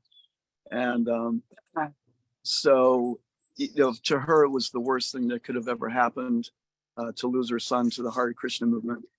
And so we've been through a lot of things over the years with that, and some ups and downs. And, you know, there were times when we didn't hardly talk. And, you know, we've had some tough conversations. We're in a much better place now. But when she went to, she met Bhagavan once in England. He was my guru in ISKCON, and she went up right up to him and said, pointed in his face and said, "You are a Jewish mother's nightmare." So that was her spirit. You know, she's pretty fiery. So anyway, somehow or other, she's never come to a program. She's, you know, since many years, she's never met any other devotees, but somehow or other, she was willing to come meet Didi. I mean, it was just sort of a miracle. And she came right in, and Didi was, you know, the whole kitchen was fired up. There were people in the kitchen. She was cooking away, and she took time with my mother. My mother is about maybe a tiny bit taller than her. She's very small also, like a fireball in her own way. And Didi was so sweet with her, and, you know, telling her how fortunate she was and how great a mother she must have been, because her son became a devotee. And, you know, my mother just like didn't know what to say, but I could see that her heart was really touched. So I feel, you know, I actually feel very grateful, you know, in that way too, that my mom was able to have the association and be touched by a pure devotee, where otherwise she would have left this world. She's still alive now with so much hardness in her heart about the whole situation, but she was only Didi. I don't think anybody else in the universe could have cracked her heart in this regard. So that was really very remarkable. One of the services that I had the opportunity to do was when Rangadidi understood that I do naturopathy and healing, acupuncture, things like that. So she would ask me some questions about supplements and what can we do for Didi, and I would make recommendations. So I don't know, maybe the years go by so fast, maybe 10 years, I don't know. They would, you know, they would ask questions, and sometimes they would ask that I would send some supplements to wherever they were, usually when they were coming to America or something like that, if someone was going to India from America. And so that was a nice, very sweet relationship that we would have over the years. And whenever I would see Didi, she would instantly, I mean, you know, I mean, I had a thought once, and it only happened once, was I wonder if Didi even knows that I'm, you know, selfishly I'm thinking, but does she even know that I'm giving her these supplements, or is she just taking them? But that answer was very quickly answered the first time I went to Badger and saw her, and she jumped up, and, you know, and Didi was saying, "Oh, she's so appreciative you sending the supplements." She jumped up and gave me a plate of prasad. It was like, you know, so much love and so much appreciation. And it was just a kind of, well, really touched my heart, kind of blew my mind that, you know, she was 100% aware of what any kind of service that anybody was doing for her, and very, very appreciative. That was really, you know, very special. And then I'll just say, I think the last thing I'll touch on is the last, you know, 6 months of her pastimes here in this world. Rangadidi was asking me some questions, and you know, dealing with how to deal with medications. And I was, you know, I'm not a heart specialist, so I was consulting with a heart specialist here and trying to get some information, going back and forth, and you know, dealing with hardcore medicines and herbs and nutrients. It's not the easiest thing to kind of, especially over the phone, and, you know, looking at blood work and then sending the blood work to someone else and then getting an understanding. At some point, it was pretty clear that there was certainly nothing that I could do on my end, and none of the supplements that I was sending or herbs were going to have an impact. You know, things had crossed that line. And I just want to say on behalf of Rangadidi that my heart was very touched by her, because I could feel how, you know, urgent and desperate she was in her efforts to help Didi. And, I could see that she was still praying for her recovery, full recovery. And I really didn't want to think, oh, this is the end. But I did know that, I did really feel that there's nothing else that certainly I could do, or sort of the natural, the ordinary natural herbal naturopathy kind of thing could do at that point. But in great love and respect to Runga Didi, I just wanted to, her heart was such in a beautiful place with Didi, always wanting to try to help her. And I just feel that through the text, wanting, maybe this will help. What do you think? What do you think? And, it was a sad time because of that, but in a beautiful way, her heart, had so much love for Didi, and her service is to be honored and respected and appreciated also. So I think that's pretty much everything I wanted to say. I really appreciate the opportunity and everyone who put this on. And thank you, Budar Prabhu, for being the host here. It's really nice to see your beautiful face and great beard while I was speaking. So thank you. I call the beard my COVID project. Yeah, there's so much that you brought up. Just a few points. Well, first of all, tomorrow I'm speaking. I think tomorrow I'm speaking about Didi, and I also shared something of her departure pastime, which is very touching and both upsetting and deep. But we'll wait for that. I love the point that you made about your discovery of Gurudev and Gurudev Sangha and the role, the central, really important dynamic role that he gave to women, and that women stepped up and took. And it's interesting that today's Jahnavi Devi's appearance day, I think it is, isn't it? And she was the acharya for so many of the different practices that we aspire to follow. And so women are, there's an old saying that behind every great man is a great woman. And I mean, that even applies in the spiritual world to Krishna. So, for you to have that realization, and I think many devotees saw that, and it distinguished our Sangha a great deal, and I think that continues to today. So many important women are out there leading the way. Shamarani, Vasanti, I mean, so many, Radha, so many, and there'll be more coming today. Char Chandrika is going to speak, Asha Lata is going to speak, and Radhika. So thank you for bringing that up. I did notice also the glint in her eye many different times. It's quite special. It almost was like a special feature of her personality. I love the story about mom meeting Didi and how she got turned around.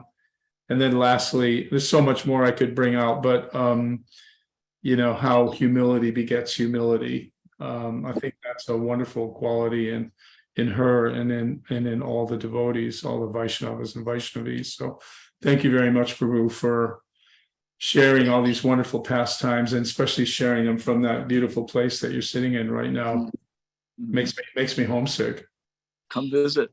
I will sometime for sure. So, okay, let's thank you, Prabhu, for coming and for speaking. Now what we're going to do is we're going to go to another film clip, which I believe is a continuation of the last one that we shared.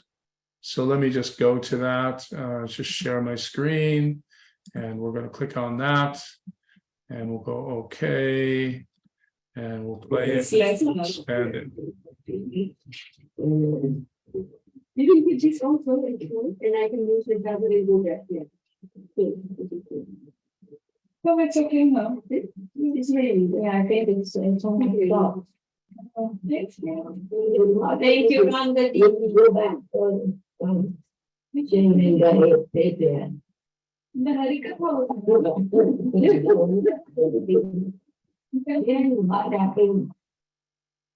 Mahaprabhu see the suffering, how people are sleeping very pisachi, mane wish, they are thinking it very best place like mother, but pisachi will be drinking your all blood. Understand? But they are thinking, oh, we are very big, very beautiful bed we are sleeping. So we are telling for that calling, oh, give, how much day you will be sleeping in the clutch of the moon? Get up, give jago, please get up. You are not in this world. You are the original, your house is the Golok Vrindavan. But now you forget, like in any ghost in India, a ghost generally taking shelter in any tree. Some ghost. Some ghost moving in the area. Some who are, because they are so if they cannot find, so they are somehow. But anybody can do any passing urine or anything, water, money, going to pee, then immediately we are entering God. Only the tree. And that anybody can do. At that time, ghosts are coming and enter. And that body, that time they forget who am I. That man, he giving that biggest one man a suicide maybe 5 years before. We give up that I didn't want that. And he eating so much because he not eating, that goat eating. Then we are coming, some one, you know that how can we are making motor and everything, and then he are so wanted powerful now. Immediately he are wanted to compel to get out.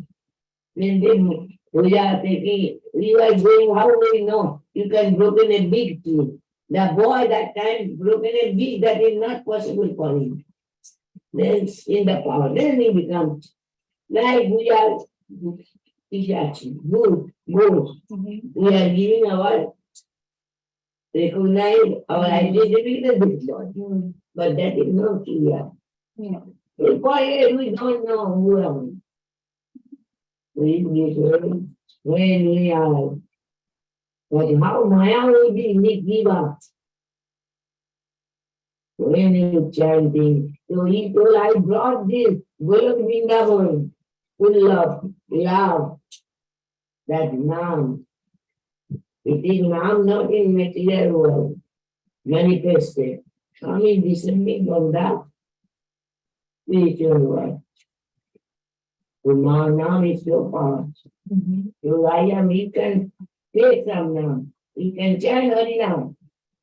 The Bhaktivinoda told Prabhu, I understand. So I am holding your lotus feet and begging that you remember to give to me. I can chant, then my life will be successful.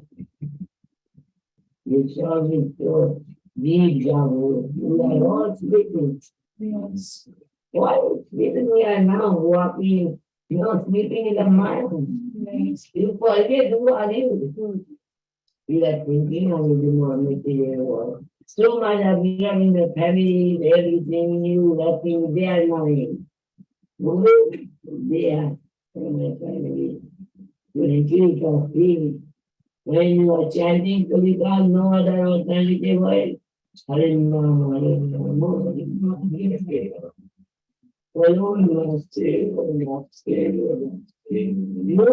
3 times, very, very strongly. No other. No karma, no jnana, no other. Yoga, only tapasya, only Ram.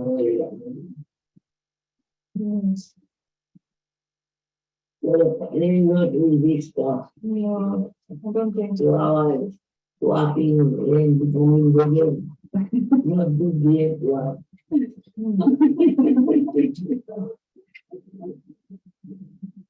But now, not surely that you can do much. They will enroll in that demonstration. You are all taking the window from the umbrella. Yes. Okay, wow. So Uma Didi's asking us to wake up, Jeev Jago, and remember that our house is in Goloka Vrindavan, and that we can get out of these ghost bodies of false identification by chanting the holy name. So Nam Prabhu is the way, the only way, the only way. Okay, so now we're on to our next speaker, important speaker for us. She's always bringing inspiration to us in her presentations of the philosophy, what to speak of her reminiscence of Uma Didi, which we look forward to, and that is Chandrika Didi. She's now in India, and she first met the devotees in 1987. So if I'm not mistaken, Chandrika's got about a half an hour to speak. And if Yashodhari is listening in and I've got that wrong, please jump in and let me know. But that's what I've got on my schedule here. So is Chandrika Didi in the room? I think she is. Yes. Are you ready to Can go? you see me? Yeah, I can see you. Thank you. Yeah, and we've got a good connection. So over to you, Didi. Thank you very much. All right, thank you so much. Buddha Prabhu. Dandavat pranams. Amaginat mandasya gananjana salakaya chakshumalitam yena tasmai Shri Gurave namaha. Namo Om Vishnupadaya Radhikaya Prapane Shishi Mada Bhakti Vedanta Narayanitti Namane Vanchakapadubhyascha Kripa Sindhave Vacha Patitanam Pavanabhyo Vaishnavebhyo Namo Namaha Gurve Gurchandraya Radhikaya Tadalaya Krishnaya Krishna Bhaktaya Tadbhaktaya Namo Namaha Shri Krishna Chaitanya Prabhu Nityananda Shri Advaita Gadadhar Shivasadi Shigo Bhaktavinda Hare Krishna Krishna Krishna Hare Hare Hare Rama Rama Rama Hare Hare. So before I begin, I'd like to offer my humble, most respectful obeisances.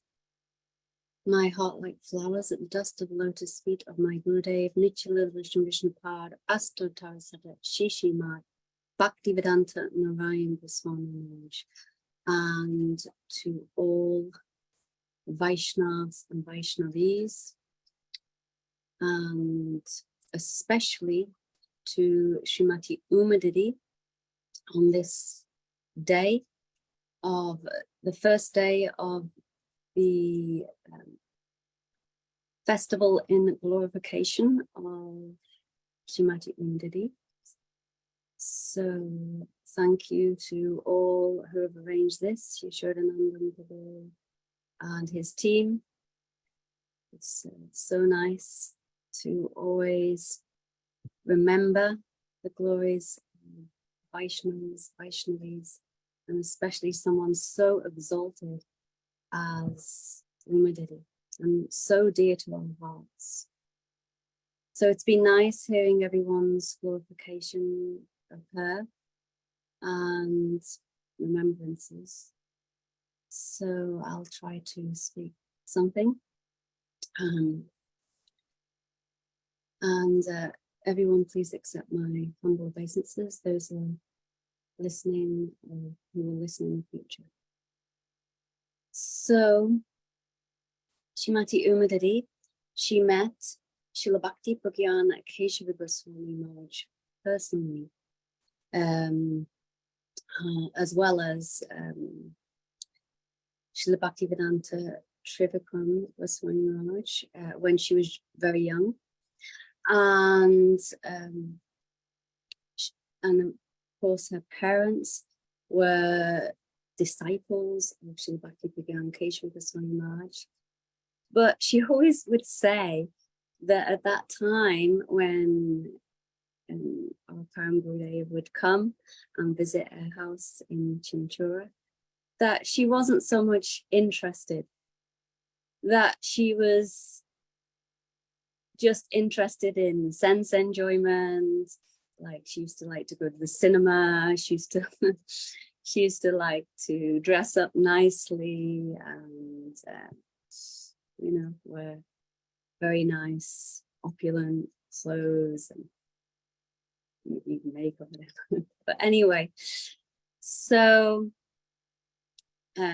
she was actually really attracted by, oops, sorry.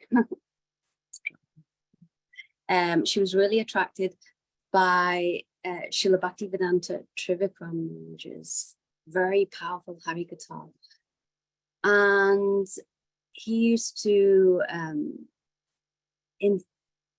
try to attract her in so many ways to give up what you could say so-called material life and accept Kantimala, neck beads from him, and begin chanting. So finally, in 1970, she accepted Diksha from Srila Bhaktivedanta Vaman Goswami Maharaj. And she accepted neck beads from Srila Trivikram Maharaj, and she began chanting Harinam with so much faith. So in 1986, she renounced family life and she began residing in Shikeshji Gaudiya Math in Mathura, where she would hear classes from Gurudev daily. And, you know, that time he was given like 3 or 4 classes a day. So she would attend all his classes and she heard from him for maybe over 20 years.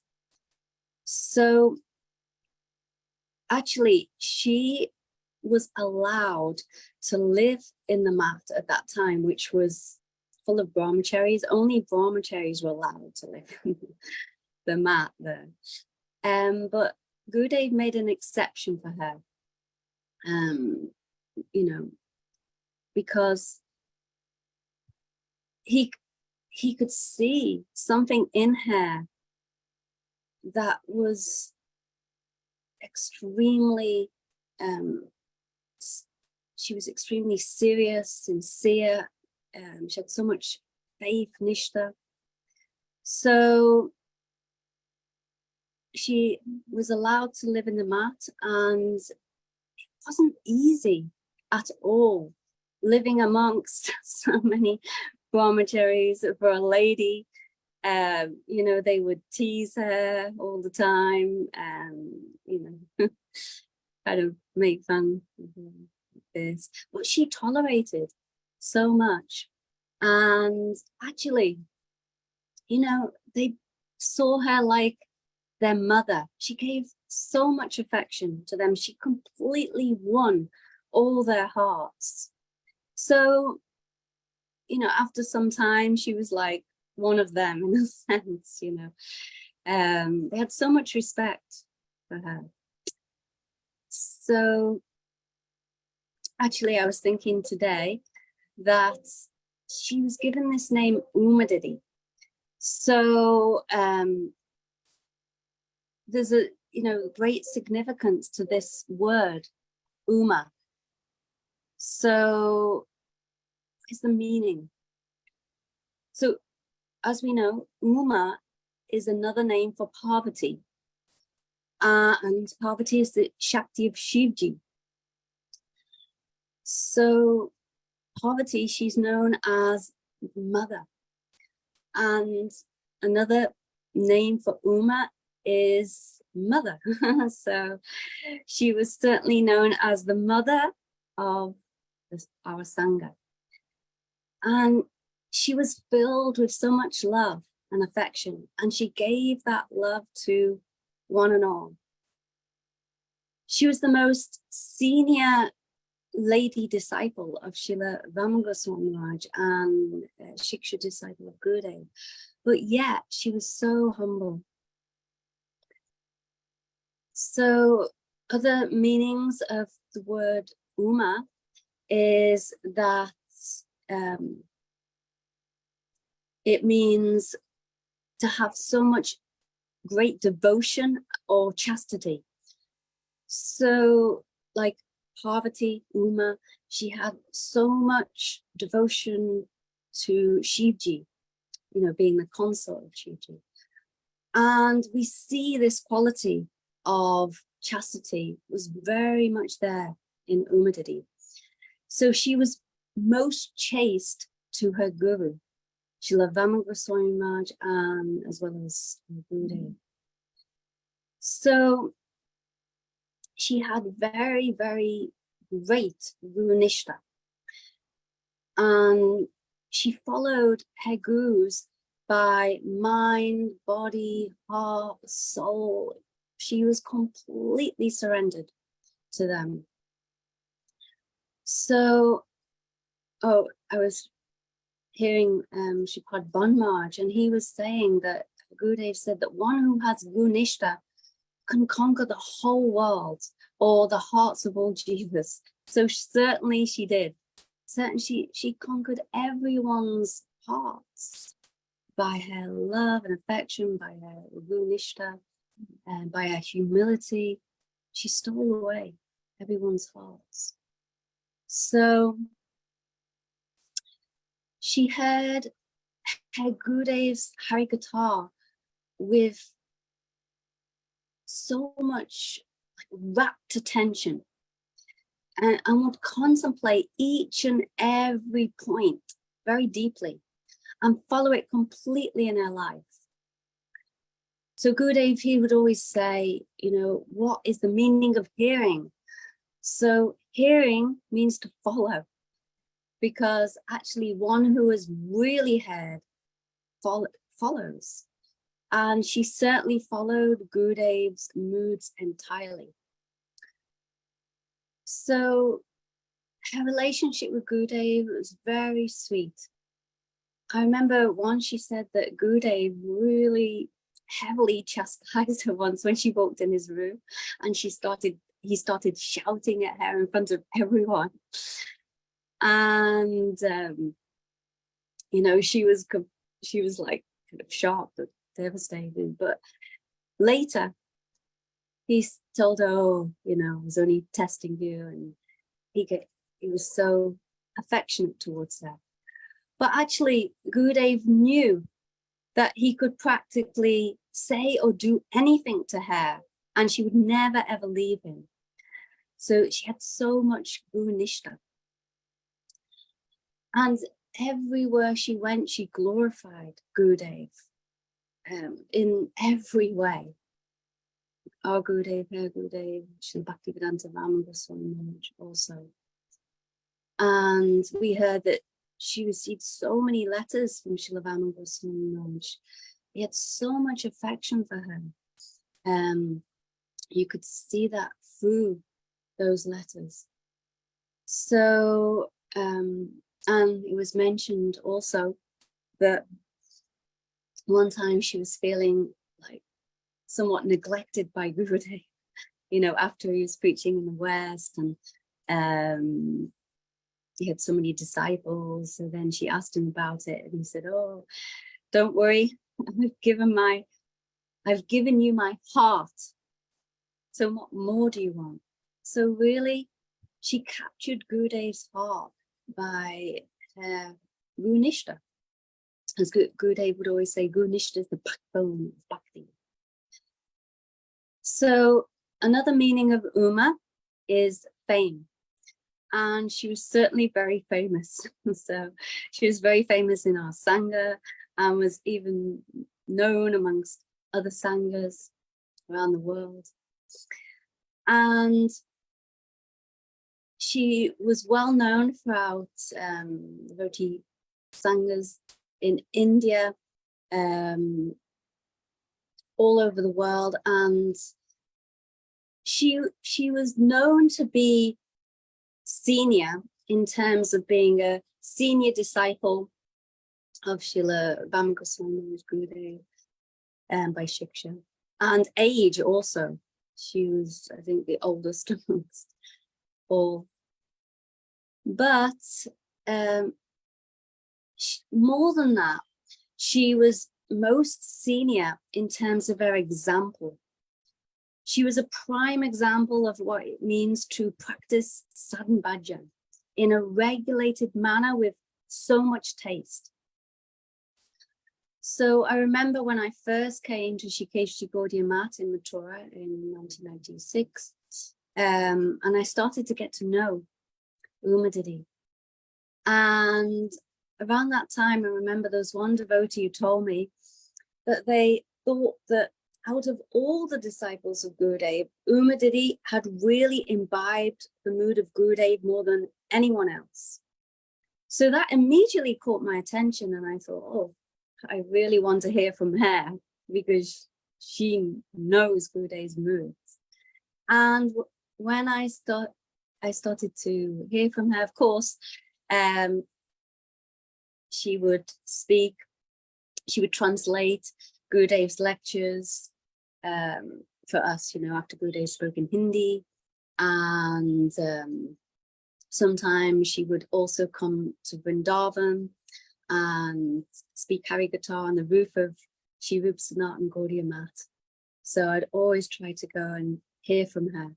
And I remember she would say from time to time that she hadn't read so much, but most of what she would speak would be from what she heard in Hari Katha. And of course she had so much over the years.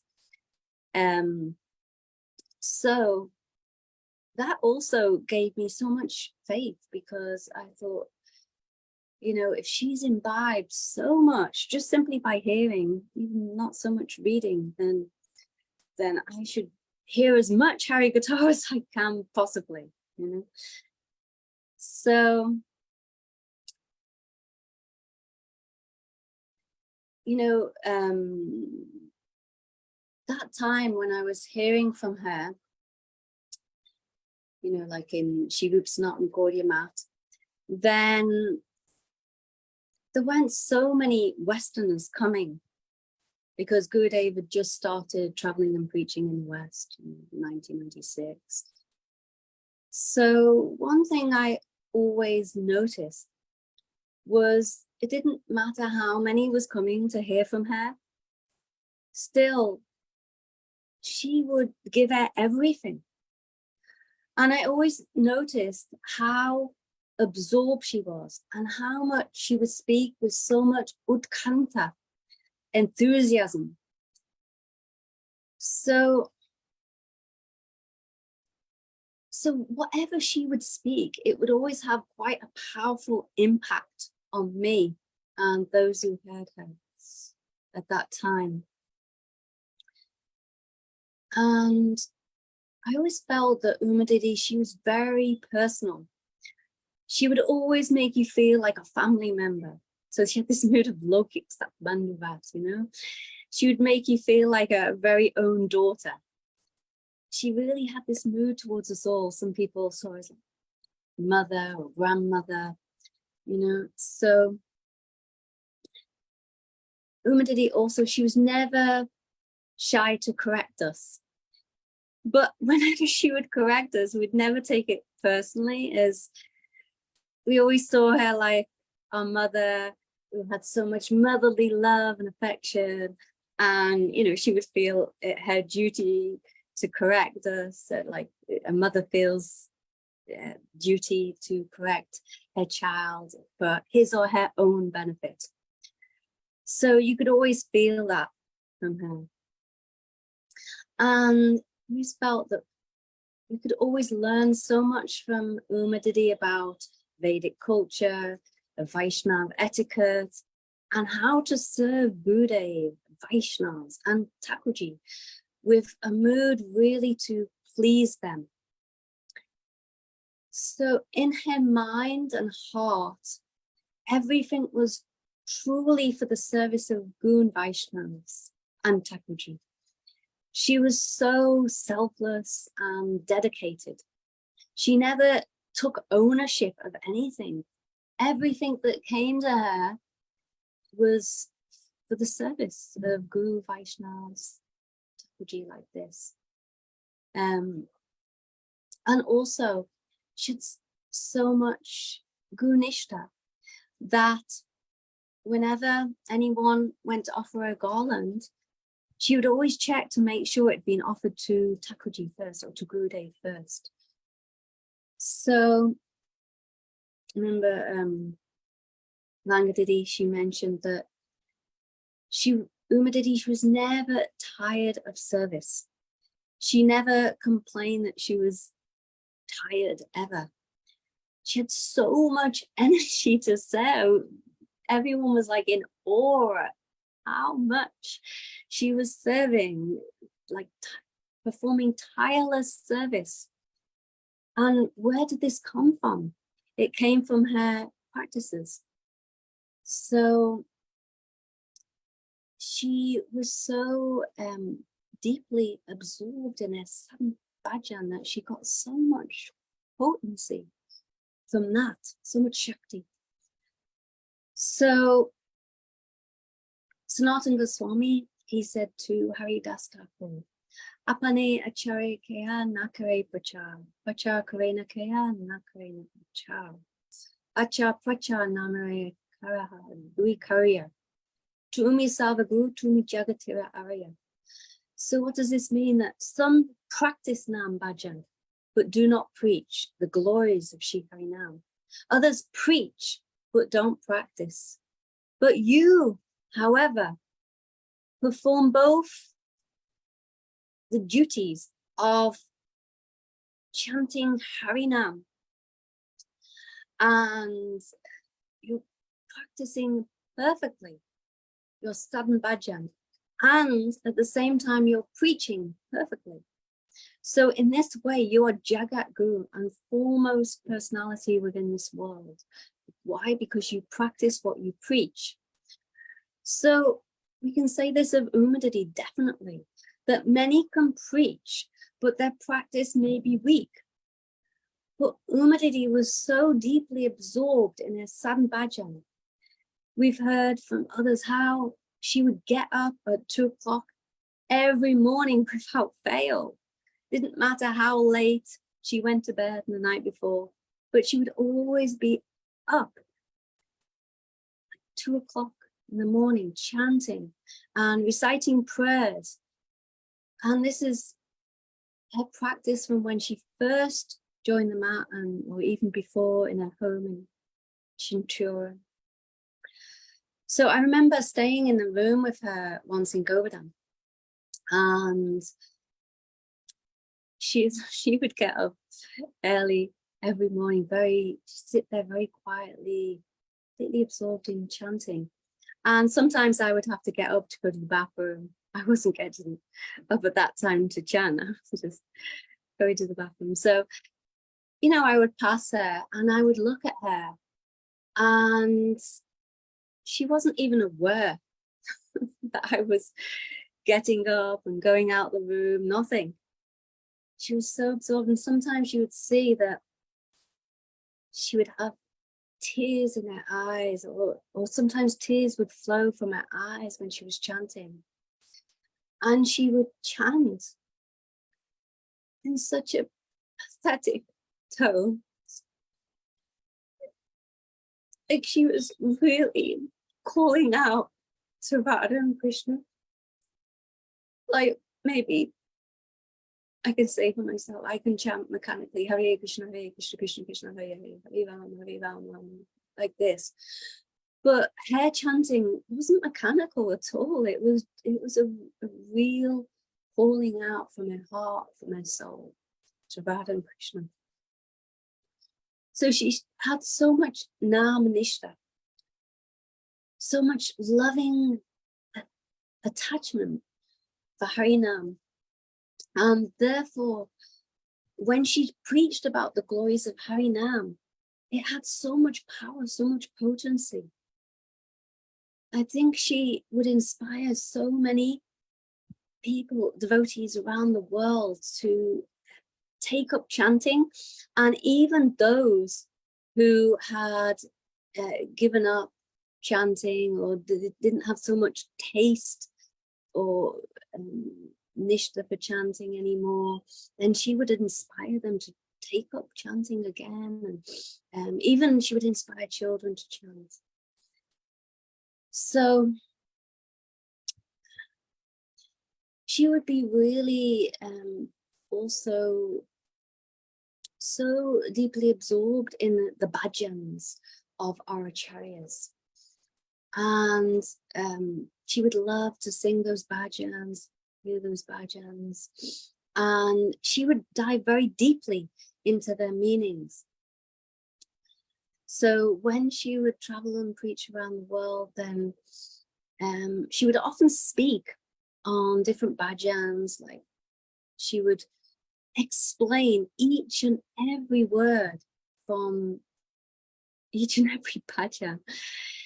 She could easily extract the deep conceptions and moods of the bhajans of Srila Bhaktivinoda Thakur or Srila Narottam Das Thakur, and explain them in very simple language. So whatever she explained, it gave you a new depth to that bhajan. It really brought alive the meanings of those bhajans. So really touched our hearts. And she would always say that be always in prayer, this mood of prayer, like our previous acharyas, which means to really practice our sadhana bhajan, go deeply into that. Dive deeply into the ocean of the nectarian baths, moods of our previous acharyas. So also bhajan means to serve, and how she would serve. She would love to cook for Thakurji. So many devotees have explained that. So wherever she would travel around the world, she would immediately like go into the kitchen and start cooking for their own Thakurjis, family Thakurjis. And when she would cook, she would be fully absorbed in that. And sometimes I would see her in different places cooking, and I would say, "Oh, Uma Didi, do you need any help?" Often she would be so absorbed that she wouldn't even hear me ask. With full concentration, she would be cooking and making so many preparations. Like at the time of Anukut Mahal Mahotsav in Govardhan, she would make hundreds of preparations in also New Braj festival. She would make hundreds and hundreds of preparations. She would start cooking like days and days before. And it was incredible with how much love, devotion, and nishta she had in that service of cooking. And as it's been mentioned before, that cooking service is so near and dear to Srimati Radhika. So it is one of Radhika's main services to Krishna. And Uma Didi, she's so expert in that. And I'm sure that when she was cooking, that she was right there in the kitchen with Srimati Radhika assisting her. So another, so I was explaining that one of the meanings of Uma is fame.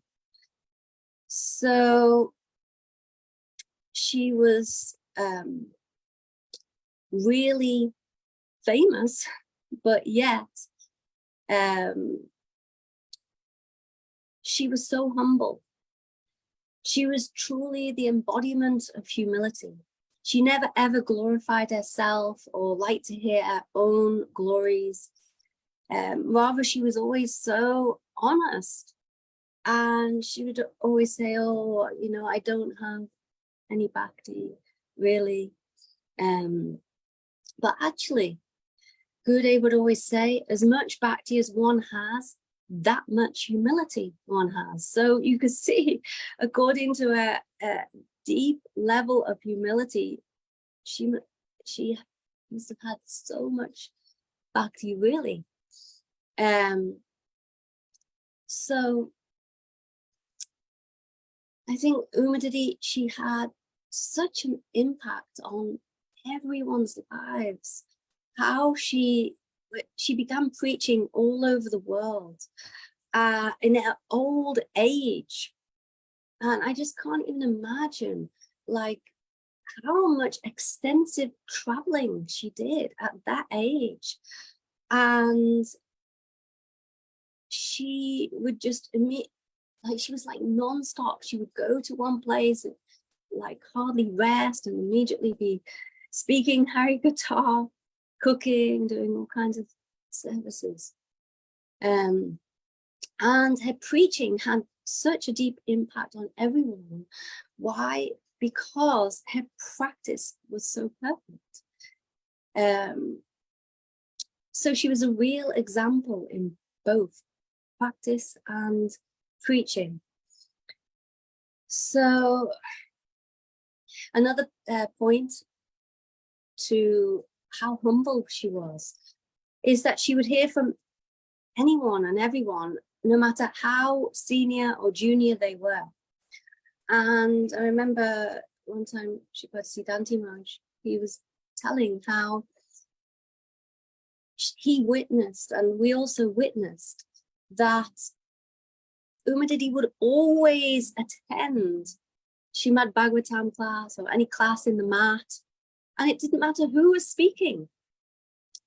So, it didn't matter how senior, how junior they were. So one day, Srimati Siddhanti Maharaj, she observed that one brahmachari was giving class, and Didi came and sat there, and she was listening very attentively. And Maharaj was very amazed. Oh, how Didi is hearing from this like practically new brahmachari so attentively. And after he asked, oh, Didi, you're such an old senior devotee, and yet you're coming to hear from this practically new brahmachari. Why? And then how she responded, she smiled and said, oh, you don't know that Hari Katha is so exalted, and actually I am coming to honor Hari Katha. So it doesn't matter who's speaking, but Hari Katha should always be honored. So you could see that she had such nishtha in hearing Hari Katha, speaking Hari Katha. Another quality of Didi was how bold and fearless she was. She would always speak the truth, even if someone took exception to what she was pointing out. She felt that the truth must be spoken. And, everyone respected her for that, actually. And she always made some really good points. And I think she, you could say, changed the hearts of many by her bold statements. So, one thing I was remembering as well today, that I was very fortunate to be with Srimati Didi when she went to visit her Guru Maharaj, Srila Bhaktivedanta Vaman Goswami Maharaj, just before he left this world. And he was staying in one village in Bengal somewhere. And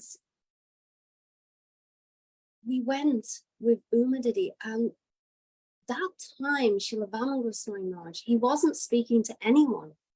He was completely absorbed. And no matter who came, he wasn't speaking to anyone. But when Didi came, then as soon as he saw Didi, she said to him, oh, do you remember me? because he wasn't in external consciousness. So she said like this, and he said immediately, "Oh, Uma," like this. And he said it was so much affection. And she was so elated when she heard him speak like this to her. She was in ecstasy. But it just showed us how much affection he had for her. Like that. He immediately noticed her, immediately spoke to her, even though not speaking to anyone else. So just one last thing I want to say, that after I had a serious road traffic accident in Vrindavan during Kartik of 2015, then I was in the hospital in Delhi, and Uma Didi, she sent a personal letter to me. It was handwritten message. And I remember receiving that letter in the hospital, and I became so touched, so happy that Uma Didi was remembering me, and she helped me to understand, you know, the nature of this accident and how I should take it. So I remember also when I recovered somewhat and I was able to walk, and whenever she would see me, she would say, "Oh, you are Gurudev's miracle." And she would always, you know, say how incredible it was that, you know, after such an accident, I was walking, and she would say, "Oh, this is completely Gurudev's mercy," and, you know, that I'm even alive, not to speak of walking. She would say, "Oh, you are Gurudev's miracle." And whenever anyone would walk in the room, whenever, or I would walk in the room and she was there speaking to anyone, she would immediately tell them, "Oh, you know what happened to her." She would tell the story about my accident. And she said, "She is Gurudev's miracle, just look," you know. So, but I always took it that she was really trying to encourage me, because actually, you know, this was completely Gurudev's mercy, because really I think I should have died in that accident. Gurudev saved me. And I always thought that she was reminding me, why has Gurudev saved you? Because you're meant to continue doing sadhan bhajan, doing service, so-called preaching. I don't really preach, but so-called preaching.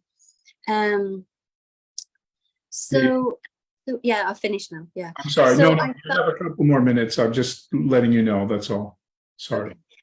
Okay. So you know, I really felt that she was trying to encourage me that don't waste this precious time that's been given to you.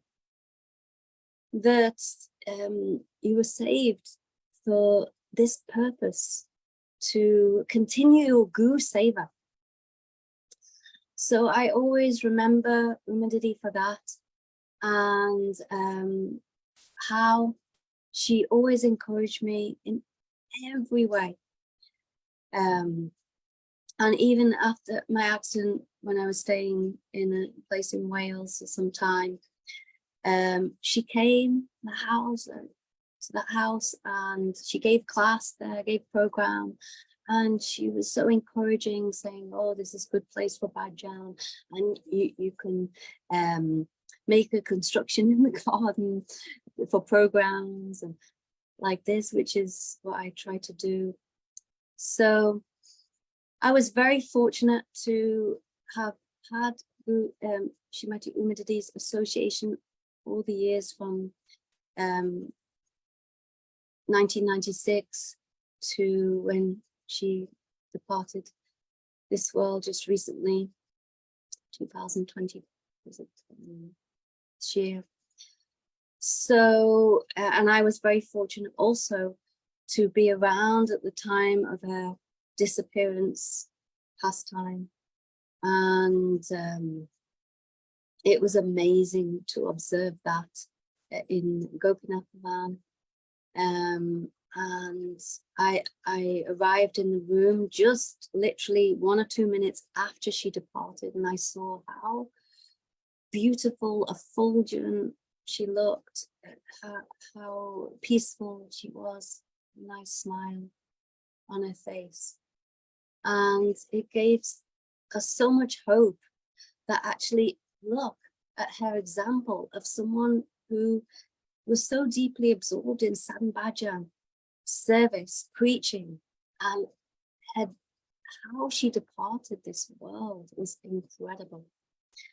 And you saw actually devotees from all over the world showing that appreciation for her, glorifying her, coming together in Gopinath Bhavan at that time, and devotees around the world in different programs glorifying her, and now also hundreds and hundreds of devotees.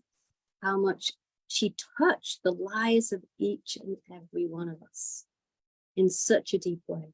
So I think over time, probably now, sorry. But I want to pray to Uma Didi that she always bless me, that I can become as serious as her. If I had even a drop of the sincerity that she has, and I could perform even a drop of the sadhan bhajan that she's performed in her lifetime, I think my life would be a complete success. And how much Guru Nishtha she had, I want just even one drop of that. So I pray that she can bless me, that I can develop such Guru Nishtha that she had, such humility that she had. So, okay, Vanchakapatrubhista, Kripa Sindhe, Vicha, Patitanam Bhavambhyo, Vaishnavebhyo. Thank you very much, Chandra Didi. So many good points you brought up, memorable points worth reflecting and meditating on. Just a couple that really stand out for me are the sincerity with which she chanted japa. I wish I had been there to have that experience that you had, to see her in her deep prayer with her really calling out to Krishna. That in itself must be hugely transformative for anybody who could witness that. And then the other thing, among the many things that you talked about, is just be always in prayer. And Uma Didi really embodied that. Her whole being was one of prayer in action, reaching out, helping everybody, supporting everybody, lifting everybody's spirits, as you did for us today by reminiscing about all of that. So thank you very, very much for everything that you said and for being here. Okay. Thank you for the opportunity, Prabhuji. Oh, it's a blessing that you're here. We're now going to, according to my schedule, we're now going to move to New Delhi, India, and invite Ramachandra Prabhu to speak about his reminiscence of Uma Didi. Of course, everybody knows Ramachandra Prabhu. How can you not know of him? He met the devotees as a child, as you do. So very special personality. I hope that Ramachandra Prabhu is here in the room. I don't easily see him anywhere, but maybe he's here. And you He's there, Prabhuji. Sorry, Yashodhari? I was saying that Ramchandra Prabhu's there. Yeah. He's unmuted as well. Okay. Thank you, Prabhu. Thank you, Yashodhari. Now I have become old, so my shape and look has changed, so you may not be able to see me. I can't see all of the pictures in my screen the way that they want me to have the speaker on my screen big, so it only means I can see about 4 little pictures. So I couldn't find you. Thank you. I'm glad. I could not recognize you. I have to read your name, and then I found, oh, here is Budala Prabhu. It's the You white. are totally changed. It's the white beard. It's age, isn't it? That's it affects us all. So happy to see you, Prabhu. Then None of us. my pleasure that I am now among my so old God brothers, dedicated disciples of Srila Gurudev. Namo Vishnupadaya Radhikaya Priyatmane Shishimad Bhaktivedanta Narayana Goswami Dinamane Sri Krishna Leela Kathane Sujacham Odare Madhuri Guneshta Yuktam Varam Varenyam Purusham Mahantam Narayanam Kumam Shirsa Namami. I was given time 11:55. I thought probably I am going to catch that train of Europe or a bus of a Europe. They go so much accurate in time. 11:55, 11:53, and it happened. I caught 11:55 time. Nice. Unbelievable. Time perfection. I like it very much. We go according to Indian time, but I am trying to follow now European time. Yeah, well, Prabhu, you have 15 minutes of our time. I don't know if that's going to expand into 15 minutes Indian time, but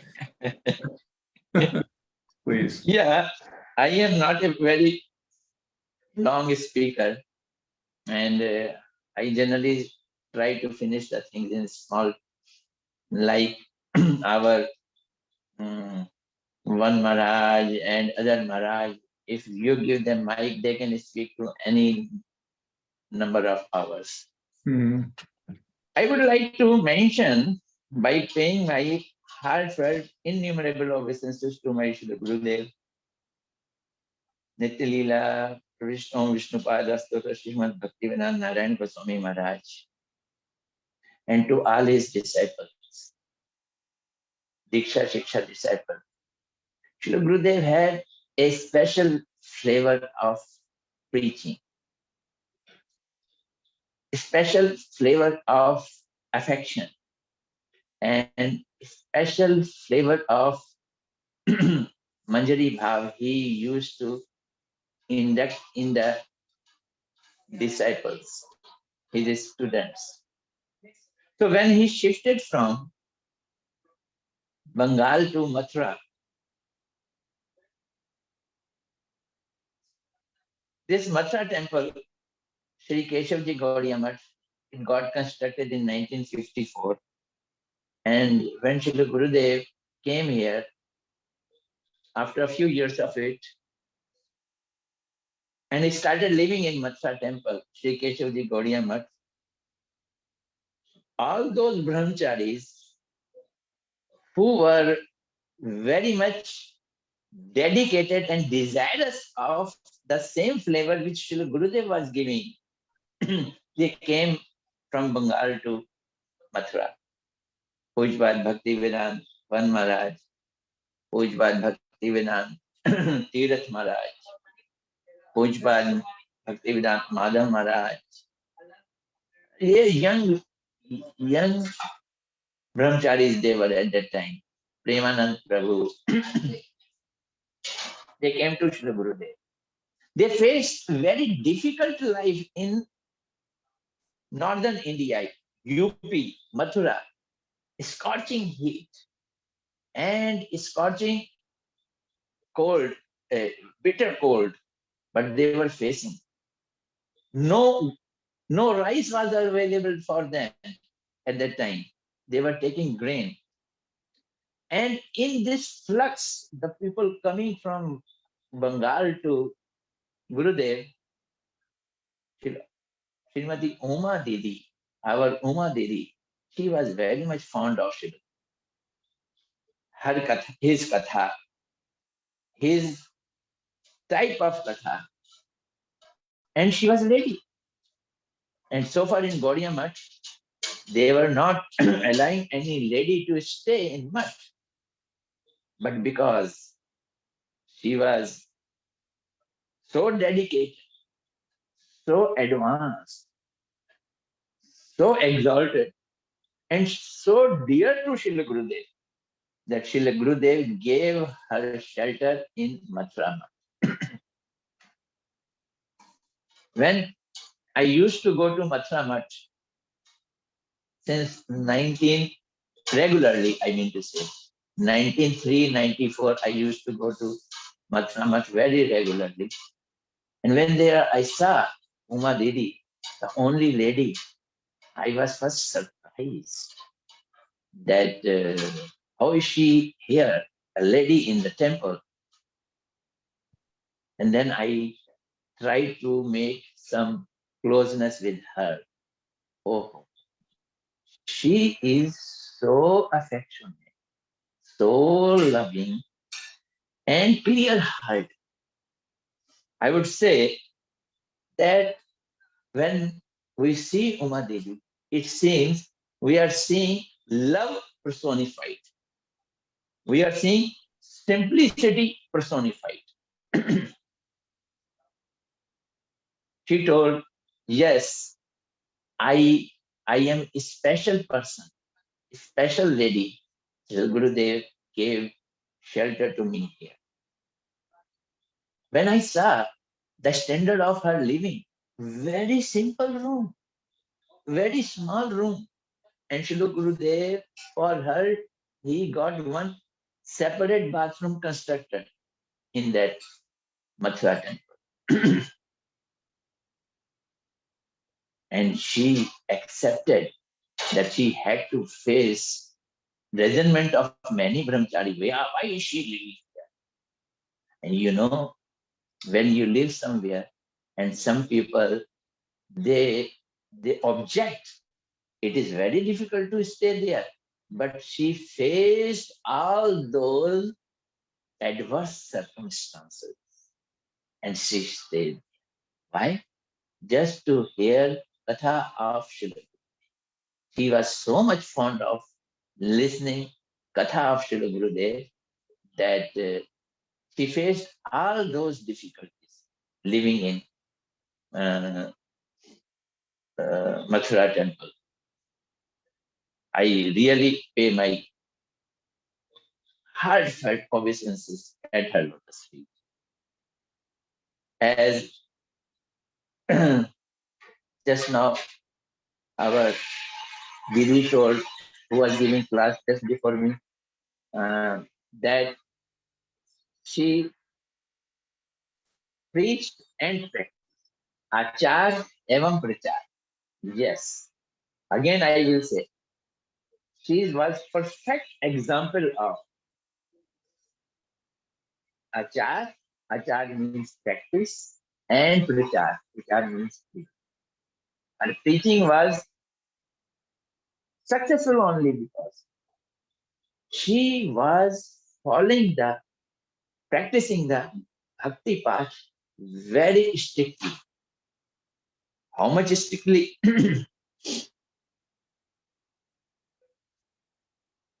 It is very difficult to know when does she sleep. If you are awake at 2 a.m., you will see she is chanting. I'm sure that she never woke later than 2 a.m. 2 a.m. she will get up and she will start chanting. Very much fond of chanting and very much fond of following all the programs of temple. And when Mangal Aarti starts, she will follow it. She will attend all the Mangal Aartis without any break. And she will do Aarti also. This was her practice. She will do Aarti also. And how many rounds she chant, she will not tell. She will never tell. I can say more than 1 lakh, maybe 2 lakh also, because she keeps on chanting. She keeps on chanting. She was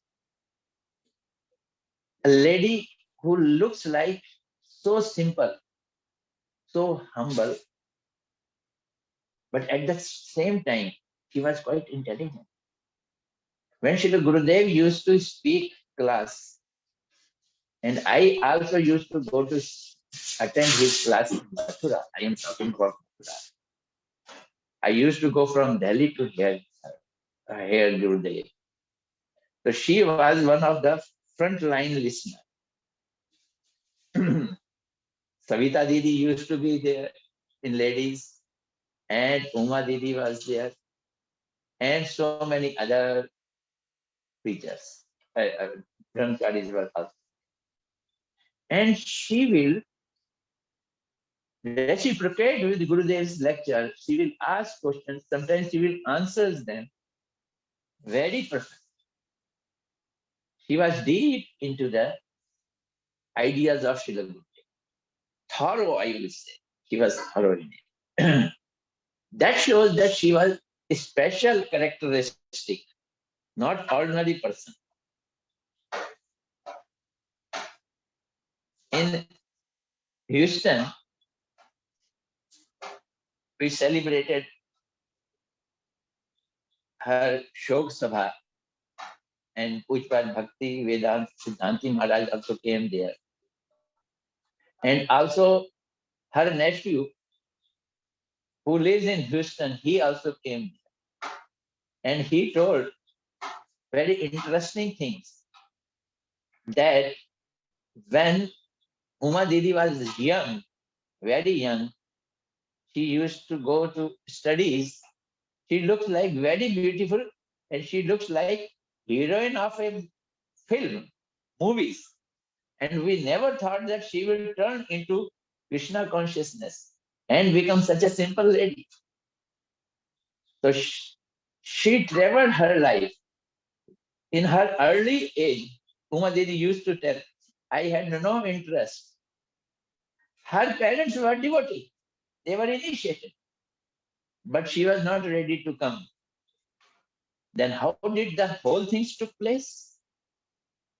They used to cook prasad, they used to take so many things, and temple, Gaudiya Math, was nearby to their house in Chuchura. And parents will say, take this thing and go and give it in the temple. And she used to come to temple. She saw Param Gurudev, Nitya Leela Parvesh, Srila Bhakti Pragyan Keshavji Goswami Maharaj. She saw him also. And Pujpad Bhakti Vedant Trivikram Maharaj, he used to catch her. Why don't you come? He persuaded her gradually.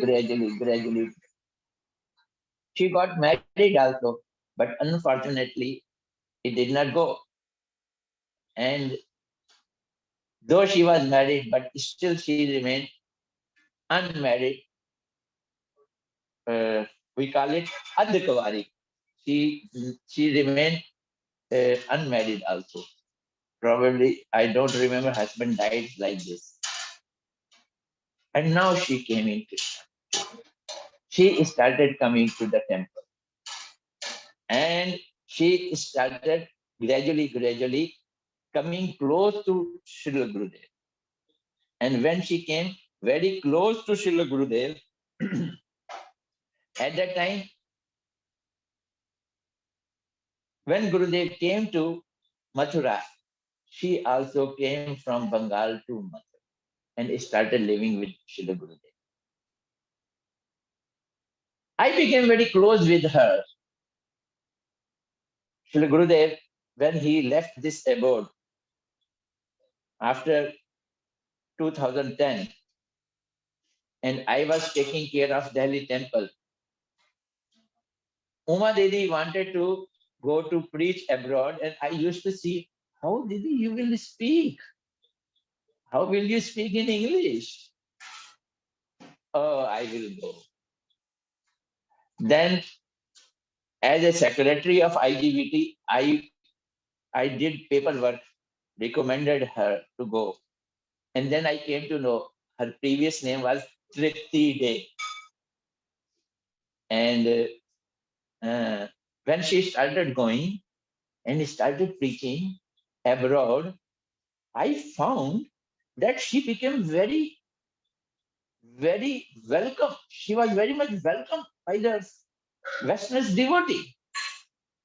Then I found the cause of her this popularity, her simplicity, her humbleness, and her affection.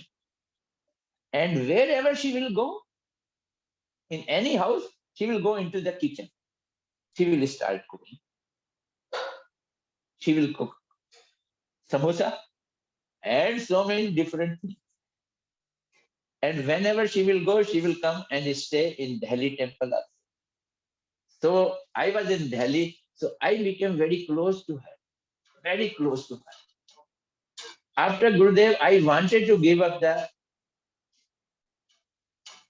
control of the society because of many political reasons.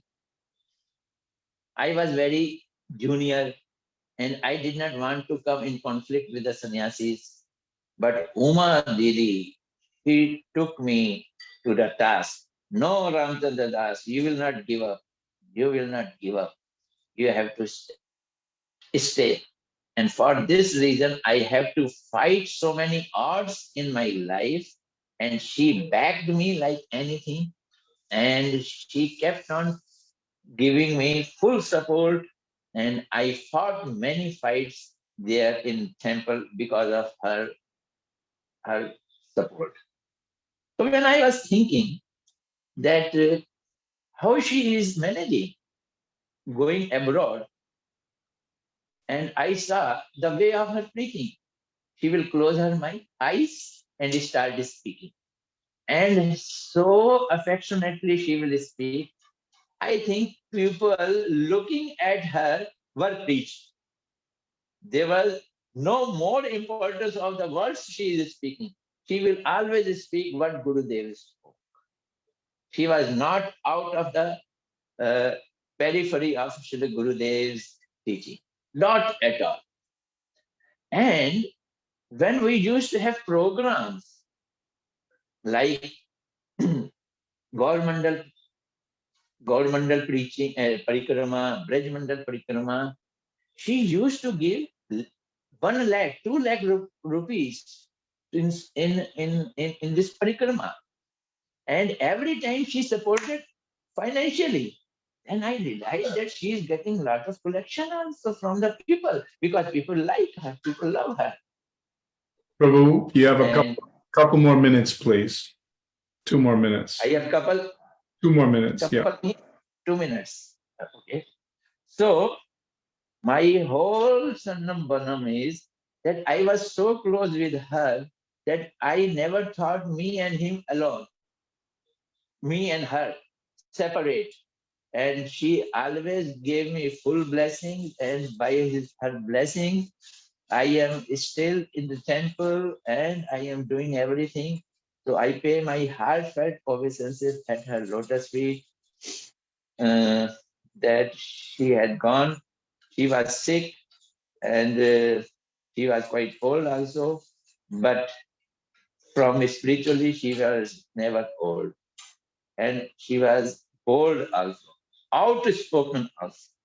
So I pay my heartfelt obeisances at her lotus feet that please she may give me blessing, give all of us blessings continuously. Had she been a Mard, I mean Purush, she would have become a very high class of Guru also, I am sure. Then Hare Krishna. Dhanyavad, Prabhu. Thank you so much. What a blessing that she supported you in that deeply personal way. And I think your example probably touches everybody's heart, because I think anyone who knew Uma Didi, they also felt that personal, oh, I really care for you. felt that special support from her. So that's just a wonderful sharing that you gave us today. Thank you. Now we're going to invite Radhika Didi. We've got Radhika is another childhood devotee. I'm perhaps born as a devotee. She's in Miami right now, and I believe that she's going to do some kirtan for us or some bhajans. Is Radhika here in the room?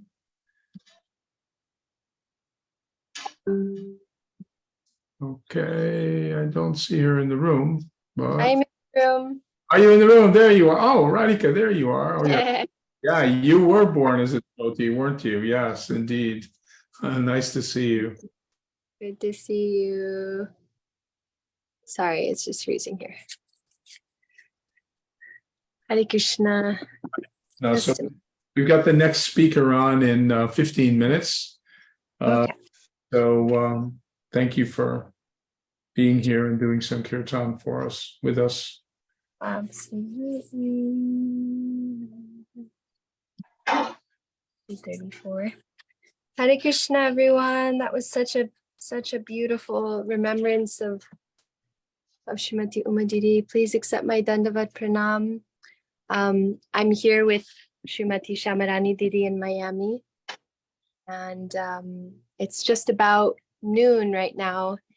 I was thinking about what I would like to offer to Uma Didi as a kirtan, and I was just remembering cooking with her in Badger and hearing about all the devotees' experiences being in the kitchen, taking her prasad, and how much love she had when she was cooking, and also thinking about how she left in the early morning, which is exactly the time that Yashoda Maya summons for Srimati Radhika to come and cook for Krishna, and that was the time when Uma Didi left. And so I wanted to sing Bhajabhakata Vatsala Shri Gaura Hari. If anyone wants to follow, it's page 234 in the songbook.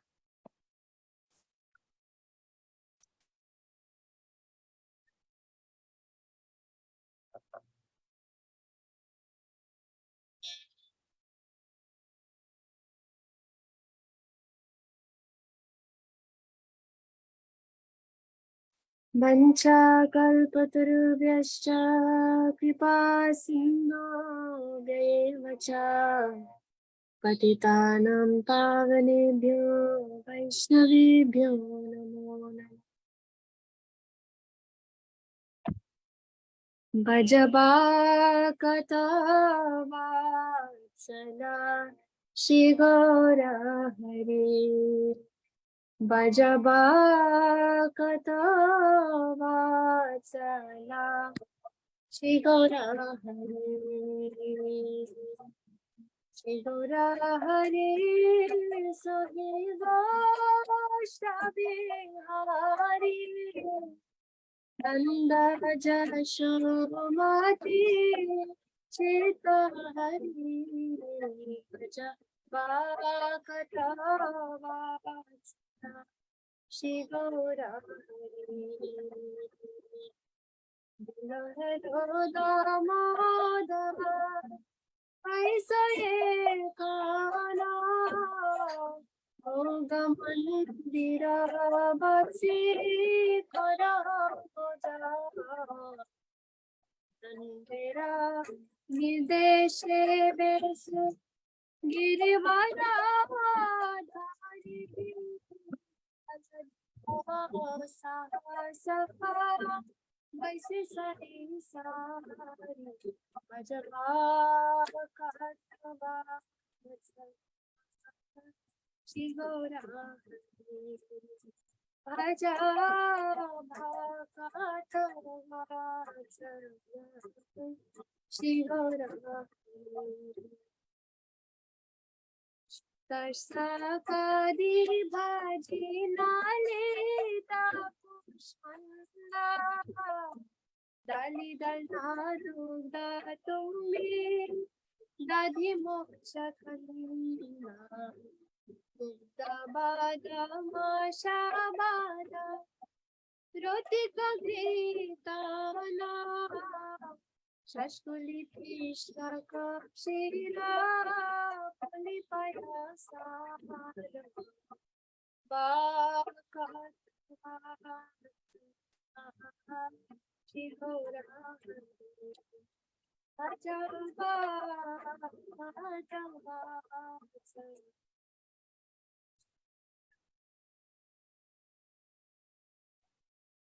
Purayamita ke Ranga Chirasara Amita Rasalayamna Vadasa Prakara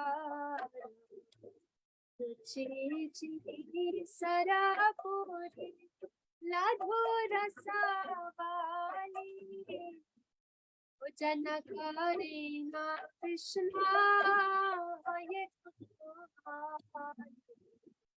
Radhikar Pakayana Vivida Vyanjana Paramayanande Krishna Parina Bhujana Bhajapaka Shri Gaura Bhaja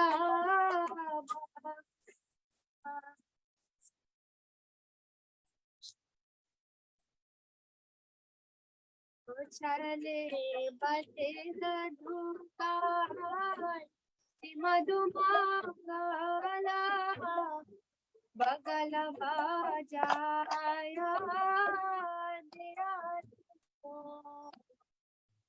Radhika Gane Heri Nayane Rakone Hare Krishna Yashoda Bhavani Bhajaba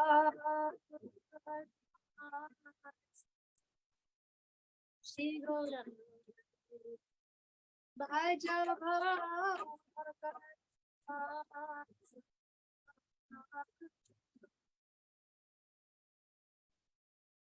Vajanante Priye Krishna Suvasita Vari Sabde Mahaprashanariya Vanesari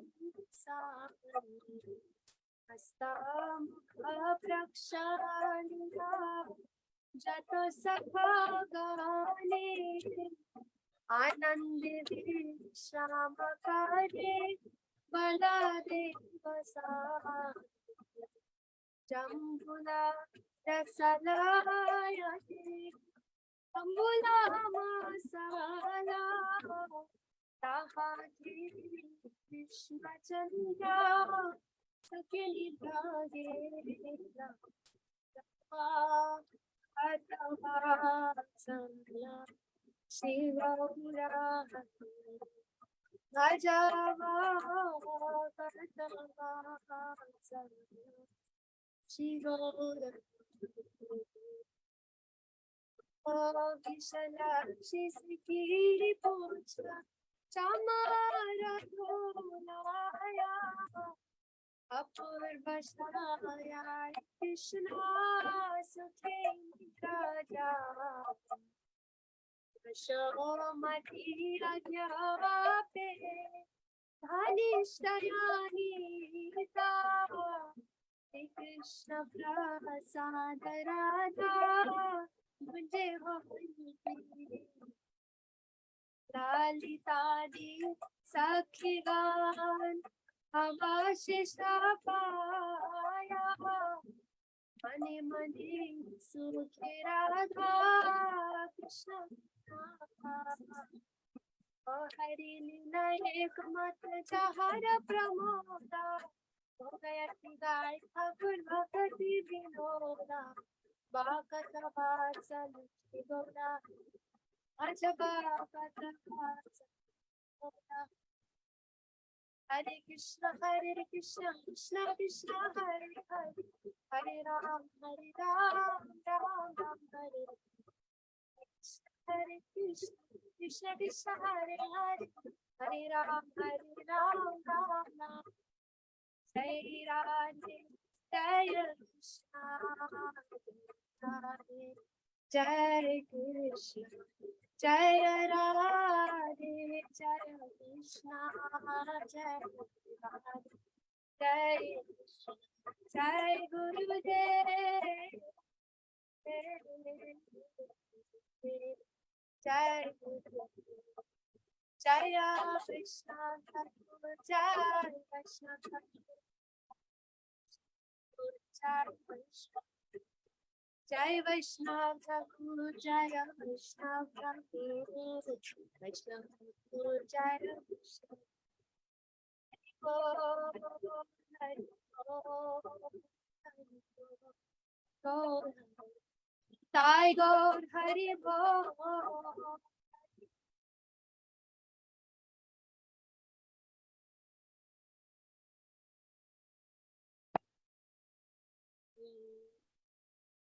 Srimati Uma Didi ki jai. Haribol, thank you so much for that. Always so beautiful. Just a quick question before we go to our next speaker. Do you have your bhajans available on some kind of online forum, iTunes, Apple Music, Spotify, or something like that? Yeah, Janava and I have an album of Braj Kirtans on Spotify and on YouTube. Yeah, Maybe Spotify. would you do us a favor and post that in the chat for everybody? The link to that, maybe? Sure. Yes. That'd be great. Thanks a lot. Thank you. Okay, so we're now going to zoom over. We're going to bhakti zoom over to New York and listen to Ashalata Pandey, who first met the devotees in or Srila Gurudev in 1993.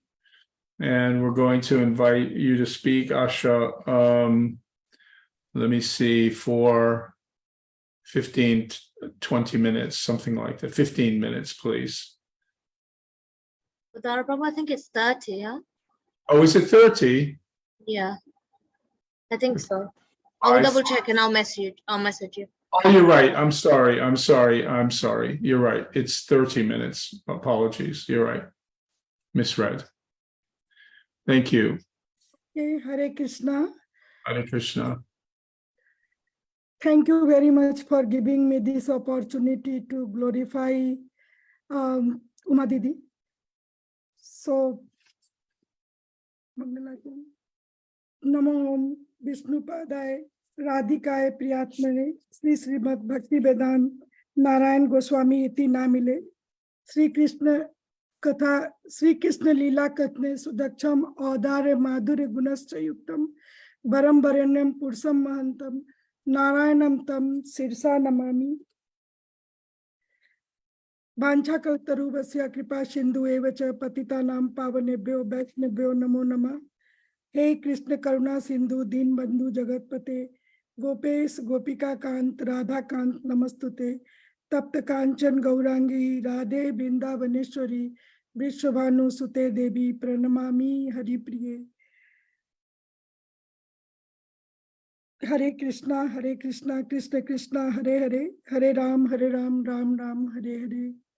So first of all, I offer my heartfelt obeisance at the lotus feet of my beloved Gurudev, Nityalila Pravist Om Vishnupad Ashtotar Sat Sri Srimad Bhaktivedanta Narayan Goswami Maharaj, to all Guru Parampara, to the lotus feet of Uma Didi, and to assemble all Vaishnava and Vaishnavis.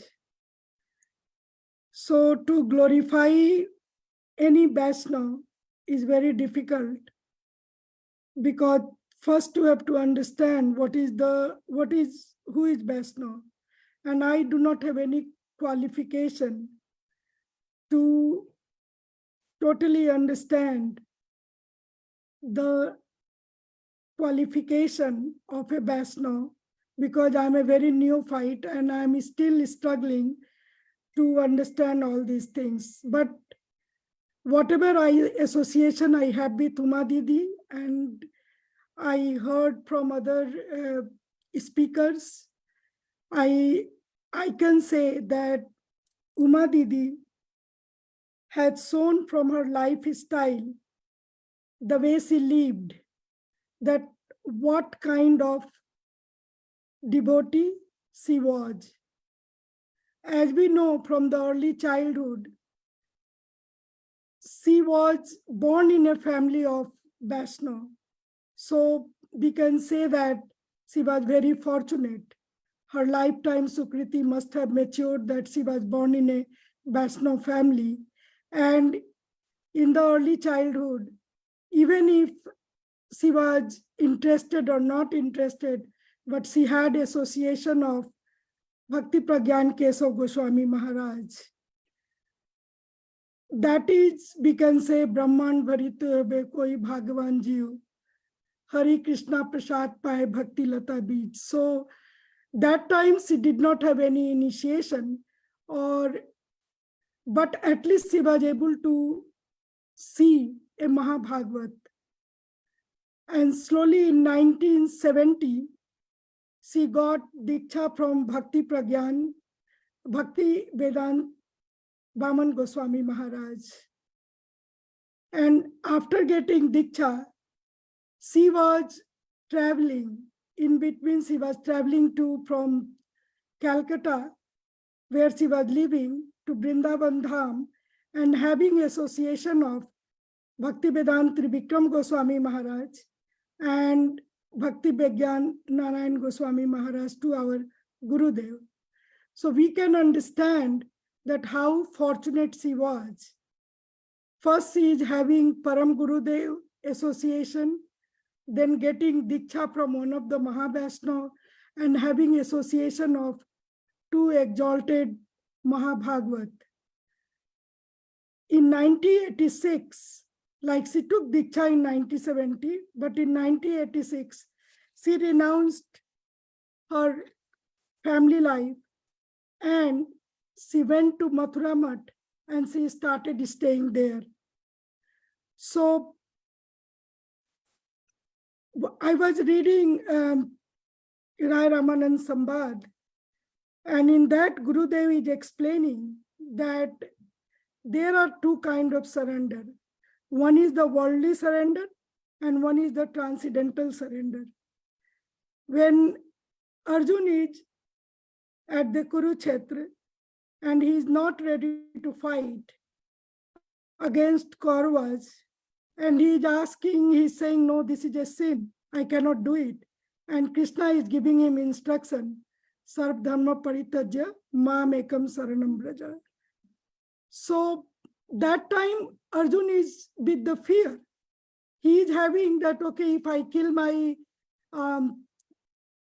grandfather or if kill my cousin, I will incur a sin.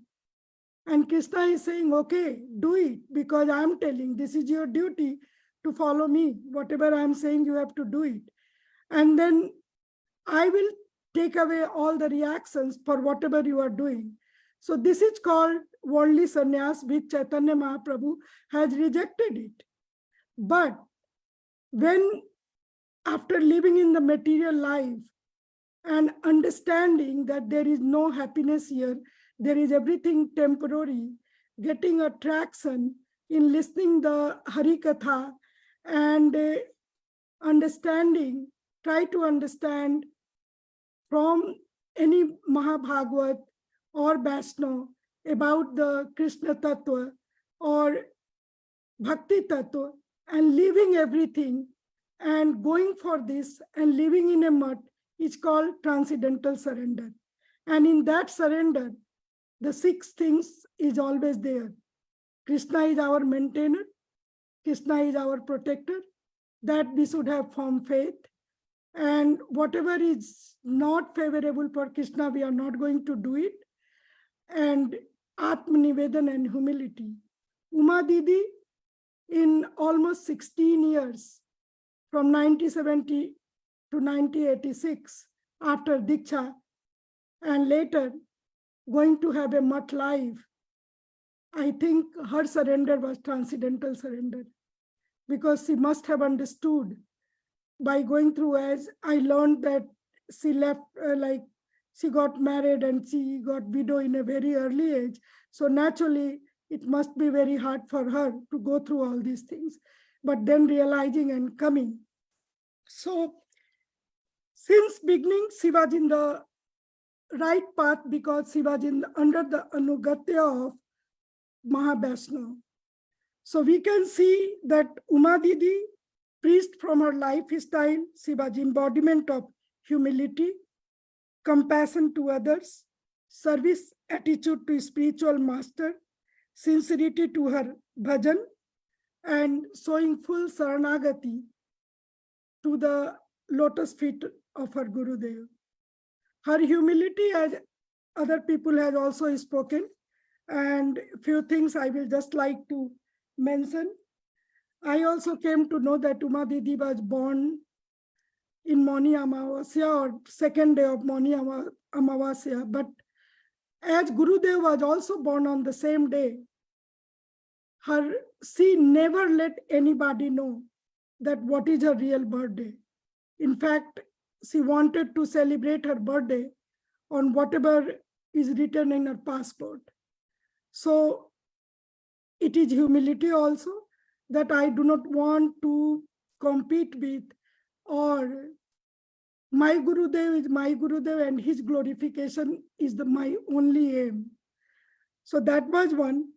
Then another was that after her departure, we came to know from the Ranga Didi that she was awarded by all the three Mahavishnu, Bhaktivedanta Trivikram Goswami Maharaj, Bhaktivedanta Baman Goswami Maharaj, and our Gurudev Bhaktivedanta Narayan Goswami Maharaj, the title of Bhakti Madhuri, but she never let anybody know. So her humility is really one of the things which all the aspiring sadhaks should try to follow it. And like we see that one moment of association with the Vaishnava, as we say, that sadhu, lava matra sadhu sangha sab siddhi hoye. So Uma Didi, not lava matra, she has a great time association of sadhu sangha, and she was able to understand the unalloyed bhakti to Radha and Krishna. And that only she tried to impart whenever she was preaching, either in India or in anywhere in the Western country. She was a female devotee, female Vaishnavi. She did not have any disciple, but as we all know that she was very famous. She was loved by everyone. She was mother of everyone due to her acharan, due to her practice, due to her lifestyle, what she showed to others. So we see bhakti means love.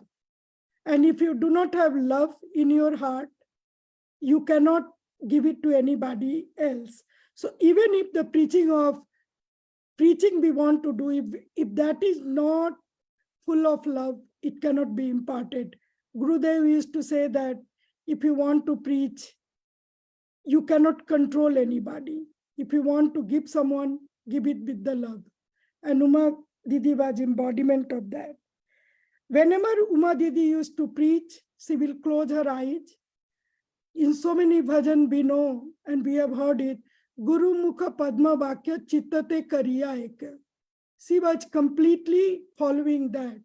She always says, whatever I am preaching, I am only preaching whatever I have heard from Gurudev. She never said, okay, it is written in this Shastra, this is this place, this is that place. So her surrender to Gurudev was also very extraordinary. She believed that, as in Guru Ashtakam, we all should believe it, but she totally believed it. And she will always say, Yasya prasada bhagvat prasada, yasya aprasada na gati kuto api. So she knew that without the mercy of Guru, we cannot understand Krishna. And if we have done any offense to Guru, it is very difficult to. So she was very, very, very careful to following everything what Gurudev is teaching, what Gurudev wants. She knew it very well. So, and she was imparting it too. She was telling, whenever she came anywhere, she started preaching. So she will start with this. And she always think the other, we are praying every day in Guru Astakam also, Sakchad Haritvena, Samasta Sastre, Ruktastha Bhava Tevam Sadde, Kintu Pravoro Priyatasya, Bande Guru Sri Charna Ravindam. Means a devotee should always think that my Guru is or having all the qualities of Lord Krishna. And the Guru should always think, I am the servant of Lord. So she always believed. That is true also. We have not seen Krishna, we have not seen Radha, we have not seen Chaitanya Mahaprabhu, we have not seen Rup Goswami. But yes, we have seen our Gurudev. We know we have touched Gurudev, we have served Gurudev, we have listened to Gurudev. So our full surrender should be first to the Guru, Guru Padasre. And once we are in the right path, like once we surrender to Gurudev, Gurudev will automatically, his karuna will come to us and he will guide us in the right path, and so that we can reach to the right destination. So Uma Didi life, I'm just trying to, when she was there, I have a chance to serve her so many times here also, even in Vrindavan, even in during her sick time. But now I'm realizing that, okay, whatever she used to say, whatever she used to do, she was totally following Guru Padasre and Guru Bani. And she was giving us also this, like we want to read so many big scripts. We should read big scripture, I'm not saying, but first we should surrender ourselves totally to Gurudev. So that is one of the part of Uma Didi. Compassion. She was very compassionate to everyone, especially to the brahmacharis. Anywhere she is staying, she will always thinking of what I can take, what I can give to them, how to protect them. Very small thing I will like to share. She was about to leave my place and she was about to reach to Mathura. And as everyone is saying and everyone knows, she was a great cook. And I think like our goal is to get a Radha Dasyam.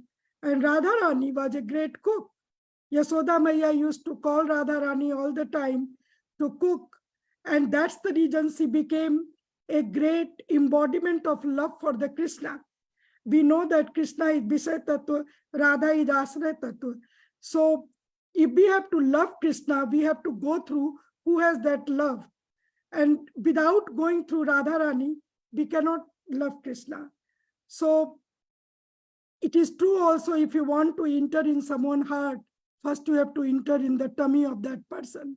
And the best way is feed that person nicely. And I think Uma Didi service to Hari, Guru and Vaishnava by cooking, by making different kind of prasadam, was somehow or another going towards Radha Dasyam too. And we also try in our home to follow Uma Didi and try to make as much preparation as possible. And by her blessing, sometimes preparation comes very good too. So what I was trying to tell, she was about to leave. She made a lot of khaja, one sweet preparation, and she told me, you have little less time, so you cook the like daily food, but someday if you are not able to cook, you can offer it to Radha and Krishna. And she made plenty of amount. So I was very happy. So when I came, I saw her making some kaju barfi. So I said, okay, Didi, you cook this much. She said, no, no, no, this I'm cooking and I will take it for the brahmachari. Do you mind it? I said, no, I do not mind at all. So she said, oh, the brahmacharis will be very happy. I'm going to Mathura and that will be sweet for them. So I cannot believe that after cooking so much for here, then she has the energy to cook and take it. And so Uma Didi dedication, she was never getting tired in doing the service and never any excuse, as everybody was telling. I saw her most of the time in my house. Whenever she's not doing anything, her eyes is closed and the bead bag is in hand. So she chanting. We make at least all the time excuse that, okay, today is this program in the house, 30 people coming, 40 people coming, I have to cook, I have to clean. So especially for myself, which is I'm telling, my chanting that day is very, very minimum. And I just justify myself that chanting is also a service, cooking is also a service, taking best care is also a service. I'm doing service, which is an excuse, which we should not do. And I learned from Uma Didi, and I will pray to her that she should impart that feeling, that strength in me, so that we can also, after doing all the work, maybe sleep 1 hour less and do not forget to complete our chanting. So that was one of the things. Then service attitude to her spiritual master. So I have witnessed few things, that Uma Didi coming to a Western country, and as everyone was telling, okay, Uma Didi, I think Gurudev also told once that, okay, you stay there in India and you preach here.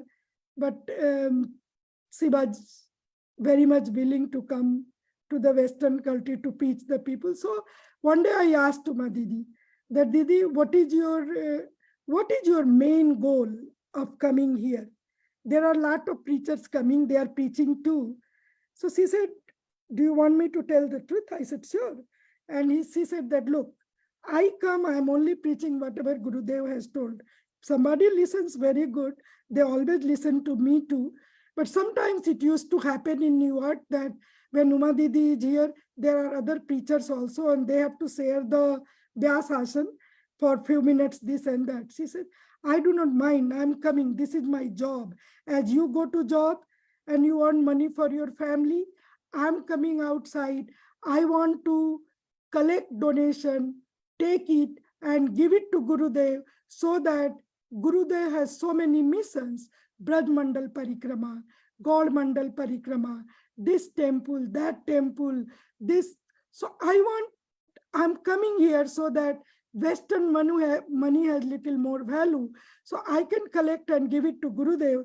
And as somebody was telling, I do not know who, that when she came first time and when she reached to Badger, she gave Gurudev a big envelope, and Gurudev was there. So her main mission was not only that what she knows she can preach, but there is other service also for Gurudev, that different mission needs different kind of revenue, and everybody should feel obligated to become part of that by sharing some Lakshmi too.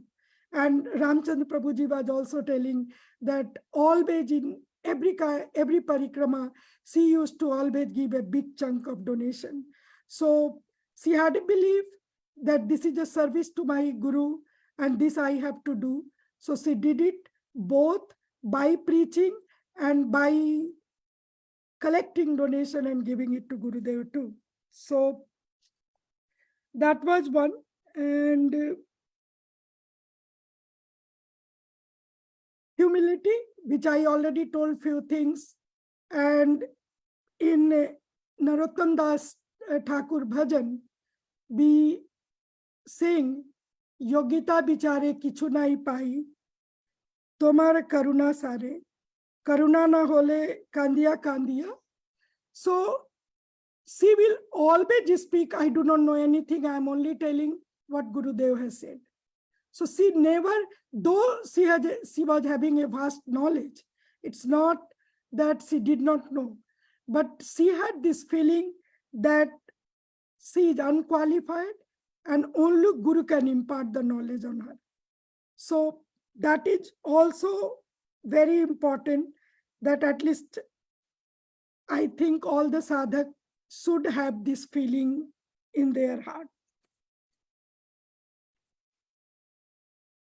Vaishnava Association and Vaishnava Anugatya. So Uma Didi, as I told before, that she has Anugatya of so many Vaishnava, and Charu Chandrika Didi was telling that how Bhaktivedanta Baman Goswami Maharaj was happy, even if he was not speaking at the end, and when he saw Uma Didi, how he was happy and like called her name, and that must have given her so much. So for getting this kind of appreciation, she must have done a great service. And that's the reason she is being appreciated like that.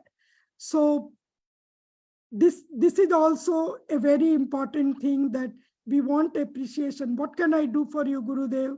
We always used to ask. Without asking, do the service. And then appreciation will come of its own.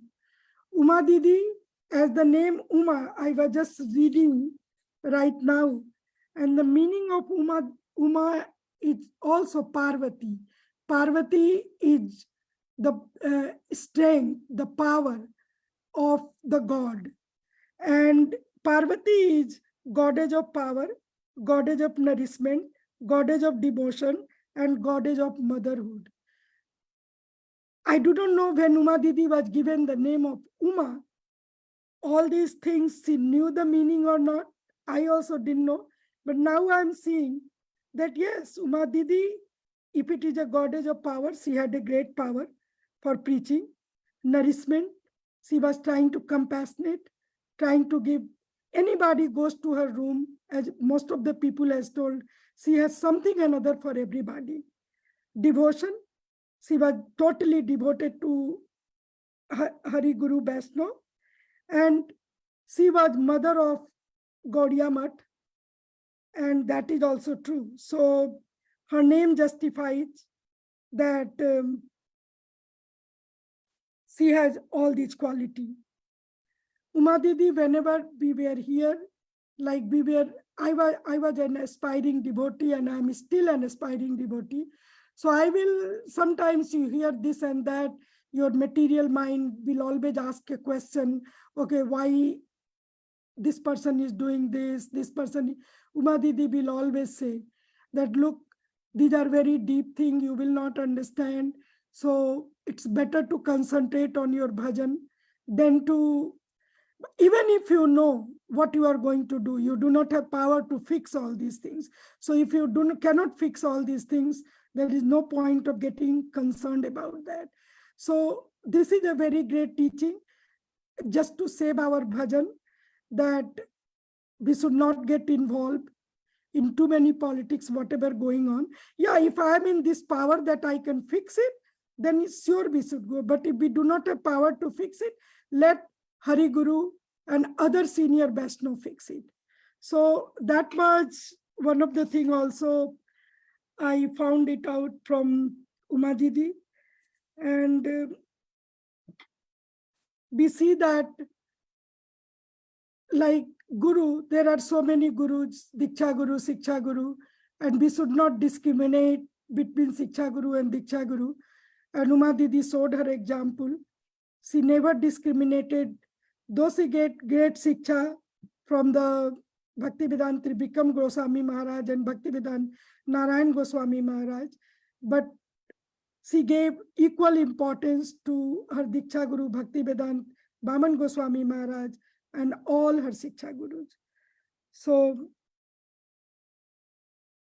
there are so many other things to say, but I'm getting right now how much more time I have to finish it. You could have 2 or 3 more minutes. I think that's good. So Radha Dasyam, see, our whole Gaudiya Sampradaya or Gaudiya teaching is on the Asray Tattva. And the best Asray, Krishna comes in the form of, condensed form of his Karuna, in the form of the Guru. And in other way also it is said that Guru is sent by Radharani. And when we take Diksha, 2 things happens, that Dibbigyan, that what is our relationship with Krishna, is being given by Guru, and Cha means that our all anarthas are, Gurudev is going to take care of our anarthas. But it's not that the day we get the Diksha, the same day all our anarthas are gone and our relationship with the Lord is done. Like the way when we have a seed, we put the seed in the soil, and if we do not give water, and if we do not give proper sunlight and manure, the seed can either die, or if we give the proper water, manure and sunlight, it can sprout. In the same way, Diksha is just the process the day Gurudev has given, but it is the duty of the disciple to become a gardener and try to water that seed with the Shravan and Kirtan. These are the water and manure, Shravan and Kirtan of past times of Krishna. So if we follow this and we follow the Anugatya of Guru or Vaishnava, then we will surely reach one day to our Radha Dasyam goal, which is our goal as given by Gurudev. And I am this day looking at Uma Didi life, that what she has done.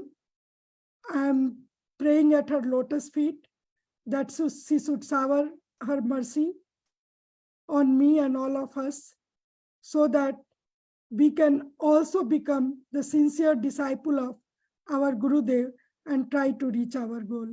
Hare Krishna, Vancha Kaltaruvasya Kripa Sindhu Evacha, Patita Nam Pavanebhyo Vaishnebhyo Namo Namah. Hare Krishna. Thank you very much for what a beautiful presentation, Didi. That was a very nice meditation on Uma Didi and how she embodied all the teachings of her Gurudev, the Guru Varga, actually a real saint. So you really described that very well in such an inspiring way. We are waiting for Manini Radha to arrive because I'm going to do a handover to her. So we've got a couple of minutes maybe before she gets here. What I think I'll do is move to sharing with you the next film clip, just so we can have some continuity.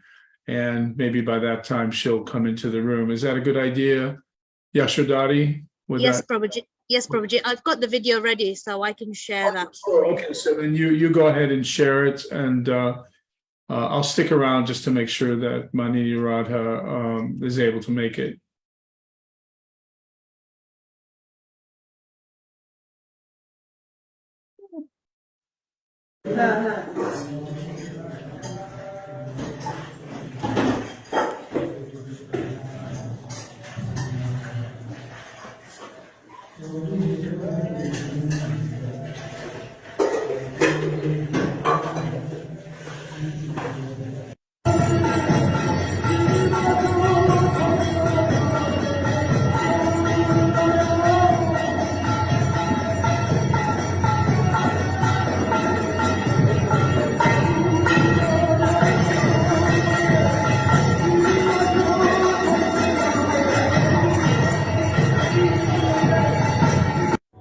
There's no paper. ये सब सदगुरु मिलके फलन देगा सामने माया तत्व, कृष्ण तत्व, चित तत्व. माया तत्व You found a little spot of sun. Jai Undidi Kisai.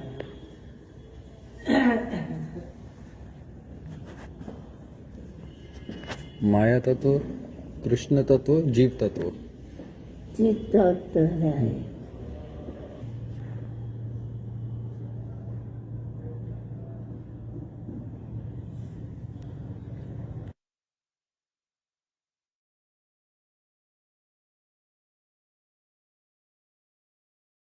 Okay, so I think Manini Radha is not yet in the room, but we have Shrikant Prabhu, who is, I think, ready to take over. Is he in the room? Yashodhari? Yeah, Shrikant Prabhu is in the room. There he is. Now I see him. Haribol Prabhu. Dandavat Pranams. I want to thank everybody for giving me some seva to do. It's very nectarian, very helpful to me in my spiritual life to hear the glories of a great Vaishnavi like Uma Didi, and to be with you all. I look forward to listening further today and tomorrow and the day after. So thanks very much. Hare Krishna. Over to you, Shrikant Prabhu.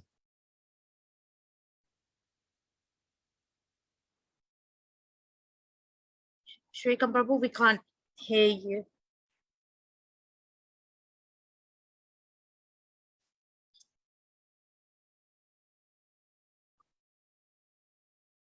If not, I can cover you while you figure out what's happening with your data. So just bear with me 1 second.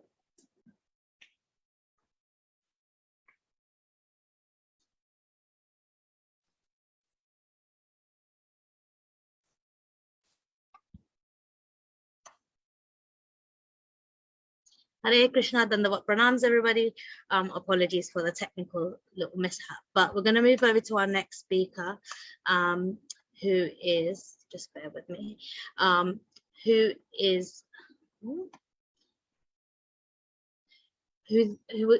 has been born and brought up in a Vaishnav family from childhood, and is from Columbus, Ohio, USA. Rukmini Didi, if she is there, let me just double check. Haribol, Dandavat Pranams, Rukmini Didi. Haribol, Dandavat Pranam. Oh, wonderful. We can hear your voice very clearly as well. So please take the floor. You've got 15 minutes, Haribol. All right. So I'm on early, I guess. Yes, okay. Sorry. Yeah, we're no, that's good. All right, thank you, Dandavat Pranam, and Jashodhari Didi, thank you for being such a powerhouse. I know that you have been doing so much to organize this, and all the devotees, the whole Bhakti Zoom team for organizing this festival, and for emceeing and dealing with all the technical difficulties. So all glories to all of you. So Om Jnana Timirandhasya Jnananjana Shalakaya Chakshurunmilitam Yena Tasmai Shri Gurave Namah. Anchakalpatrupascha Kripasindubhe Vachapatitanam Pavnebho Vaishnavebho Namo Namah. Namong Vishnupadaya Shri Gaur Priyamurte Shrimati Bhakti Bala Tirtha Goswami Niti Namane. Namong Vishnupadaya Gaur Prashtai Putle Shrimad Bhakti Pramodaya Puri Goswami Namane. So I just will speak a few words about Srimati Uma Didi, which I'm sure that all the glorifications that have gone before are much more than I can do, but it was just to purify my own self that I'm glad that I've gotten this opportunity. So Srimati Uma Didi was very, and is very dear to our family.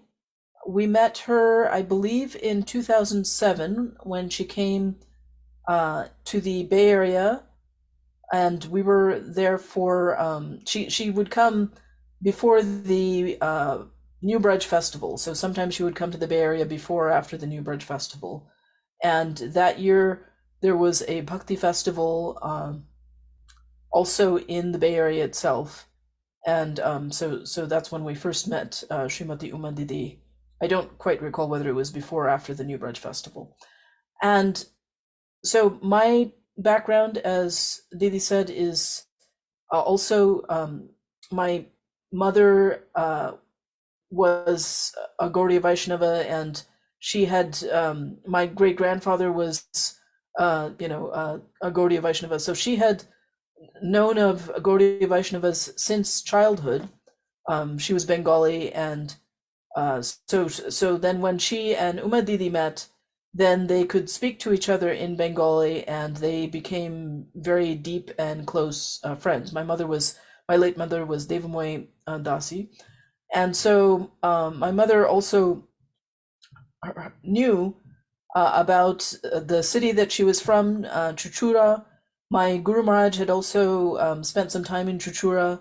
So Srimati Uma Didi was also speaking about my Guru Maharaj, Srila Bhakti Pramod Puri Maharaj, and of course about her Guru, Srila Bhaktivedanta Vaman Maharaj, and about Srila Bhaktivedanta Narayan Maharaj, about whom we're, who was sort of bringing everyone together in this way. And so it was rather remarkable and still unusual at that time for someone to be Vaishnavi and to be traveling, what to speak of at such an advanced age. And Srimati Uma Didi was always enthusiastic and ready to, although she was always humble and was always asking other people to speak, but when she was asked, she was always ready and able to speak Harikatha, and spoke so deeply about so many of the intimate, deep topics that are very important for our devotional life, like Madhurya Kadambini and the Goswamis and all the Vaishnav literature that is, as we progress in bhakti, these literatures become more and more salient. And so she was always able to bring not only the theory but the practice. And so she would be giving these harikathas, these topics. She would be giving classes, but at the same time she would also be showing her example. So she would always be cooking. She was, as I'm sure everyone has experienced, well, hopefully if you've had the opportunity to be in her presence, her amazing cooking.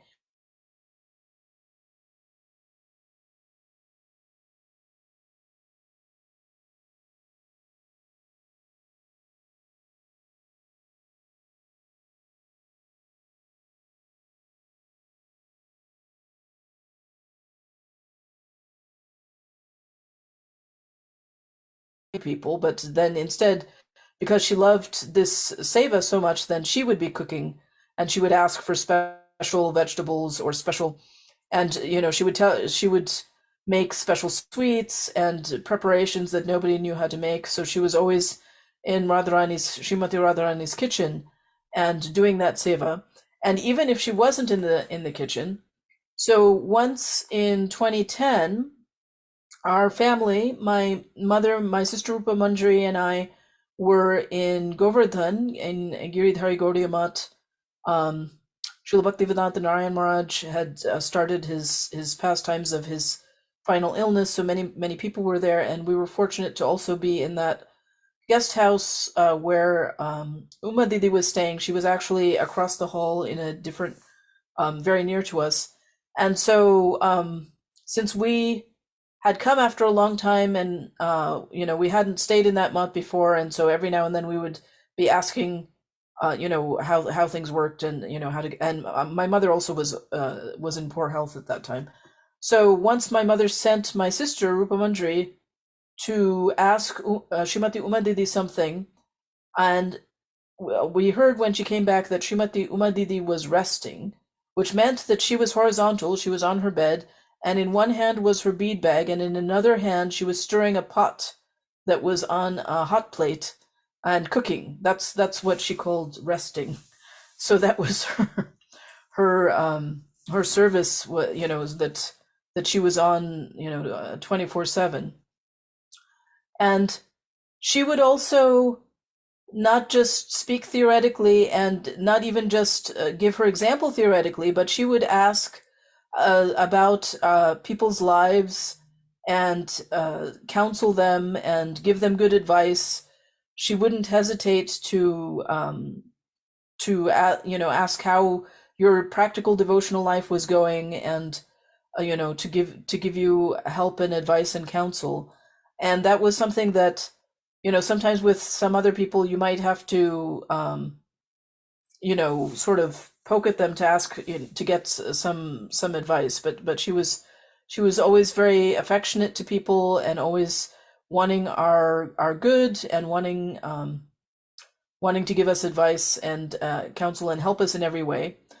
And so when my mother passed away suddenly in 2012, we called various senior Vaishnavas and to give them the news, but also because we were very shocked.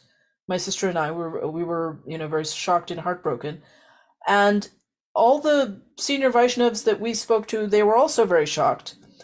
And Uma Didi was also one of the earliest Vaishnavas that we spoke with, and she was the first person who, of course, she was also very shocked because our mother was her intimate friend, and they shared so much talk, and she used to love my mother's singing and so much. But she was the first person who also said to us, "Oh, you poor girls, what will you do without your mother?" So she was remembering that we were suddenly motherless, even though everyone was shocked because they themselves also were shocked that our mother had left this world and there was separation. And she was also always very affectionate to me. She remembered our mother, like when she came to visit the next time. She was saying we had a little pop-up temple. She was saying, "Oh, I wish your mother's picture was here." When we had the program, it wasn't a program about our mother, but she was just saying because our mother had put a lot of energy and and tried to advise and so forth on that program. She was saying that, "Oh, I wish your mother's picture was on this program." And then even myself, I moved away to Columbus, and once my family, like my father and sister, were hosting Srimati Uma Didi in a program in our house in California, and then at Prashadam time, then my sister Rupa Manjari showed that I was on, I think it was Skype or Google Meet or Google Hangout or something, that I was seeing her program, and Srimati Uma Didi was so happy to see me, and she just spent so much time speaking with me, and it was just, she was just full of affection. And the last time that I saw her was in the Badger Festival. I think it was 2019. And of course, she would, always cook, more than 100 preparations at the Badger Festival. But also during that festival is my birthday usually, and so one of my cherished memories is getting her birthday blessings on that Badger Festival. And how am I doing on time? Actually, we've got some time, so no problem. We've got another maybe about 6-7 minutes. Okay. All right. So another thing is that she would always be distributing, and so one thing that I remember getting from her own hands is a little book that she made about Srila Bhaktivedanta Valman Maharaj, When Compassion Takes a Form. And I read that, that was a nice little booklet, which I didn't know very much about him. So that was one of my special things that I got from her. And Radhakanti Didi of Brazil had made a CD, and so of course that CD itself is wonderful, but it's also wonderful to me that Srimati Uma Didi gave that to me also with her own hand. So that's one of the cherished gifts that I got from her. And so this is how she was always just very personal. She she would stay in the Bay Area, and it wasn't like, I mean, there were always various different sannyasis and so forth visiting, and it was always very formal, and we would always be very conscious, oh, this exalted person is visiting. And of course, she was also an exalted person, and we were aware that she was an exalted person, but she was also very personal and personable, and so she was always dealing with us affectionately in ways like this. And at the same time, so recently, it's great fortune that that this was completed before she left us, was this book of letters from Srila Vaman Goswami to her, and from that we can really see aspects of her personality that she would always sort of hide. She would be taking a humble position, but we could see that her own guru thought that she was always asking her to write articles and poems and have them published, and asking her to do these services. And also my mother also found, because they spoke with each other, I think many devotees have now learned that that she was from such a aristocratic family, and yet she chose, she's not, I mean, not that there's anything wrong if one is on the outs with giving one's life to Krishna. That is a great fortune to be able to do that. But it's also true that if one has the potential of opulence, and one renounces that, then that's also glorious. So that's one of her glories, that she could have just hung out in her amazing family home that some of us have seen the pictures, and instead she chose to surrender her life to Guru Varga, and to spend it in preaching. And she would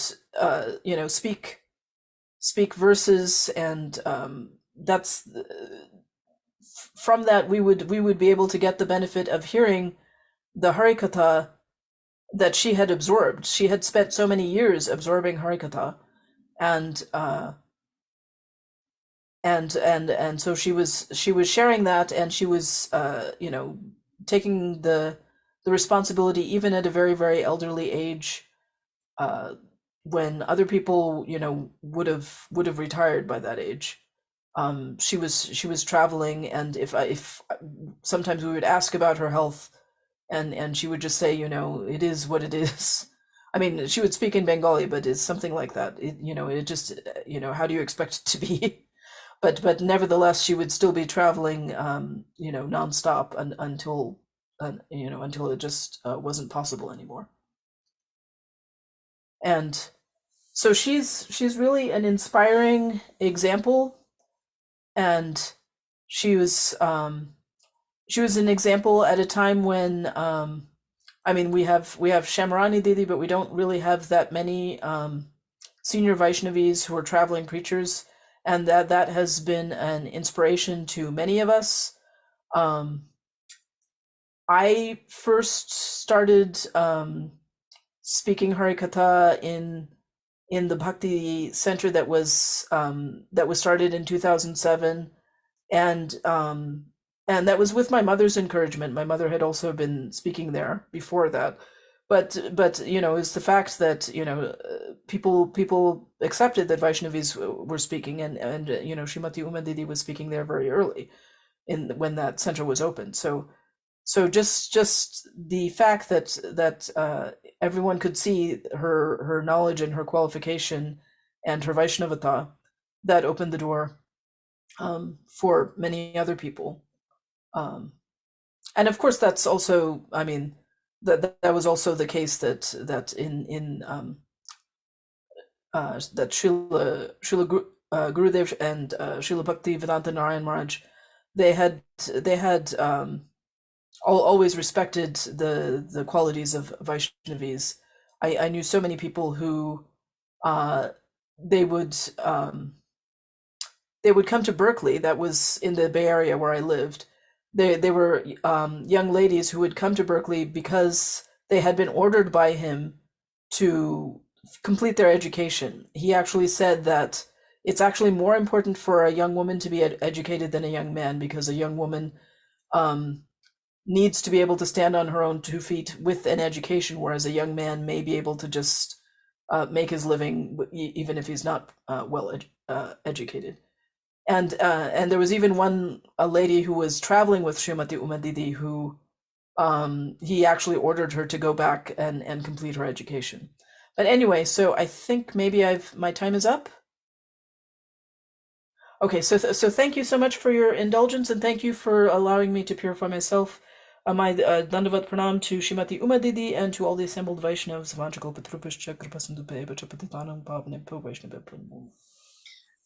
Thank you so much, Rukmini Didi. Actually, what you're saying is like Uma Didi has this quality of being in a very senior position, but also having that openness to be able to approach her for any kind of any kind of thing, whether it be mundane or whether it be bhakti, whatever it was.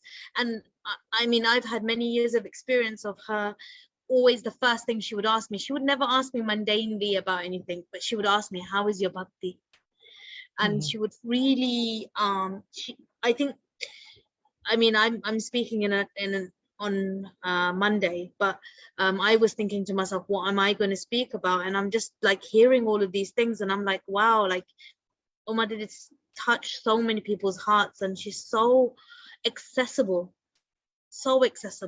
and we're just so lucky how accessible she made it. And she made bhakti very easy. Actually, she made, you know, the Gurudev would say always like be strong, and she showed the example of being that. She never made anyone feel hopeless, even at that time where you're feeling the most like at the bottom of the barrel kind of situation.